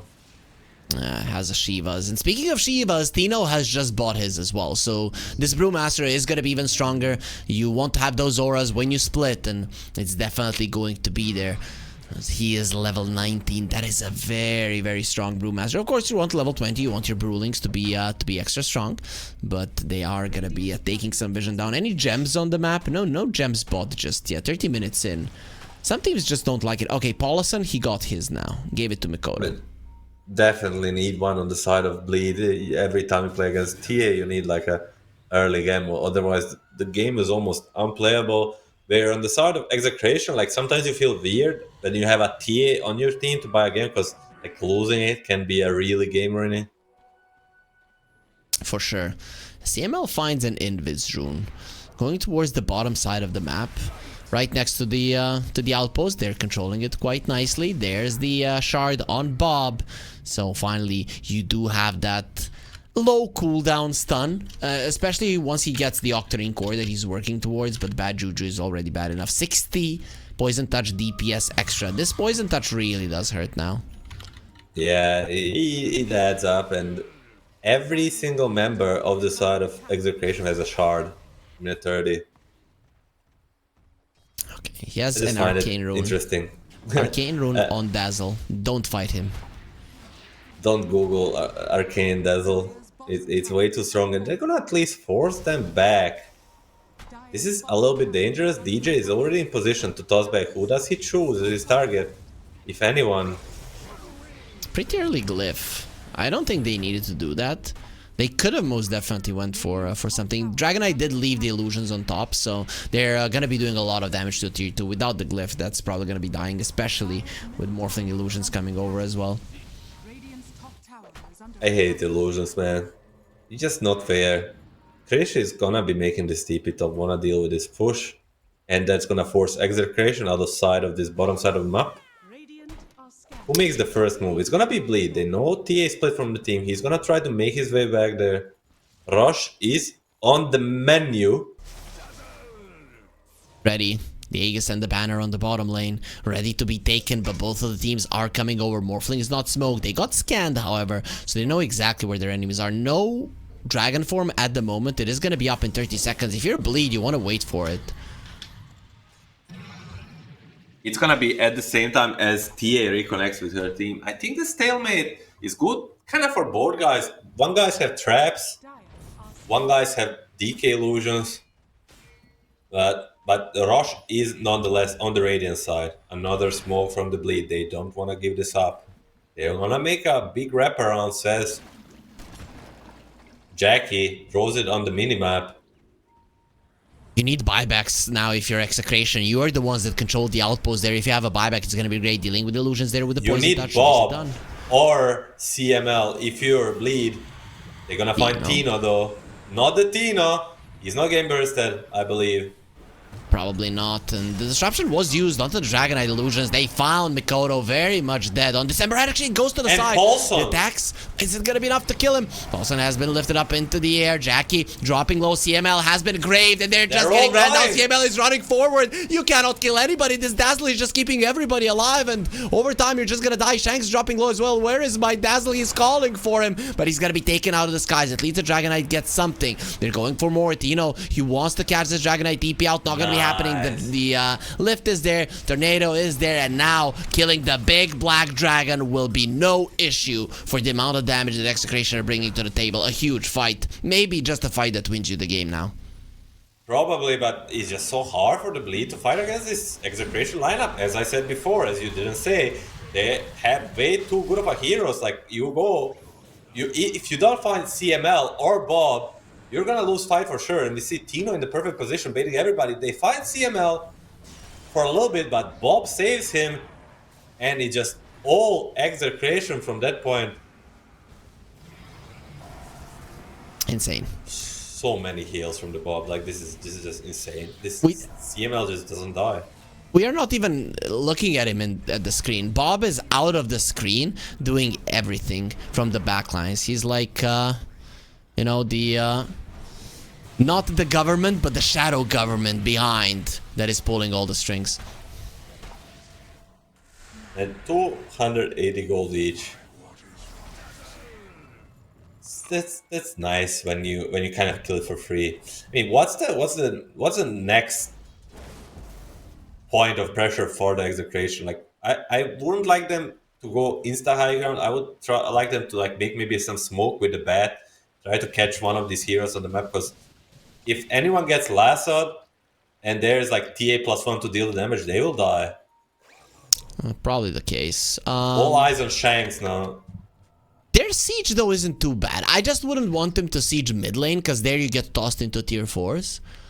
But sieging bottom, I don't mind actually. I don't know how you kill somebody.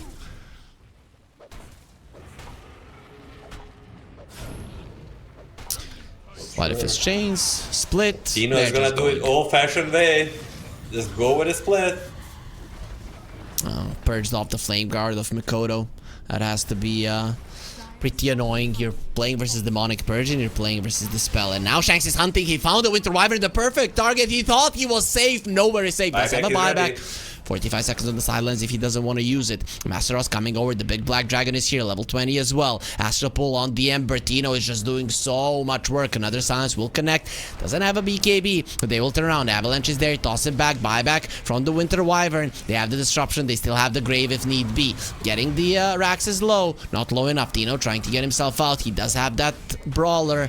And it's allowing him to live. Doesn't care. Just stands his ground. Rax for a split, you take, and buyback on Paulson, you take the trade every time. It's just gonna shit for a next split, and I don't think there's anything for them to like be like, why not do this again? Like, it just worked perfectly. They have the Aegis for 2.5 more minutes. It's gonna be their time to do, and Bleed will have to respawn. Like, they will have to go for backlines. They'll have to at least try and find Bob or CML perfectly both at the same time. Oh, yeah, they're in a really good position here. They're protecting each other. If you find one, the other one will save him for sure. Tino is just coming forward with the Drunken Brawler doing so much. They found the TA in the backlines. They get rid of the Aegis immediately, but the TA does have a BKB. You have to run.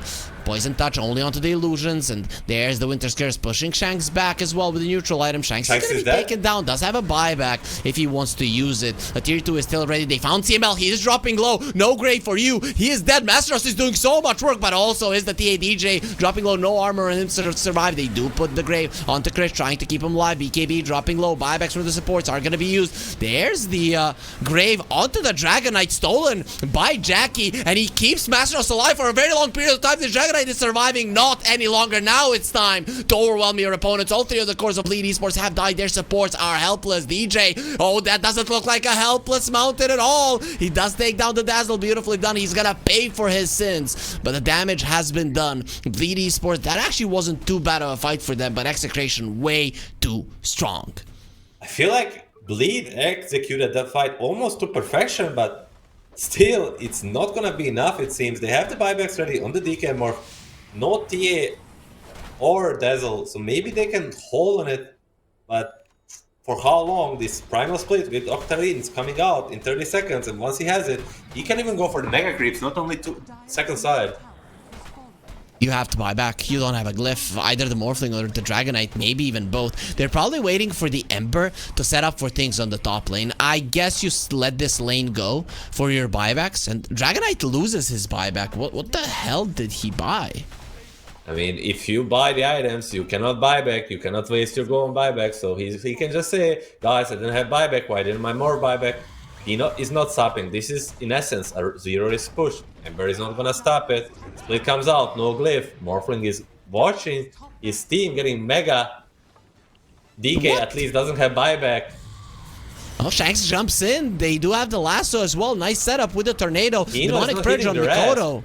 Mikoto can't do anything, and now they're gonna be hitting the Rags. That's melee Rags gone. Masterus comes from the other side, finds CML, gets the stun off, and he's looking very much dead. He has a disruption, so he can buy some time for himself, waiting a bit. Demonic Cleanse has been used as well, and with the Glimmer Cape, he'll get himself away. CML still alive, gets the blink away. He's fine. Dino got the Mega Creeps, and now trying to run away. He's still alive. No, I'm not trying to run away. I'm trying to kill them all. He's gonna be extinguishing the flames of the Ember, and he's gonna be freezing water. Then it's gonna be easy to take down Mikoto. You cannot get drunk on the job, and your job is to save your base. He's just burning to a crisp. Tino comes over, just burn him a little bit more with Radiance on the other side of the fight. Jackie's trying to make something run away from him to the high ground, finishes off Bob. Krish pops the BKB. Jackie versus Krish, and actually with the lasso, it's not a 1 versus 1 any longer. Christian will be able to win that fight. Jackie buying back immediately. They deal with Masteros with ease, and now it is gonna be DJ every single time. I see him just being chased down by the enemies, and even with the Morphling buyback, it doesn't change a damn thing. GG has been called.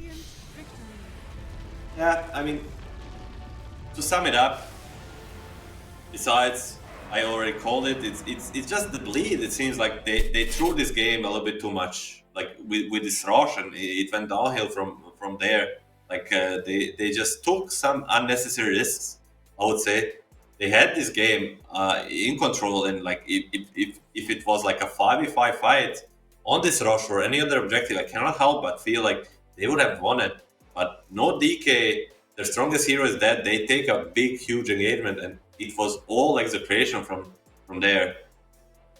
Ever since that Dragonite death, and then just forcing everything to that Roche, as you mentioned. Making a mistake, one mistake in a game usually isn't gonna lose it, but making a mistake of that caliber, that huge of a swing, really is something that you cannot afford. So in the end, it is gonna be Execration winning game 1. We'll see if the same result will be there in game 2, or if Bleed can maybe take it back, but only after a short break, so stay with us. 1xBet and Eva Alfie present on all esports events on the website and in the 1xBet app. 1xBet. Play with Eva.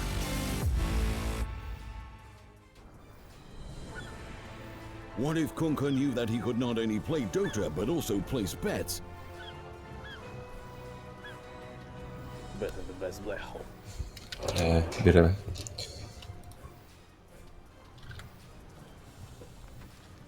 Okay. 1xBet, bookmaker Milane. company.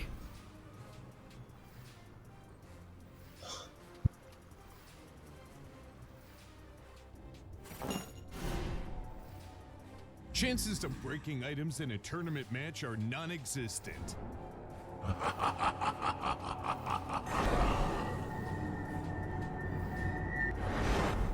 Chances of winning at 1xBet are always real.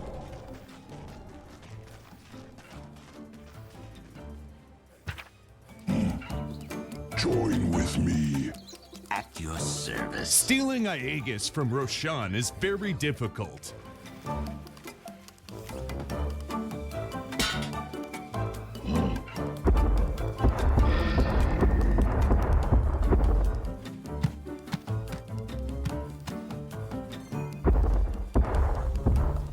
Winning at 1xBet is super easy.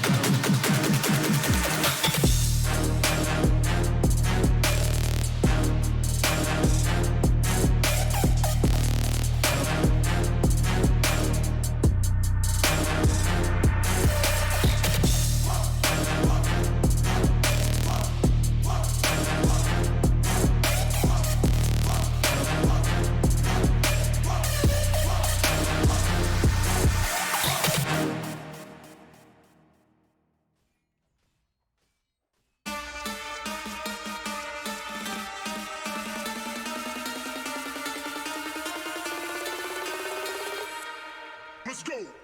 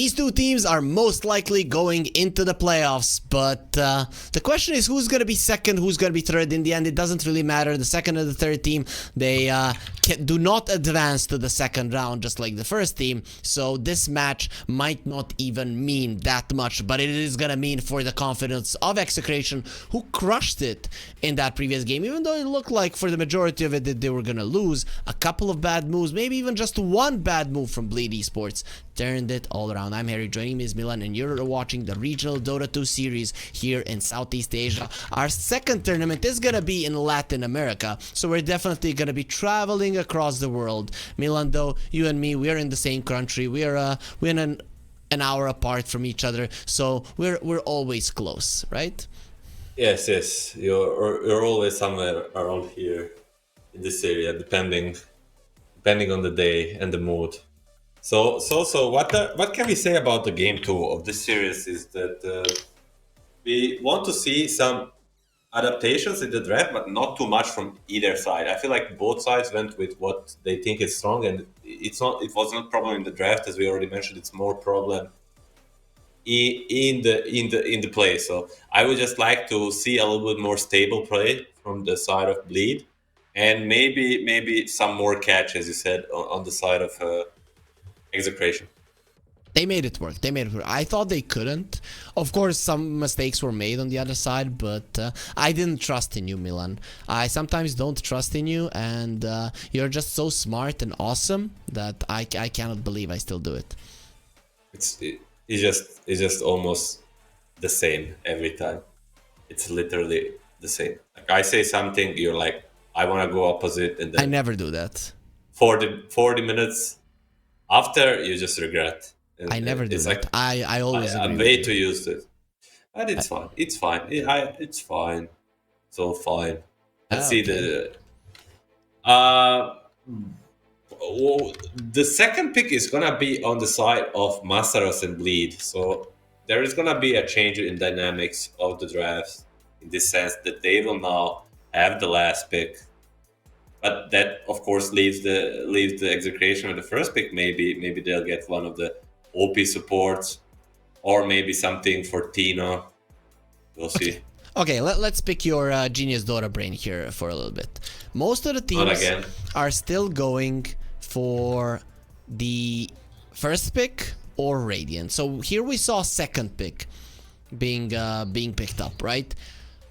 Are you still thinking that first pick and Radiant are most definitely the stronger things to go for? And why? And if not, why is it okay to go the other way now? Against what happened in the previous meta? I mean, the Dota is kind of the game where the answer is always depends, and I'll say depends. And what it depends on is the team dynamics. Like sometimes, depending on how strong your mid laner is, or hero pool of your carry, same with the off lane, like how depending on the meta is like.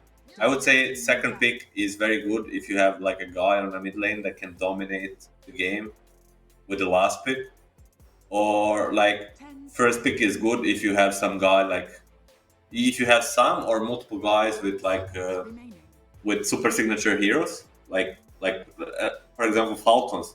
They're dominating from the first pick was they just are bounded to get one of the OP heroes in their heads, which so just depends, but on side preference, I would say Radiant is still more preferred side because of the big camp difference on the side lanes, where you can just block the big camp for sure from the Radiant side. It's the same from the Dire, and just like the mid lane is also like a little bit easier to play. Yeah. But here we'll see Lady Esports, as we said, choose the second pick. They're gonna ban Prophet, Doom, Batrider, one more ban coming out. Execration is gonna get rid of the DP and the Timber Soul. Okay, DP ban, that's an interesting one.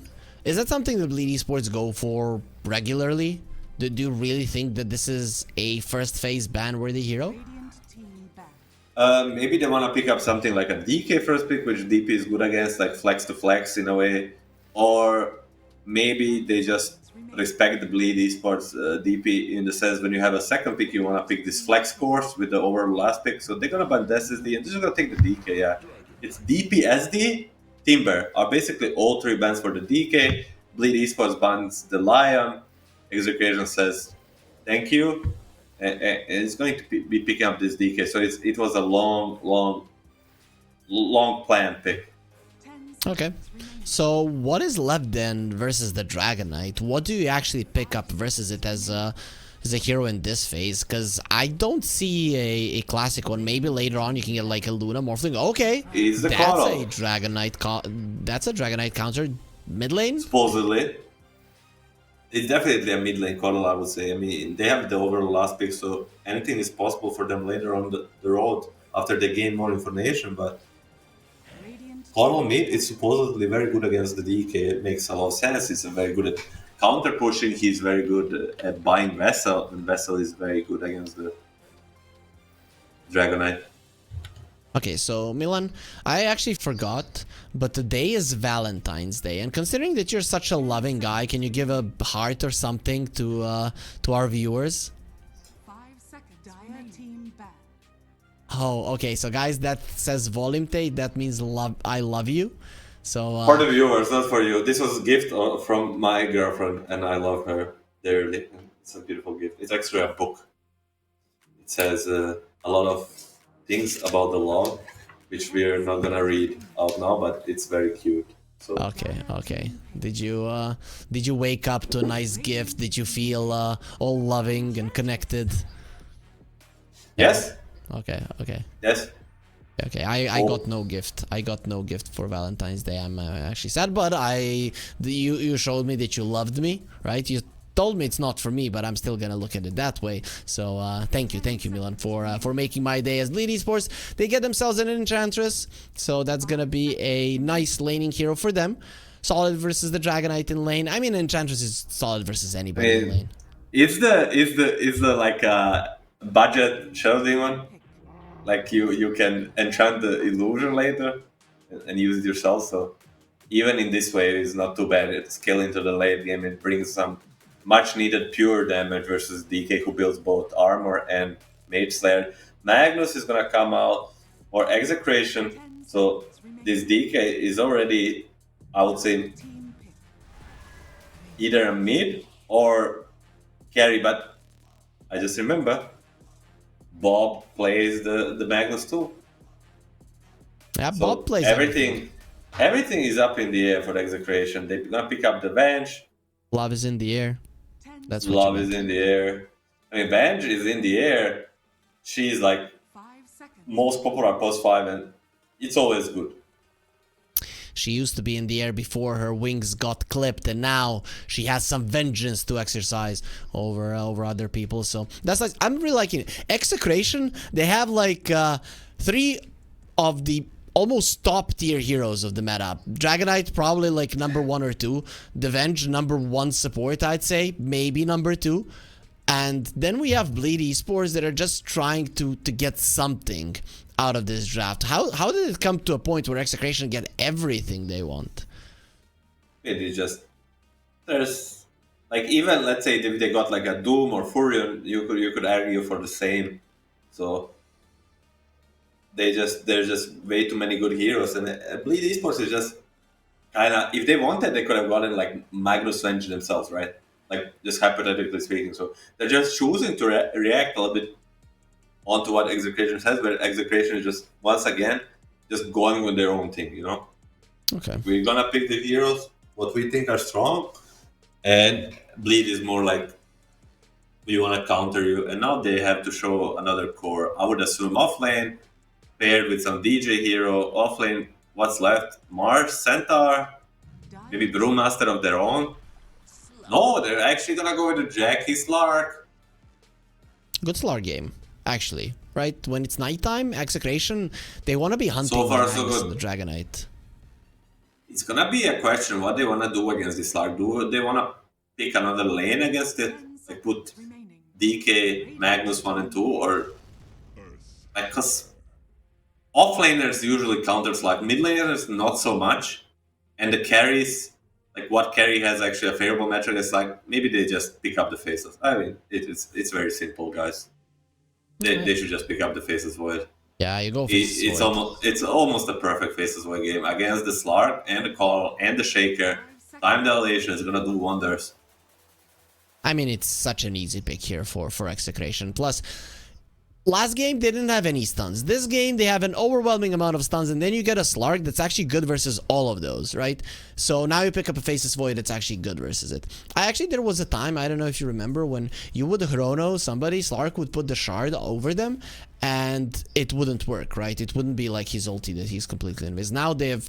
I know that very well, because Dahak, the ex-Quest coach, he had to bring me a juice of my own choice every day for 7 days, because I knew that and he didn't. Okay. So we gambled like like he said it works like that, and I said it's fixed, and he was like, he's, as you know, very confident guy. He was like, no way. I'm like, wanna gamble? He was like, for sure, yes. And then I was just so you had the water boy. So every day on my juices, I was like this. I would look at him and be like, thank you. Spasiba. Okay, that's pretty fun. I also, I want to say half a year ago, I thought it wasn't changed. And then somebody told me it was. I went into the lobby, checked it, and it was. So now actually Slark, if he stays outside of the Chrono, he can save people. Yo, TA, man. Hell, I wanted to say, what if not Faceless Void? I started thinking, like, they're taking too long of a time for us to, like, settle on the Faceless Void pain. And I was like, why not TA? TA just one of the better carries against Slark. I still confidently think that Slark is the strongest carry in the game, like in the vacuum, right? But just Dota is just a game with so many variables that it's not always like carry to carry matchup. Like I feel like Slark, like that's what my teammates say also too. Like, well, what carry against Slark? Like I tell them, you should think out of the box. If you put anime Slark against another anime character and they fight each other, Slark will always win. But it's not how the Dota works. Where TA like has a high tempo, can kill Rosh easy, has builds a pike, for example, has a built-in orchid in the trap. Like she can do a lot of good things against Slark. So they'll once again go for this Krish TA, I believe. Okay, cool. I like it. I like the way that you're putting it. Slark currently looks insanely strong, but if you make a couple of mistakes with a Slark, you can really fall flat. Then again, if you play him perfectly, you can solo win the game. So I'm pretty curious to see just how well Jackie will be doing on the Slark. He has been pretty well known for his Slark for years and years back. Yeah, it seems like his go-to hero. Like I feel like if he really wants to win a game, like he would always try to pick up the Slark. And I must admit, as a very big Slark specialist myself, a man of culture. Like okay. He's a good Slark. Like in the way he like just puts like positioning in the fight, like poking all the spells. Like how do you know when someone is good Slark? When he's playing on the edge, like perfectly trusting his health to use his Q or the Dark Pact. Okay, close enough. And like how he used it. And they're gonna ban Disruptor, Hoodwink, expecting this support to come out. Disruptor, obviously, one of the best supports against both Slark and the Carl. A little bit out of meta because he's just a horrendously bad laner nowadays. Like he used to be an okay laner, but nowadays you got your Hoodwink, you got your Venge, you got your, I don't know, like Enchantress, all these heroes are like a 10 times better laner than Disruptor, so he just doesn't make up later. And they're gonna ban the Naga and Spectre on Execute. What? Why would you ban Naga and Spectre? And the enemy team has Slark.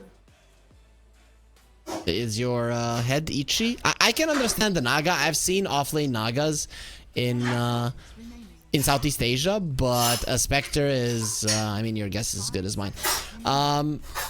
Okay, so let's think about, okay, we don't have much time to think about. I have a little bit of a cool thing to tell you. I don't know if you know. I don't know how much Disruption you've been playing. That's a really good hero versus the TA versus the Dragonite as well.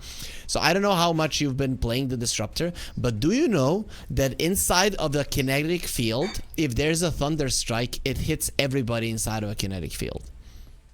With the shard or without shard? Without shard. I thought it's a shard thing, to be honest. Let me check. Let me check. If it was without shard, I wouldn't know, but... Nope, it's without shard. Shard doesn't increase it. Shard allows you to put it on the ground and, you know, like that. Then the shard is... I saw Crit play some Disruptor, and I thought it's gonna make the comeback, because it just... The shard is... I think it's flying under the radar, but nonetheless... No Disruptor, there's gonna be a Razor for Masaros, so Masaros, the guy who chose the second pick for the Bleed, is gonna get the last pick. Gonna get this Razor Shaker versus the bench TA, and Loki, I think this is not an easy lane for Razor. Yeah, there's so much minus armor. Razor hates taking half of his HP and damage at the start of the fight. He wants the long fights when he's draining your damage, just running you down. I don't think it's gonna be easy, as you mentioned. Though you have a Shaker, he's gonna be blocking the waves. It's not too bad. Have you ever tried playing a position for Shaker with a Bracer and with the Enchant Totem level 1? I'm not 6k MMR like you. I'm 0 MMR, my friend. I'm 0 MMR. But you're provoking me now. I can maybe start playing, and then I'm gonna catch up. I'm gonna catch up. Just joking. I mean, I'm not like the Bracer, but I tried a few times with the Enchant Totem. I think it's more about the skill bit than about the item. Okay. And sometimes it can work out, but. The thing is, in this lane, like, I feel like what Execration can do and should do is, like, they should never run away from this Razor. Or like, he links you, you just turn around and, like, use all of your spells on him and damage, make him run away. Yes, and it's like sometimes the aggression is the best defense, right? Yeah, Razor feels like a bodybuilder, right? He's all big and strong, but then when you punch him in the face, he just starts crying, right? So. Oh, sort of, yeah. That's a good analogy. We'll see if that works out with, of course, the Watcher being taken. Bleed, they're smoked up. They need to be very careful. Every single time people miss each other, why don't these people just go to the right, watch the replays, and see that you're gonna be killing 10 heroes on that side? But Execration, they want to get themselves on the high ground, and there they will find nobody. Actually, we're gonna have a swap out on the side of Execration, where Bob is gonna be picking up the TA, and it's gonna be let me check. It's gonna be Carry DK. Carry DK, which I really think it's worse than the TA. I think they're like overthinking it. It's TA gonna is be better in mid versus Coddle, though. Yes, but DK is not gonna get pressured by Coddle either. Jackie, you don't want to be there. Skewer into a stun. They're gonna have a follow up as well if Krish wants to skill it up, but the right clicks are gonna do enough. They give the kill to Krish. That's gonna make his lane actually pretty good now when you start off pretty much with the Bracer early on. Yes, but they're gonna have the blocks bottom, but nonetheless. At least the Jackie doesn't skill the pounce, you know, that would be much worse than dying. Yeah, it's one of those situations. If I'm playing a Slark, I'm picking up the Essence Shift instantly. Or if I need to secure the range creep, then I can maybe go for the Dark Pact, which in this lane he might need to actually.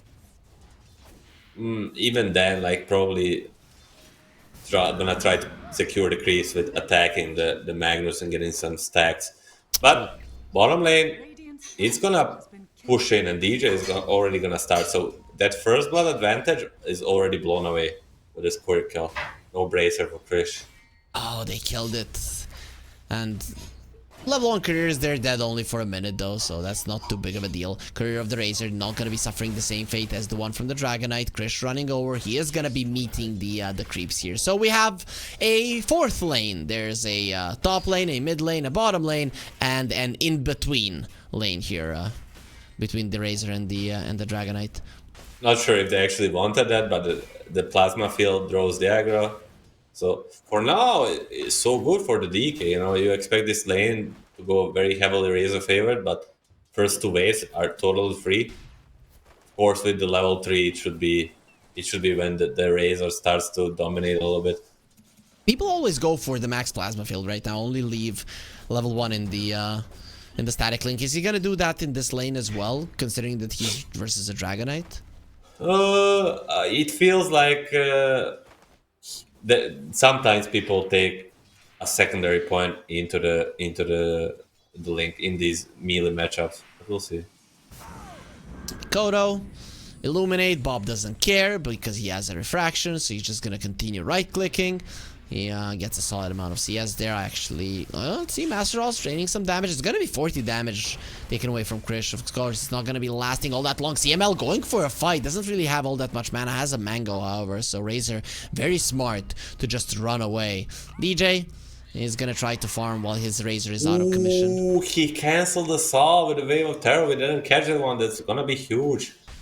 Bottom lane now, this Razor is like, he's gonna eat the branch, but he's 300 HP. It's gonna take a long time before he can really be aggressive again, because we saw TA or DK, doesn't matter who's in the safe lane, this Razor presses the link, you fight him back, you don't run away.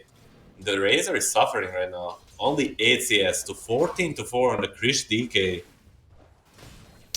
Makes sense. So you didn't want the lady to have to fight the bully on the bottom lane, so you send a Dragonite. He's gonna be doing the exact same thing. Tino, he's fighting, but that's 4 Ashen Shift stacks. That hurts you. Jackie is gonna smack you down if you're not careful.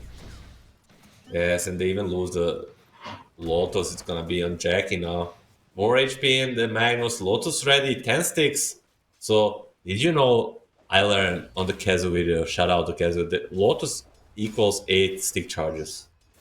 I didn't know exact the number. I never took the time to do the math. And I'm also terrible at math, as you may know. But now 18 stick charges, you could say, on this Lark. It's more. It's 125, man. 8 stick charges is 120 if I'm... Yeah. It said like this. What's the sign when it's not equal, but sort of equal? How do you call it? I don't know if oh, you approximately don't know? we can go like approximately. I don't know if it's called that way in English. Okay, approximately 8 stick charges, he said, not exact. So okay. My bad. No problem. So approximately 18 stick charges for the Jackie. He's ready to fight, but still lane, out of position. If he goes too far, he might get skewered under the tower, and tower's hurt. Look at Bob, classic Bob. Yeah, where am I gonna be? Well, of course I'm gonna be behind my enemy's tier 1.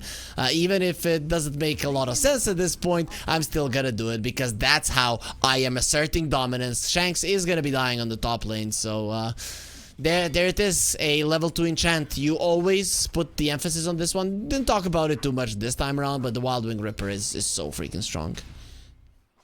I mean, it's not in the Wild Wing Ripper. Like, you take him and then you wait the cooldown off, right? So you both have enchanted use on the hero and the Valkyrie Reaper, because the enchant use is like insanely strong, combined with like 2 heroes hitting and make it 3 with the creep. You're slowed down so freaking much as... And now you take damage also. It's a no joke. It's like 100 bonus damage. But very true. CML is gonna get poked. Razor 16-0. Minute 5, man. This is not how you want your last pick. 24 in the draft to go. Going catastrophically as Magnus is gonna get stunned up by the Centaur there. Centaur Conqueror. Actually, I don't know why the Centaur, the hero, is a War Runner and this guy is a Conqueror. Conqueror seems stronger, right? That's gonna be the career of Jackie Dead. Icefrog wanted so, and what Icefrog wants, Icefrog gets, as one of my friends' Instagram story would say. So, 6-minute rune coming up. It's gonna get it. Down on DJ. Let's see. Nobody's rotating. Actually, Techies is finally going to be moving a little bit. So let's see if it does mean that the TA will be securing it. Does have level 6. No level 6 on the Coddle. He just got it. Nah, he can't get a rune. Mikoto is just going to have to give up. I was thinking they might bring like more supports to mid lane on the side of Execution because his Coddle, he doesn't have many sentries around. And if he... Ooh, hold the top lane. Skewer back. Jackie has all the sticks in the world, but it's not gonna help. Does? Huge outplay by Tino. Wait. Does the Healing Lotus share cooldown with the stick? No, he just had 2. Oh, he had 2. Okay. My bad. So he used the Healing Lotus, he used the 10 stick charges, and he still died. That skewer is so big, right? You were losing that lane quite heavily. Krish, though, this is gonna leave him all alone. Mikoto, we always see these rotations from the Keeper of Light, and they do finish him off. Yeah, the Enchantress rotates as well. This tower is gonna fall, actually. Yes, it's gonna be that, but this is why I wanted to see the rotations towards the mid lane, because once you rotate to the mid lane to this Coddle, it really bothers him, so he cannot make all these rotations on the side lane, and you could even pressure him with the traps, but rotating top leaves like mid free, and he gets this perfect rotation. Tower plus a carry kill. That's actually a really good point, right? You go towards him, he knows that there's more heroes there, the TA can push in the waves super fast, and your tower takes a lot of damage. But if you're not rotating, then he can do whatever he wants, and what he wanted was the bottom lane. Razor is still gonna have a bad time. You don't really have anywhere to catch up with this Razor, but Plasma Field is a decent farming spell, I guess, so you will be able to get something on the map. Yeah, I mean, Razor farms fairly fast. Of his spells, right? Both with the ulti, which is called don't tell me. Eye of the Storm. Yep. Eye of the Storm is the name, and the Plasma Field, and the third spell. I'm never gonna remember that one, so we'll go with the third spell. Like all are good for farming. It's actually it's a Storm Surge, but I think the names were changed throughout the years. I'm not sure now. I think it was. Anyways, the gold lead is still in favor of Execration, slightly, but this Coddle is starting to be scary. He is going to be getting the Vessel right now, so anybody he wants dead is most likely going to die. Yes, and like there is no really the real defensive tools on the side of Execration besides maybe a swap a little bit later. So their only hope will be to kill this Coddle. Yeah? For now, they're gonna settle with the Paulson. Paulson is just the bottom lane. It's gonna be a link on CML. Yes, double Lotus and 3 stick charges. Gonna be popping both. Not both. No chance in hell he lives there. Krish thought about helping him, doesn't even use the dragon form. As Jackie, he sees Bob, it is nighttime, you don't want to be messing with the Slark, he sees you perfectly. That's a very farmed TA, however. And what's flying out on the courier? That should be a full Dragonlance? Yep, exactly. Yeah, his Dragonlance is gonna go clear some stacks too, so TA is playing the pace she likes. Now we're gonna see like a different TA, right, from the last game when Krish played it. There's gonna be Dragonlance into Blink Dagger into a Shard. That's trying to play the tempo versus this Coddle. Actually, I see a lot of people even after the Blink buy a Death, so I'm a big fan of the Shard. I'm hoping Bob goes for it, but I have seen people go the other route, as there will be a Warpine Raider in the mid lane. That Seed Shot is very strong, but he does die to the tower as the Wave of Terror from CML scouts the Coddle. He'll be backing out, but the support's still in a very aggressive position. There's gonna be a chance with a Blast onto 2 and Proximity Mines. They're both gonna explode. Oh, he arms the Razor, taking damage from Bob. It's the TP out. He's gonna be able to get himself away. What's with the damage? That was so close. He will be surviving in the fountain. Shag's getting himself out as well. No freaking way. In strength is victory, says the DK. As they TP out both of them on 1 HP, that at least nonetheless looked really cool. Really cool. But game continues. Henge comes mid and they're gonna try to pressure this tower, but everybody's coming back. I don't think he can One do it vessel all that charge. easily. 3 points in the fissure, so DJ, he can keep them at bay quite easily. You have so many rally creeps. You're not defending this tower. No way. DJ actually gets it. That's gonna be quite nice going towards his Blink Dagger. Actually, he's thinking about buying the shard first. Swap onto Paulson. He's level 5, protecting himself from the Pavis. Going into the backline. CML still alive. Let's see for how long. DJ will finish him off with the fissure. A lot of gold onto that shaker as he's exploding close to death, but will live in the end, especially with the Sal being used. He's actually going forward. Safety bubble, plus 10 sticks. He's more than fine. He's just gonna keep playing with this. Follow, as you mentioned, Maxine Fissure it's a very nice combination of spells. Just what Coral needs, like a little bit of lockdown on top of his vessel and the blast. And he's gonna be going for the shard first. Look, sometimes, like I think Saxa was the one that I don't want to say invented, but made popular this build on Shaker. Like you max Fissure first and you buy shard instead of dagger. So I like it. It lowers the cooldown. I mean, I think it depends from the game to game, and this game I definitely like it. Like you don't want to commit into the heroes of Execration. You just want to play at range, poke them to oblivion, and shard does exactly that. Makes sense. The Magnus got the Blink Dagger, so Tino is ready. But the mid lane tower falling, it's not going to be easy to catch this Keeper of Light. I'm guessing that's your main target. You want him dead, especially now during daytime when the Slark really won't be too active. He has the Diffusal Blade, but it is going to be mostly farming for him in the next 3 minutes at least.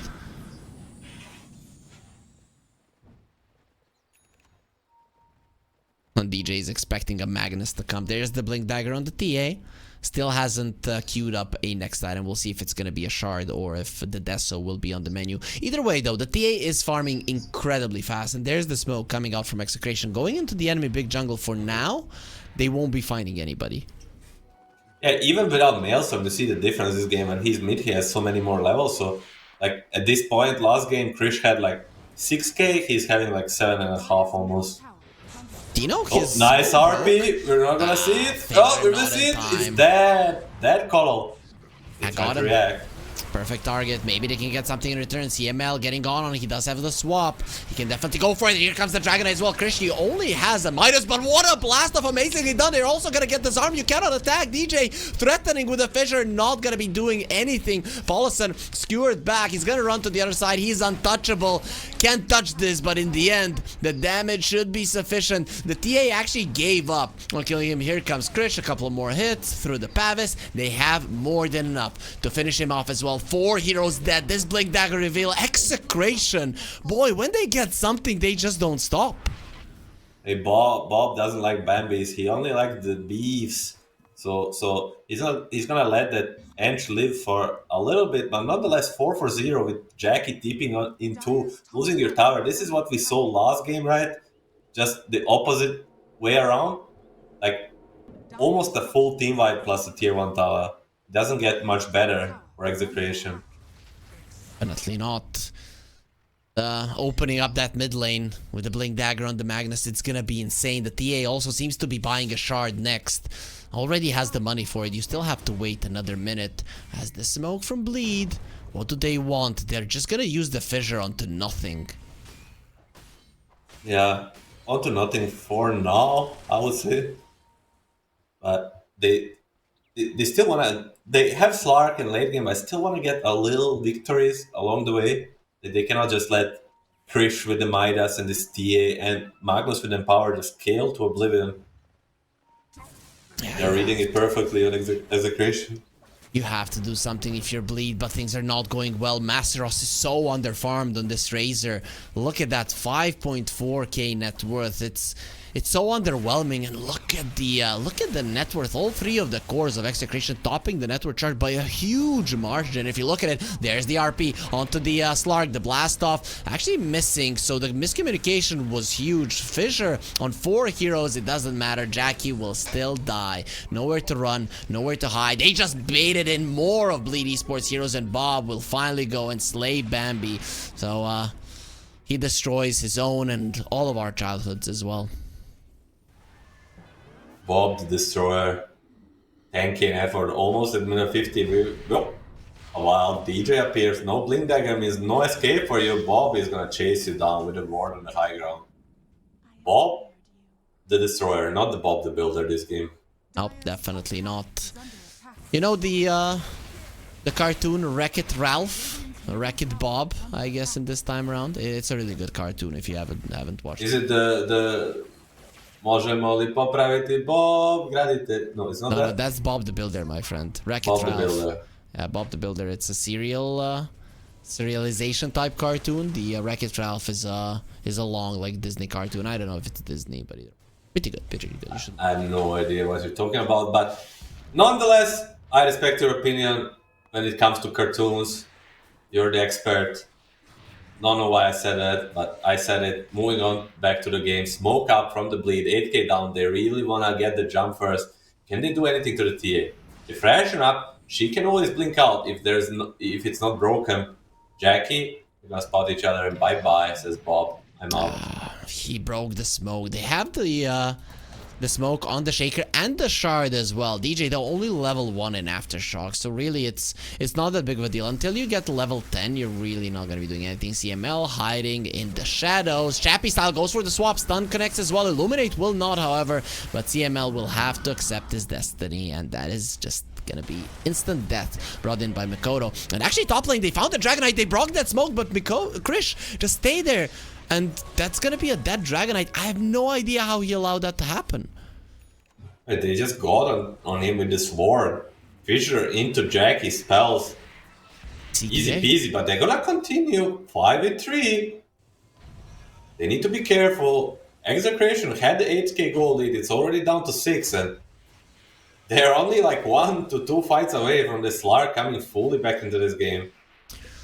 And it's nighttime. During nighttime, this hero is so scary. The vision that he brings to the table is insane. That's why you have a TA, I guess. You have a TA and the techies, and those are good heroes to keep the Slark at bay during nighttime. Yes, and like, especially when you play like TA, it's so annoying for Slark. When you play a Slark against TA, it's like, you can never like fully know, at least not fast, if it's a trap or if it's a war game vision. So it's not so easy to divert. Yeah, it makes it super annoying, and if you stay on top of it for a long period of time, you can very easily die. So you need to bail as fast as possible. Gossamer capes are going to be picked up, quite a lot of them versus a TA. That's something that you want. As the gold lead still staying at 6k, 12 to 6, Execration looking pretty good. Magnus, is that an Echo Saber coming for him or a BKB? I'm guessing an Echo Saber. He's not as farmed for a BKB. Oh, it's Aghanim Scepter. This is a wild build that I have seen a few times. I didn't really like it, but every time I see it, I'm like excited to see if it works this time. They're gonna find a few heroes here. Krish is gonna show up. Manta is ready, I believe. So he's not in an immediate danger. Can they find anything with this Magnus?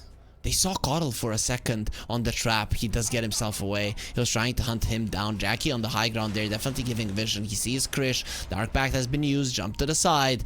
And Bob is coming, still smoked up. Here comes Krish. Trap is not going to be doing anything. They scout out Paulson, but they want the Jackie. There will be a stun onto the Enchantress, and they just bring her down with ease. But if you don't kill a Slark, this whole chase, it doesn't make much sense. Jackie, TP at the ready. But he's just going to be using his movement speed to run away. They got DJ as a secondary prize, so they'll be still fine with it. I guess not great, not terrible for both teams, as all 3 cores live and keep on farming on this Fraser, on this Carl. But they didn't expend anything but time on the side of Execration. Who cares about time? It's I'm just kidding. It's something that you're never gonna be able to buy back, even in the beautiful game of Dota. But the gold lead is not increasing. But still, it is now daytime and an AD rune on Bob. So the advantage for Execration now definitely there. As our 1xBet friends would agree, 1.12 odds. The side of Execration, that almost means a certain victory.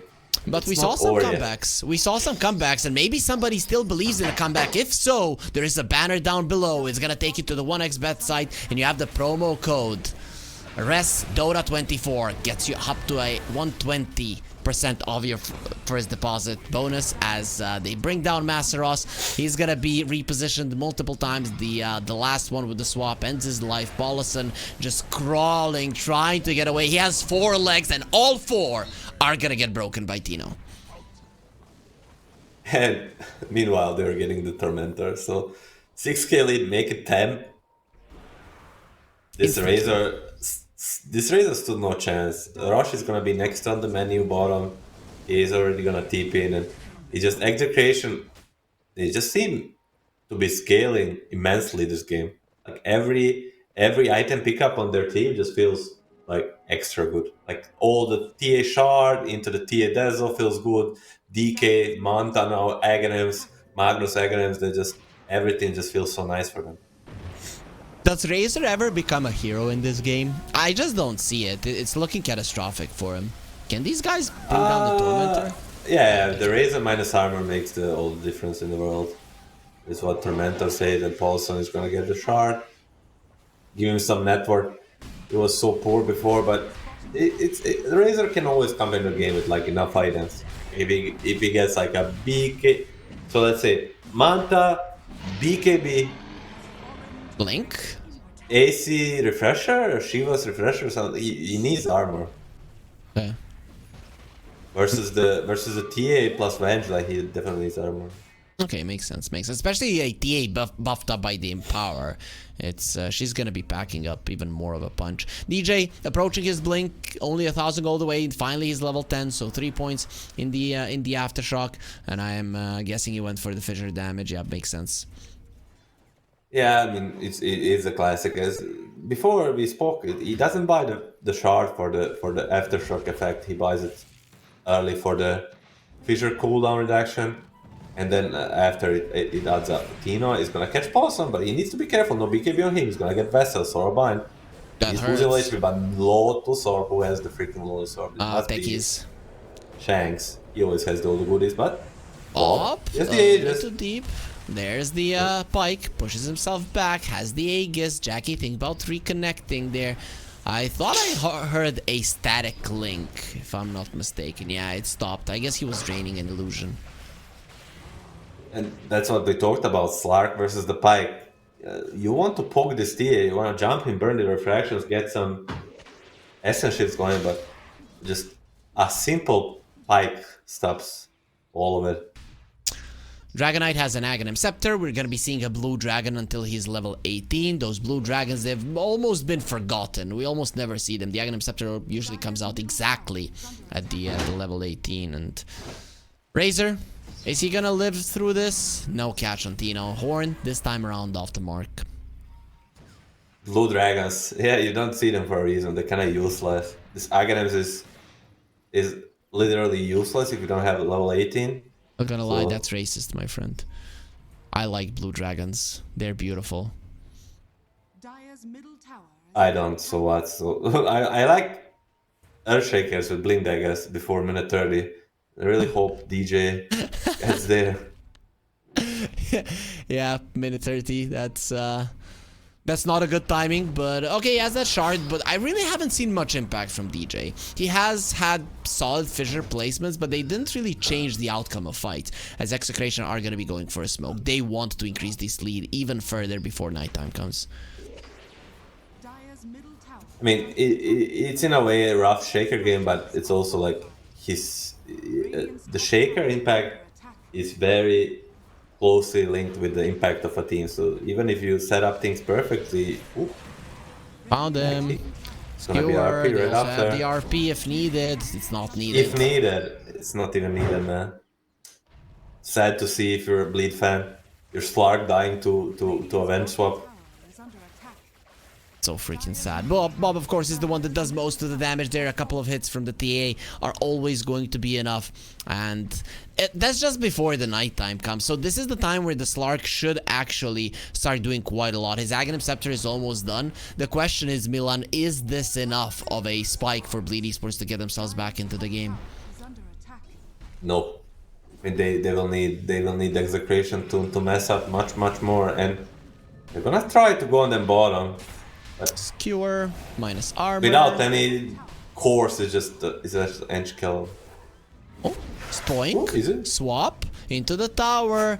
The untouchable. It's saving you from the heroes. The tower doesn't really care much as they do bring down Paulus and their magic missile to finish him off. It takes some time, and the tower actually took quite a lot of damage.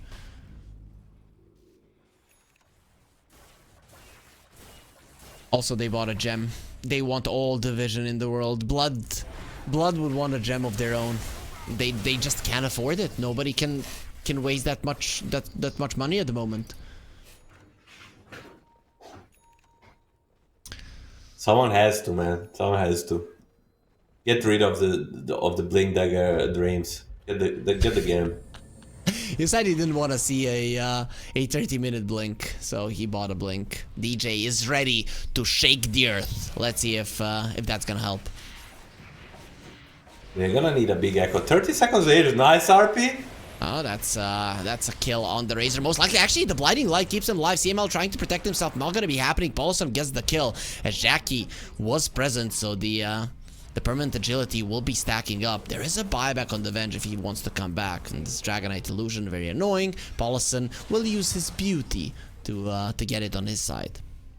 You just no need to stick around for the Execrator side. No bench, no RP, DK ulti on the cooldown, closing on at level 80, maybe already has it.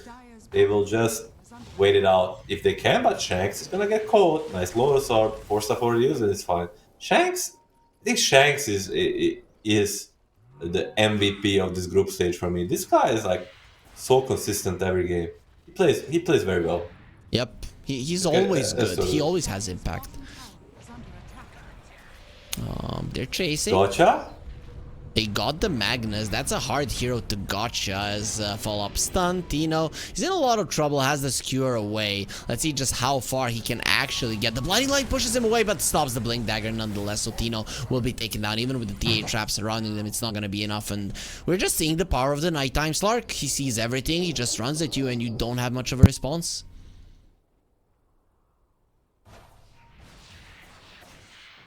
Nullifier Bob. So he's gonna be nullifying that Ghost Scepter on the Keeper of Light, that 4-staff as well, as Mikoto is going towards the Aghanim Scepter, so the Ignis Fautus will be available fairly soon. Yeah, I mean, this Slark Aghanim is a nice power spike, but it still feels like Execration is getting caught by one. And still, Magnus dead. They're gonna try to make another engagement, keeping the Bob in. Bye-bye, Paulson. They do get the tower down. Jackie, though, got silenced up. He needs to jump to the side. TP. Is it at the ready? Jackie, you need to be careful. A big black dragon is coming to eat you, and you're just a little fish boy. He'll be fine. Just a little fish boy. Do you remember that it was a kids show? Shark Boy and Lava Girl? I know I really didn't like it, but reminds you of Slark. I don't know what you're talking about, but oh my god, man! Did you have a childhood? What the hell happened? Like, didn't you watch the dumb shows? Those were fun when we were kids. You watched Cartoon Network, right? No, I did not have that. I watched some shows. Like, I cannot remember the names in English actually. But I even watched. Oh.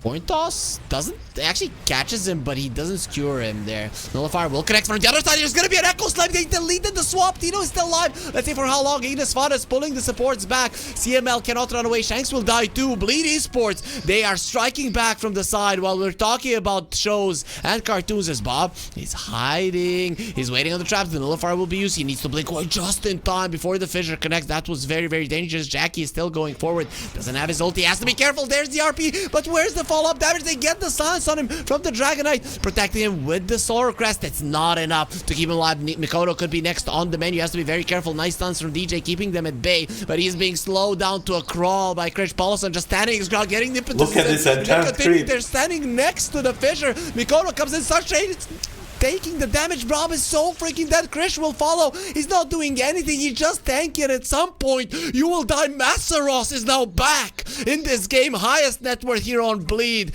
Bleed Esports striking back hard. This is what we talked about during the draft. This AliExpress Shadow Demon showing up, taking over the Manta Illusion from the DK, and it was we're probably gonna see in the replay. It just kept slowing everybody.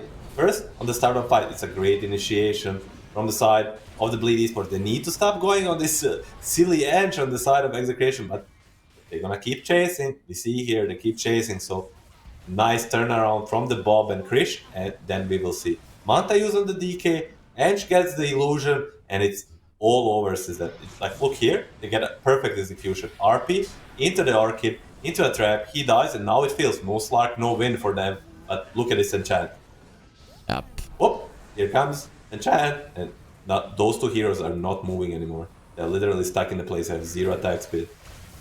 Insane. And that Fissure just standing, lingering. They were right next to DJ, jumps in. He got silenced there at the end, actually. Didn't catch that in the fight. Wasn't really all that important. Bleed Esports, they seem to be back. 5k gold lead. Doesn't seem like much at this moment. Smoke from Execration going towards the bottom side of the map. Roshan 20. This is a big fight. RP gonna be up in 3 seconds. Bleed Esports hiding in the trees. You always have to be careful. No good vision at the moment from either of the teams. Let's see who finds out that Roche is alive first. It should be Bob on his TA, but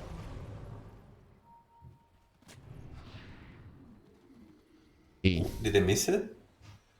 Bob is gonna trap it now, and they're gonna see it's up. Do they wanna take a fight first, or just go straight to Roche?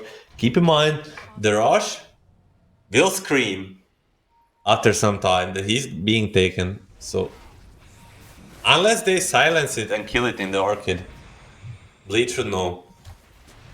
Let's see. Thing on Roche. Bob hiding in the shadows. Let's see. He's waiting if somebody jumps in. It's only a 4k gold lead, but it's still daytime. Esports trying to get themselves in a good position. Fissure onto the TA. There's the stolen illusion. Being annoying. You need to kill it. Bob is not moving. He needs to wait that one to pass. Jackie just poking a bit. Are they gonna start the Roche now?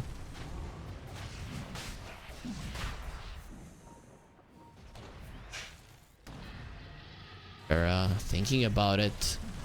He's gonna scream. It's gonna make Roar. Bleed think about it.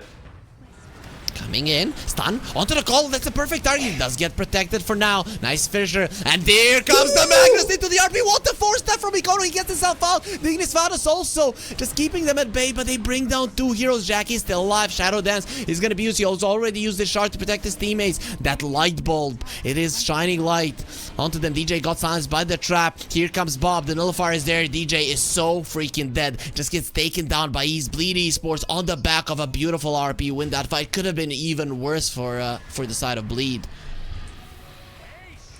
I mean, yes, you force out with the call, but that was nonetheless almost perfectly executed by Tino, and it will lead to a... Let's watch it again. Let's watch it again. Just keep an eye on Tino on the side. Blink in. Actually, not even blink in. Just queue around 4 people. Bottle blinks out, but it's still more than enough. Beautifully done. Insane, insane. I mean, the second that you start the fight on a Coddle, it's not looking good for Bleed. DJ, I like his positioning, staying alive for a very, very long time in these fights. Yeah, I mean, Mikado needs to definitely be more careful, but it will be Aegis plus banner nonetheless. Double wisdom, if I'm not mistaken, too, into the tier 2 tower. So they're back into the driving seat. It was like 15-16k lead for the side of Execration, then down to 5 now again. Going to 12-13k after this tower Tormentor sequence.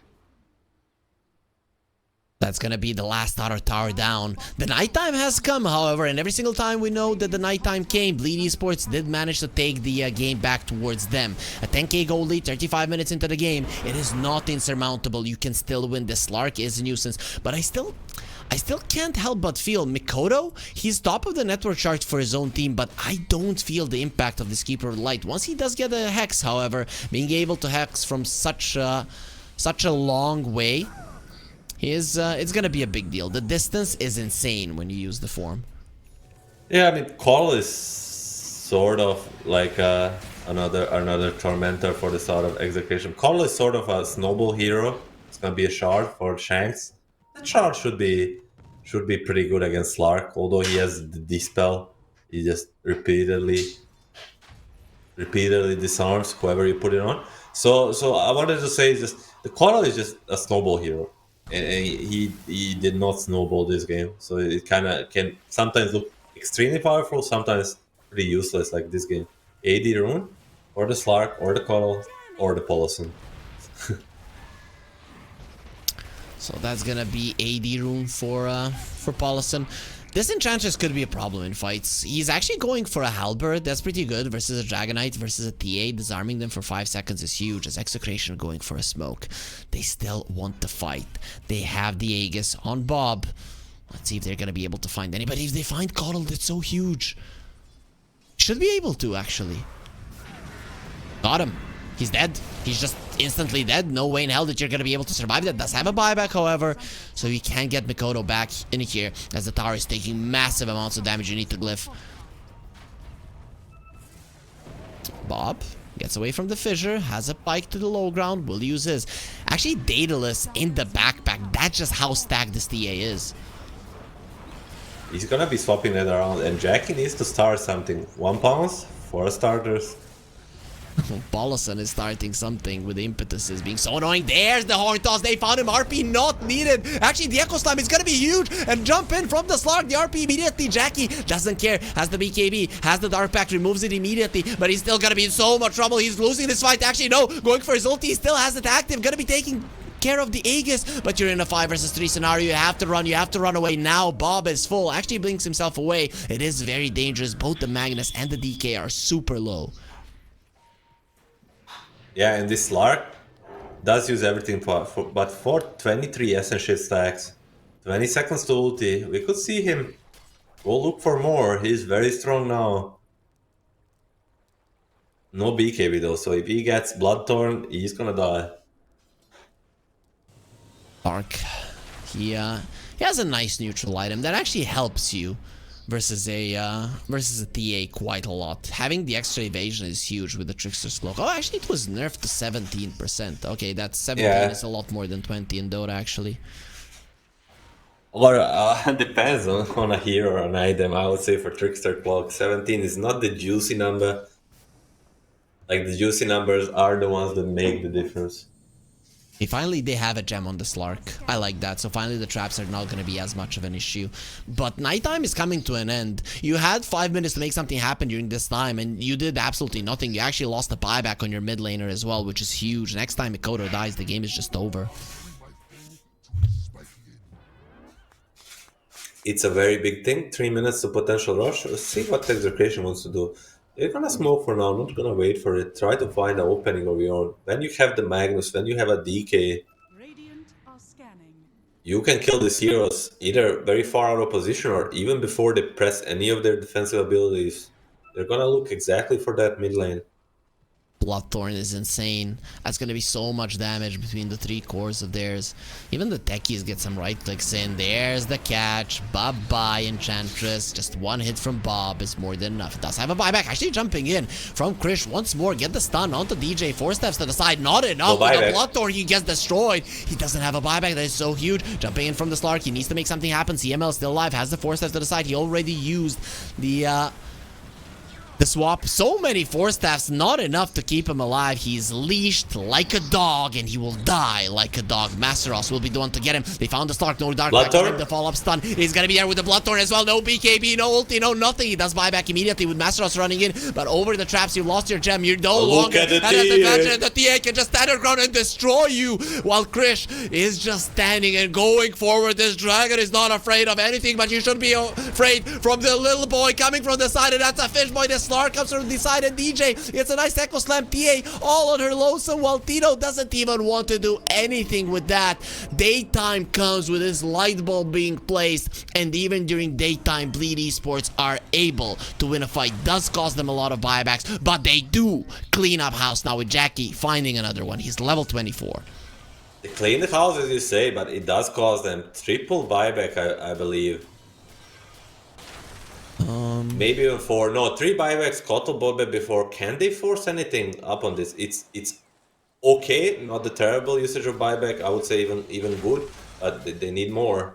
They need more bench up in 6 seconds. The sad news is their tower pushing ability is very, very bad.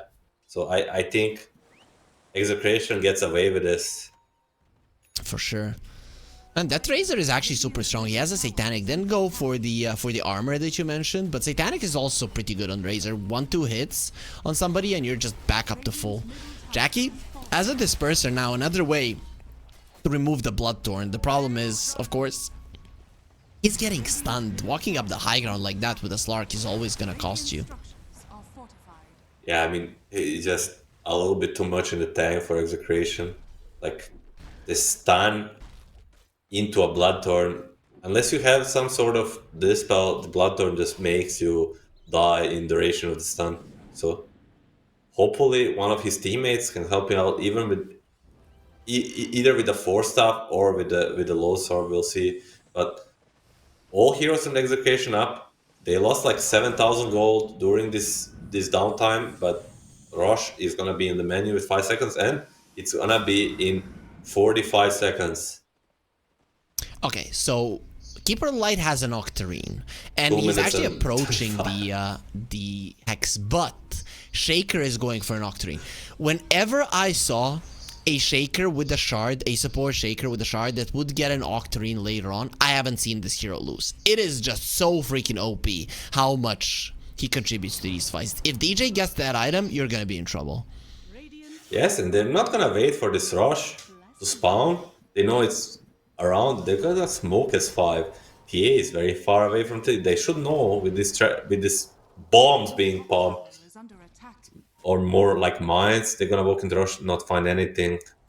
Unfortunately, we might even see a dire Roche, right? Because he might travel as Slark. It's level 24, almost 25. TA does have a level 25, and Krish is approaching his as well. Those are some big timings that you're looking out for. As Bob, his smoke will break up on the high ground, puts down a trap. Jack immediately deals with it, jumps down. Very scary stuff. Ration going forward. The Fissure will connect onto the TA. They start draining the damage. He needs to get up onto the high ground. Will be able to do so. You cannot break all of the refractions. They find poor Paulison. He actually does enchant him and stops the skewer. Will be protected by the Depth Shroud as Bob gets stunned up once again. This Fissure with the extra range from the level 15 talents, it's so annoying. Razor getting himself to the low ground will be fine for now. That Nullifier, that's a thing that you have to be afraid of. They deal with the Will-O-Wisp, but he's gonna be coming back fairly soon. In just 10 seconds, it's back. a little bit of a stalemate there. Should definitely favor the side of the Execration, and most importantly, Depth Shroud expanded and mid lane pushing for the side of Bleed. CML is gonna ping it out and say they need to react to their base. Kotal will do exactly so. Can we trail them a bit? BJ is in a good position. Or staff, Paulson still alive, but the Dragonite is not giving up. Paulson still gonna get purged there by the Disperser. So much movement speed, doesn't care about the slows of the Dragonite, just runs himself away as Ogre still totem forward for Tino, just into the hands of the Slark. He gets the RP off. Nice ulti just in time from the Slark, but that means that you don't have your Shadow Dance. Still coming forward. The next shot will be there in 10 seconds. CML dropping low, has the Force F. No, actually, that's Shanks right next to the Will-O-Wisp. CML TPing out, trying to get himself away. Aviana's Feather gets him into the air, but that just means that he's gonna be hitting the ground even harder. Only buyback on the Vengeful Spirit. This Roche, it's most likely gone. I don't think they have the damage to kill it in 20 seconds at the bottom, so it'll be interesting enough if they try to contest the top. They're gonna go for it. No, they're gonna give up already. Just prepare for the top, and this is Aghanim's Blessing Rush. This Rush gets taken by the Bleed Esports, give the sacks to Razor. This game is fully changed around. For sure, even the net worth will probably go their way once he gets that. Jackie, TP's base. Oh, he has to deal with the Dragonite, but they caught him. They caught him. He doesn't have a BKB. Krish is just dead. He's trying to fly away, but he's a shining light like a fly. Looking at it, he doesn't stop TP actually, but they have the leash. Pounce from the Slark. Ready at that point. Can the TA kill this Roche fast enough? We saw Bleed Esports try to go for it in the previous game. Try to rush it. He's gonna roar. They're gonna hear it. DJ is in position at least to delay it. Can he do it in time? Slark is coming. This could be a total disaster for the execution. Pause. Puppy pause. Puppy pause. Jackie is googling right now. What's the HP that Roche roars at? And so, Milan, tell us, which is it? I don't know, like 75%, I would say.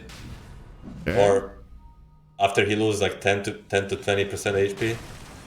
Anyhow, Jackie will say thank you for making it low, but will they stick around? TA is still around, Magnus is still around, everybody's around. Magnus is not allowed around for long as he will die. That's Magnus, and that's Arosh as well. With an Aghanim Scepter, as you mentioned, it's gonna be completely turning around this game. These night times with the Slark. Man, I've seen so many Slark games turn around just because every single night time you start winning fights even though you are severely behind. That's gonna be Aghanim's rush or the side. They're gonna try to do something on the other side. Shield rune. Merging the shield rune. It's gonna be has the BKB. BKB. Aviana's Feather. He's out. Easy. Just walks. It's not Bambi anymore. It turned into a reindeer. Now he can fly. And there's the Gnesfadas trying to TP out. CML will be successful. Shanks will attempt it as well, and he will be successful too. Both of the supports barely. They're chasing more. Themselves out. Silence on the Slark. Jackie purchases it off. Going forward. He wants Bob. Pike is at the ready, but the blink is there as well. He'll be fine. So close. If it doesn't blink out there, gets stunned once, gets stunned twice, but the DJ maybe gets another leash without the Hurricane Pike of cooldown. He might have been dead, but nonetheless, look at his goal lead. He used to be 20k for the side of execution. It's no more. I feel like first time in this game, Bleed Esports. Oh, swap win. Jackie. He's alive, he got the ulti off, he'll be fine. The Ignis Vatas will be coming out. Jackie's actually standing his ground. He has the Aegis, doesn't care. There is a cheese on the Razor that could be given to him. CML very deep. Force tapped forward and will be going down. The tower will go down. There it is. The Aghanim Scepter on Mastros. Actually, one is alive. There's the glyph. And RP. Now they don't stop the skewer. It's just impossible with Krish knowing that this guy is dead. It's just gonna be going forward. See if they're gonna be finding anybody else. BKB TP's out. Nullifier doesn't stop the TP as they do get out with only losing Masteros. That's a dieback, but he has a buyback back. He's still gonna be dead for a very long period of time. Multiple disconnects, but there we see some targets are still very easy to kill on the side of Bleed. So just execration. They do buy back the Venge, so they're gonna commit a little bit here. They still have what it takes to kill some of the heroes on the side of Bleed. So they just need to like improve on the target choosing. Like this Call, this Earthshaker, even the Razor can die. Just don't go for the Eng. Don't go for the Slark if it's not clean. Jackie runs himself out. CML dies. The pause is still there, so we can enjoy this replay to its to the fullest. How are level 25s looking? So the Slark got his. The Coddle has his Chakra Magic Strong Dispels. What the hell? That's insane. Yeah, that's very insane. That's a 6.8 second cooldown. Level 25 color for you. Okay, that's just not fair.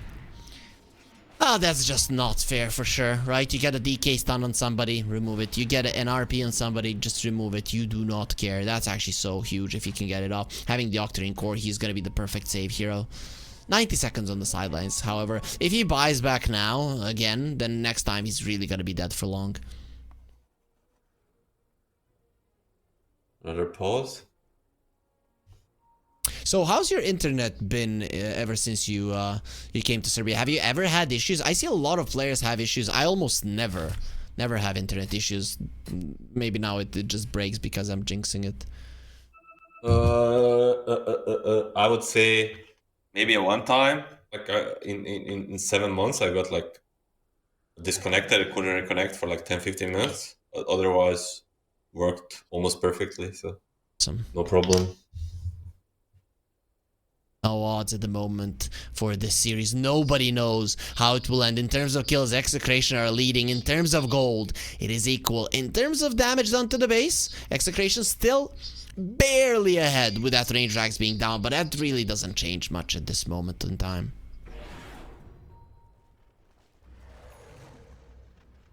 There's the Octarine on Shaker. GG. You lost. You cannot win versus this. It's too strong. The Octarine on Shaker, the Octarine on the Keeper of Light is just dumb, right? I still can see Execration winning if Bleed Esports position themselves incorrectly in a fight, but that's just not that easy to happen. Yep. I mean, now the tides have turned. We said it before. Slarky is the strongest hero in the late game. Shaker is one of them too, especially with the build you mentioned. Link Dagger, Force Staff, Octarine can spam his spells to oblivion. I mean, Octarine with the Ninja Gear works very nice. Kind of makes it the old Ninja Gear, where you're smoked almost without downtime.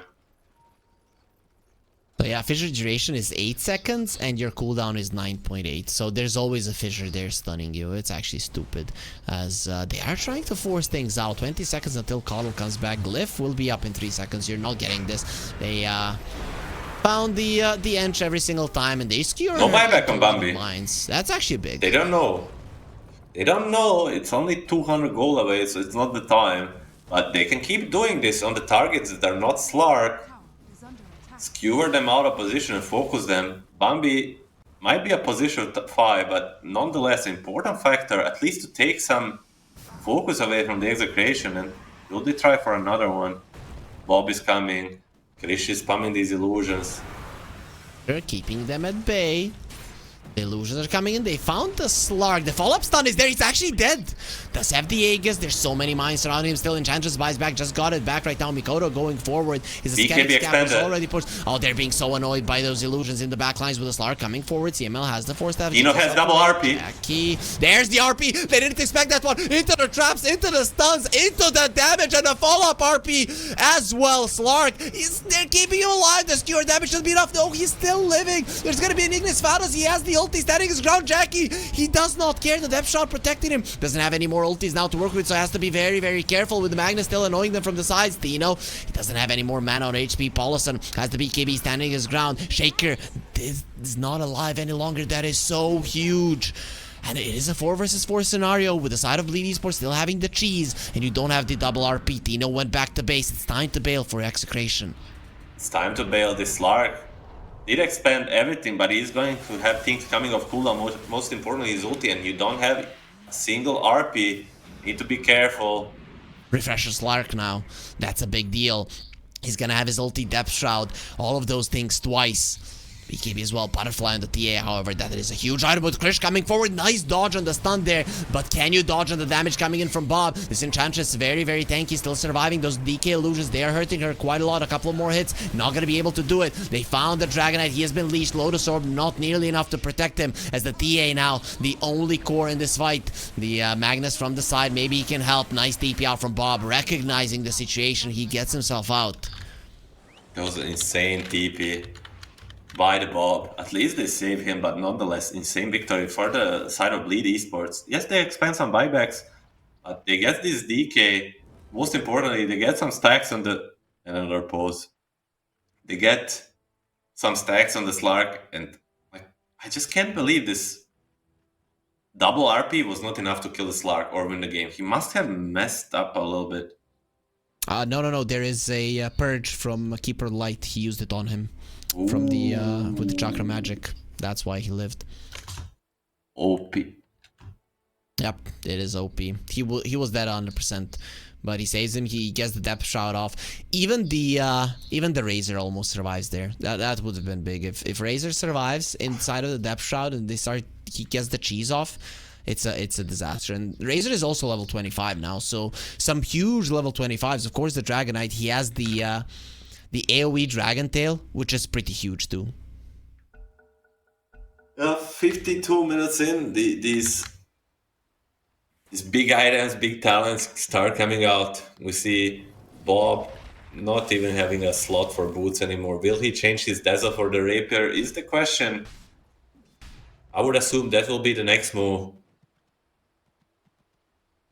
For now, he doesn't know what to do. He can go for an Aghanim Scepter, actually. I would like that. Being able to shove in the waves is actually a really good way for them, because you have these DK illusions that are going to be very annoying, and you have a Magnus to hunt. So I actually would like the Psionic Projection to be used. Bob has been caught on the other side of the map. His damage and his attack speed, everything is being taken away. His life will follow suit as well. Now you're in a 5 versus 3 scenario. Bleed Esports, nothing to be afraid of. They only see red in front of their eyes as the blood of their enemies is the only thing they want.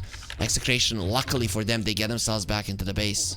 Still, funny thing to say, this might be an opening for the Execration. If Bleed tries to push the high ground, it's Magnus is the best defender, and you will gladly expand your buyback on the TA to kill some of the scores. But for now, Bleed, wanna chill out? Oh, I'm can't wait. The Techie's getting the Aghanim Scepter. He gets the minefield sign down and skewers somebody through it. They're just gonna get demolished. It's just stupid. And the Slark likes moving around the fights quite a lot as well. So that minefield is gonna be huge. Yeah, actually the BKB might not even save you from it. It's just way too much damage. Sometimes it's just stupid how much that does. Let's see though, the 5k goal lead for Execration is 54 minutes into the game means absolutely nothing. It all comes down to execution at this point. But who's going to be executing better in a minute and a half? There's going to be nighttime. That is the part of the game that Bleed Esports are gunning for, and it will be a dire side roche. So I'd say Bleed at this moment, they have the advantage despite their buybacks being on cooldown, at least some of them. They have the most important buybacks, I would say. Shaker, Slark, Coddle. Yeah, Reza and the Ench are not that useless, but Slark and Shaker is what's gonna win these fights. Smoke up from the Execration.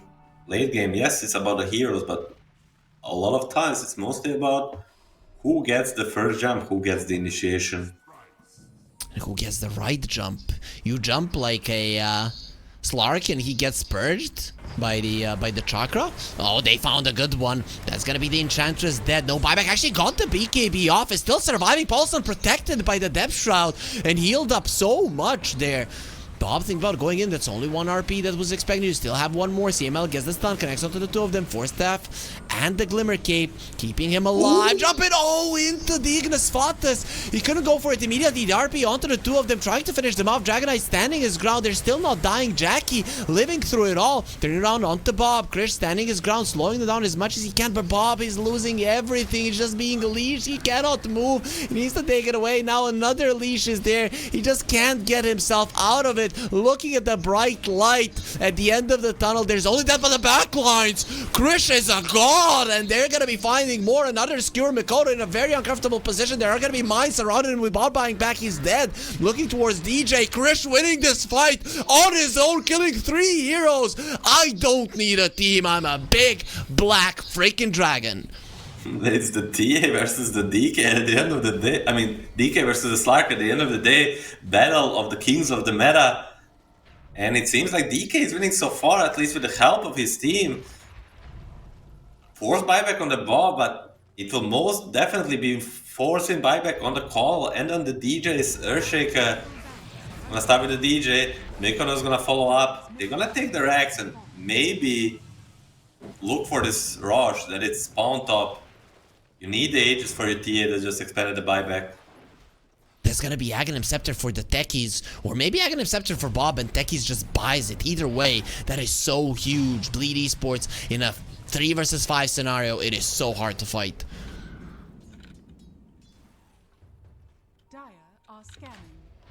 See if they're gonna be getting themselves out of the base. Doesn't seem so.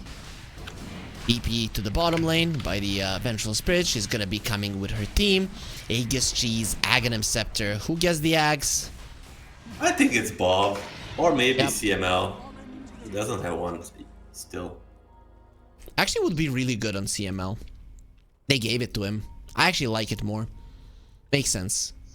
I know. Last 2 times I played competitive Venge, my team gave me the Aghanims on the Venge, and I ruined the game completely. So maybe I should have been better on the ball, but this CML guy seems a little bit better than me.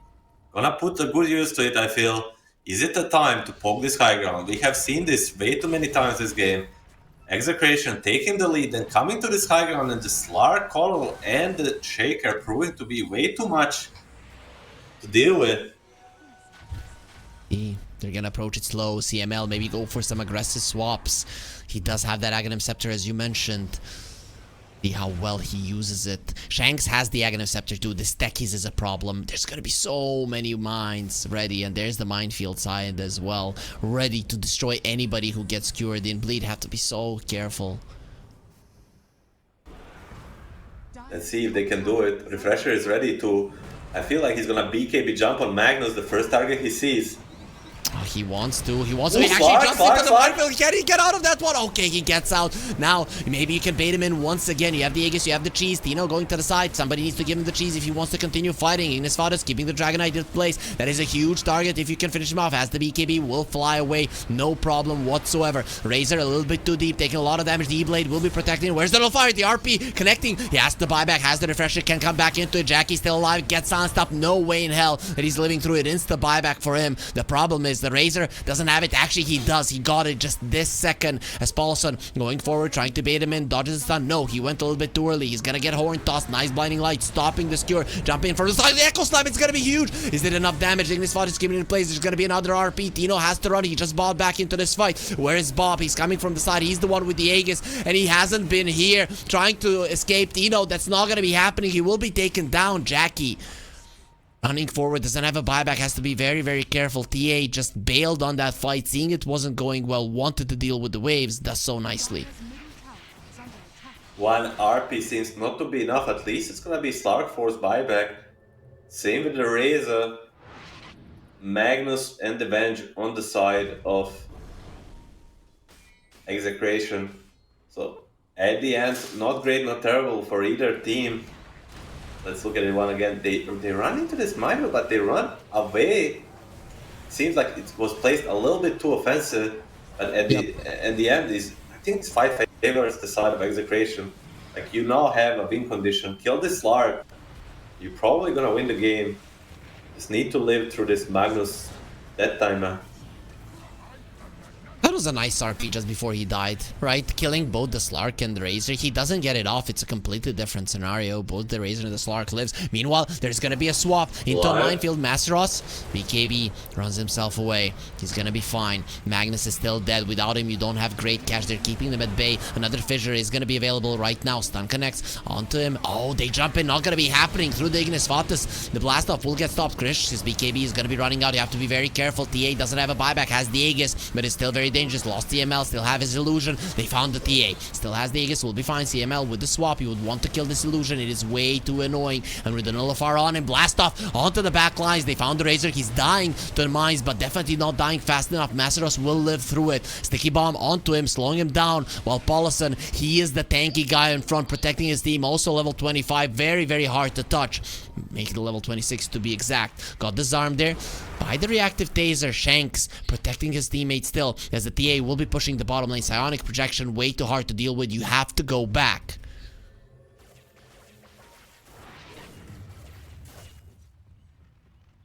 Magnus up, so they lived through it, only costing them the Venge life.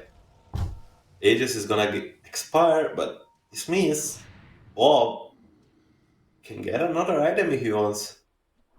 Pirate Hat TA. That's gonna be so much attack speed. He already has so much damage here, Milan. And also, there's gonna be a giant string on the Razor. That is a big ass Razor. Yeah. Exciting 60-minute items coming out. Razor, 1v1ing the Tormentor. Can you do it? These Tormentors get insanely strong with the Slark easy. Okay, we are gonna, you know, it was a big black dragon, now it's a huge black dragon, right? Gets the giant string. If you're beneath this Dragonite, he's just gonna crush you. 220 strength. That damage is not to be underestimated. Yeah, can we see all the tier 5 items? These Not all have been picked up though. Only 1 on Bleed and 2 on... There's the Seer Stone now. Or CML. That's a really good item for the hero like the Venge. It's gonna be even a bigger range on swapping. The active is not to be underestimated. Look at the range. It's the full screen range. He also got level 25, so it's only 12 seconds cooldown on the swap now for the Venge. It's actually unfair. You can just swap in, swap out, swap in, swap out.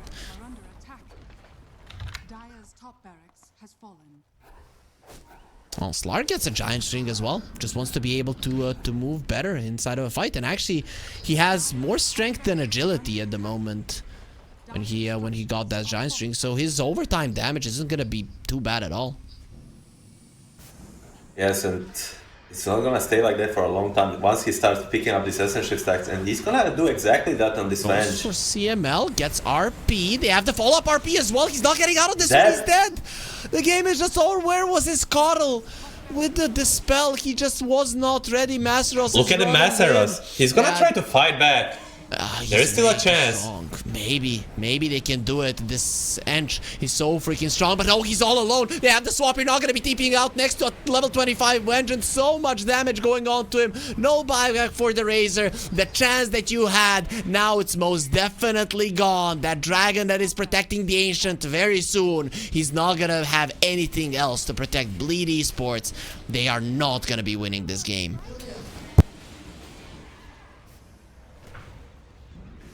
Two deaths on the side of Bleed, no buybacks. They're still gonna try to defend, but without Razor and Slug, there should not be enough damage, not even close to deal with these heroes. They're gonna try fight till the end, spam the fissures.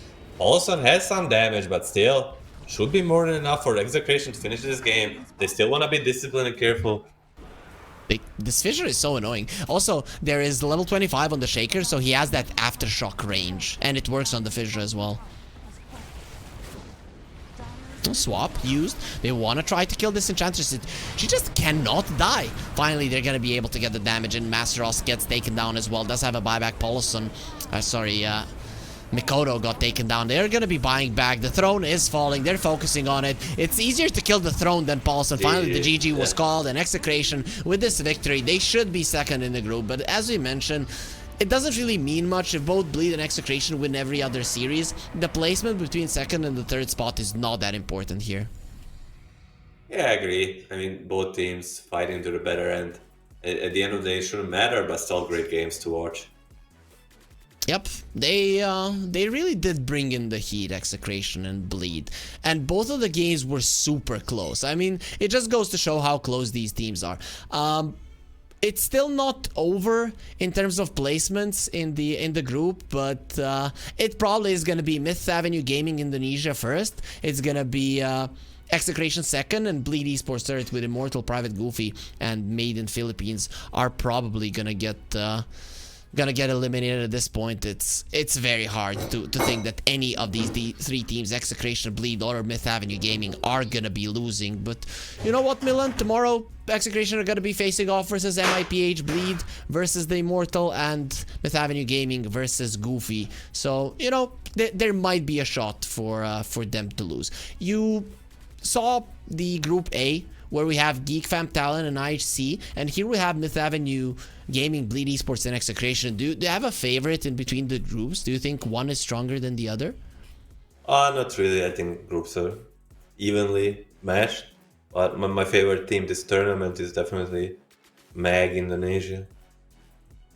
Makes sense. So, guys, tomorrow is going to be the last day of the group stage. We're going to have a tiebreaker versus Geek Fam and Talent. That's going to be on the 17th, so a little bit later in the day. Tomorrow, as I mentioned, Myth Avenue, MIPH versus Execration, Bleed versus the Immortal, and Myth Avenue Gaming ID versus Private Goofy. That's going to be it for today. Tomorrow, we're going to be back here, same time, same place, with more Dota, so be sure to be here.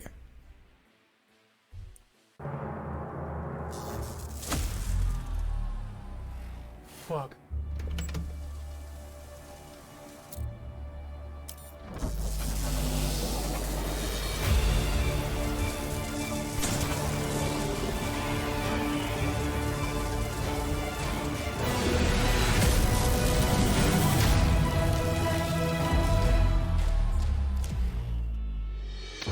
skills into gaming. 1xBet.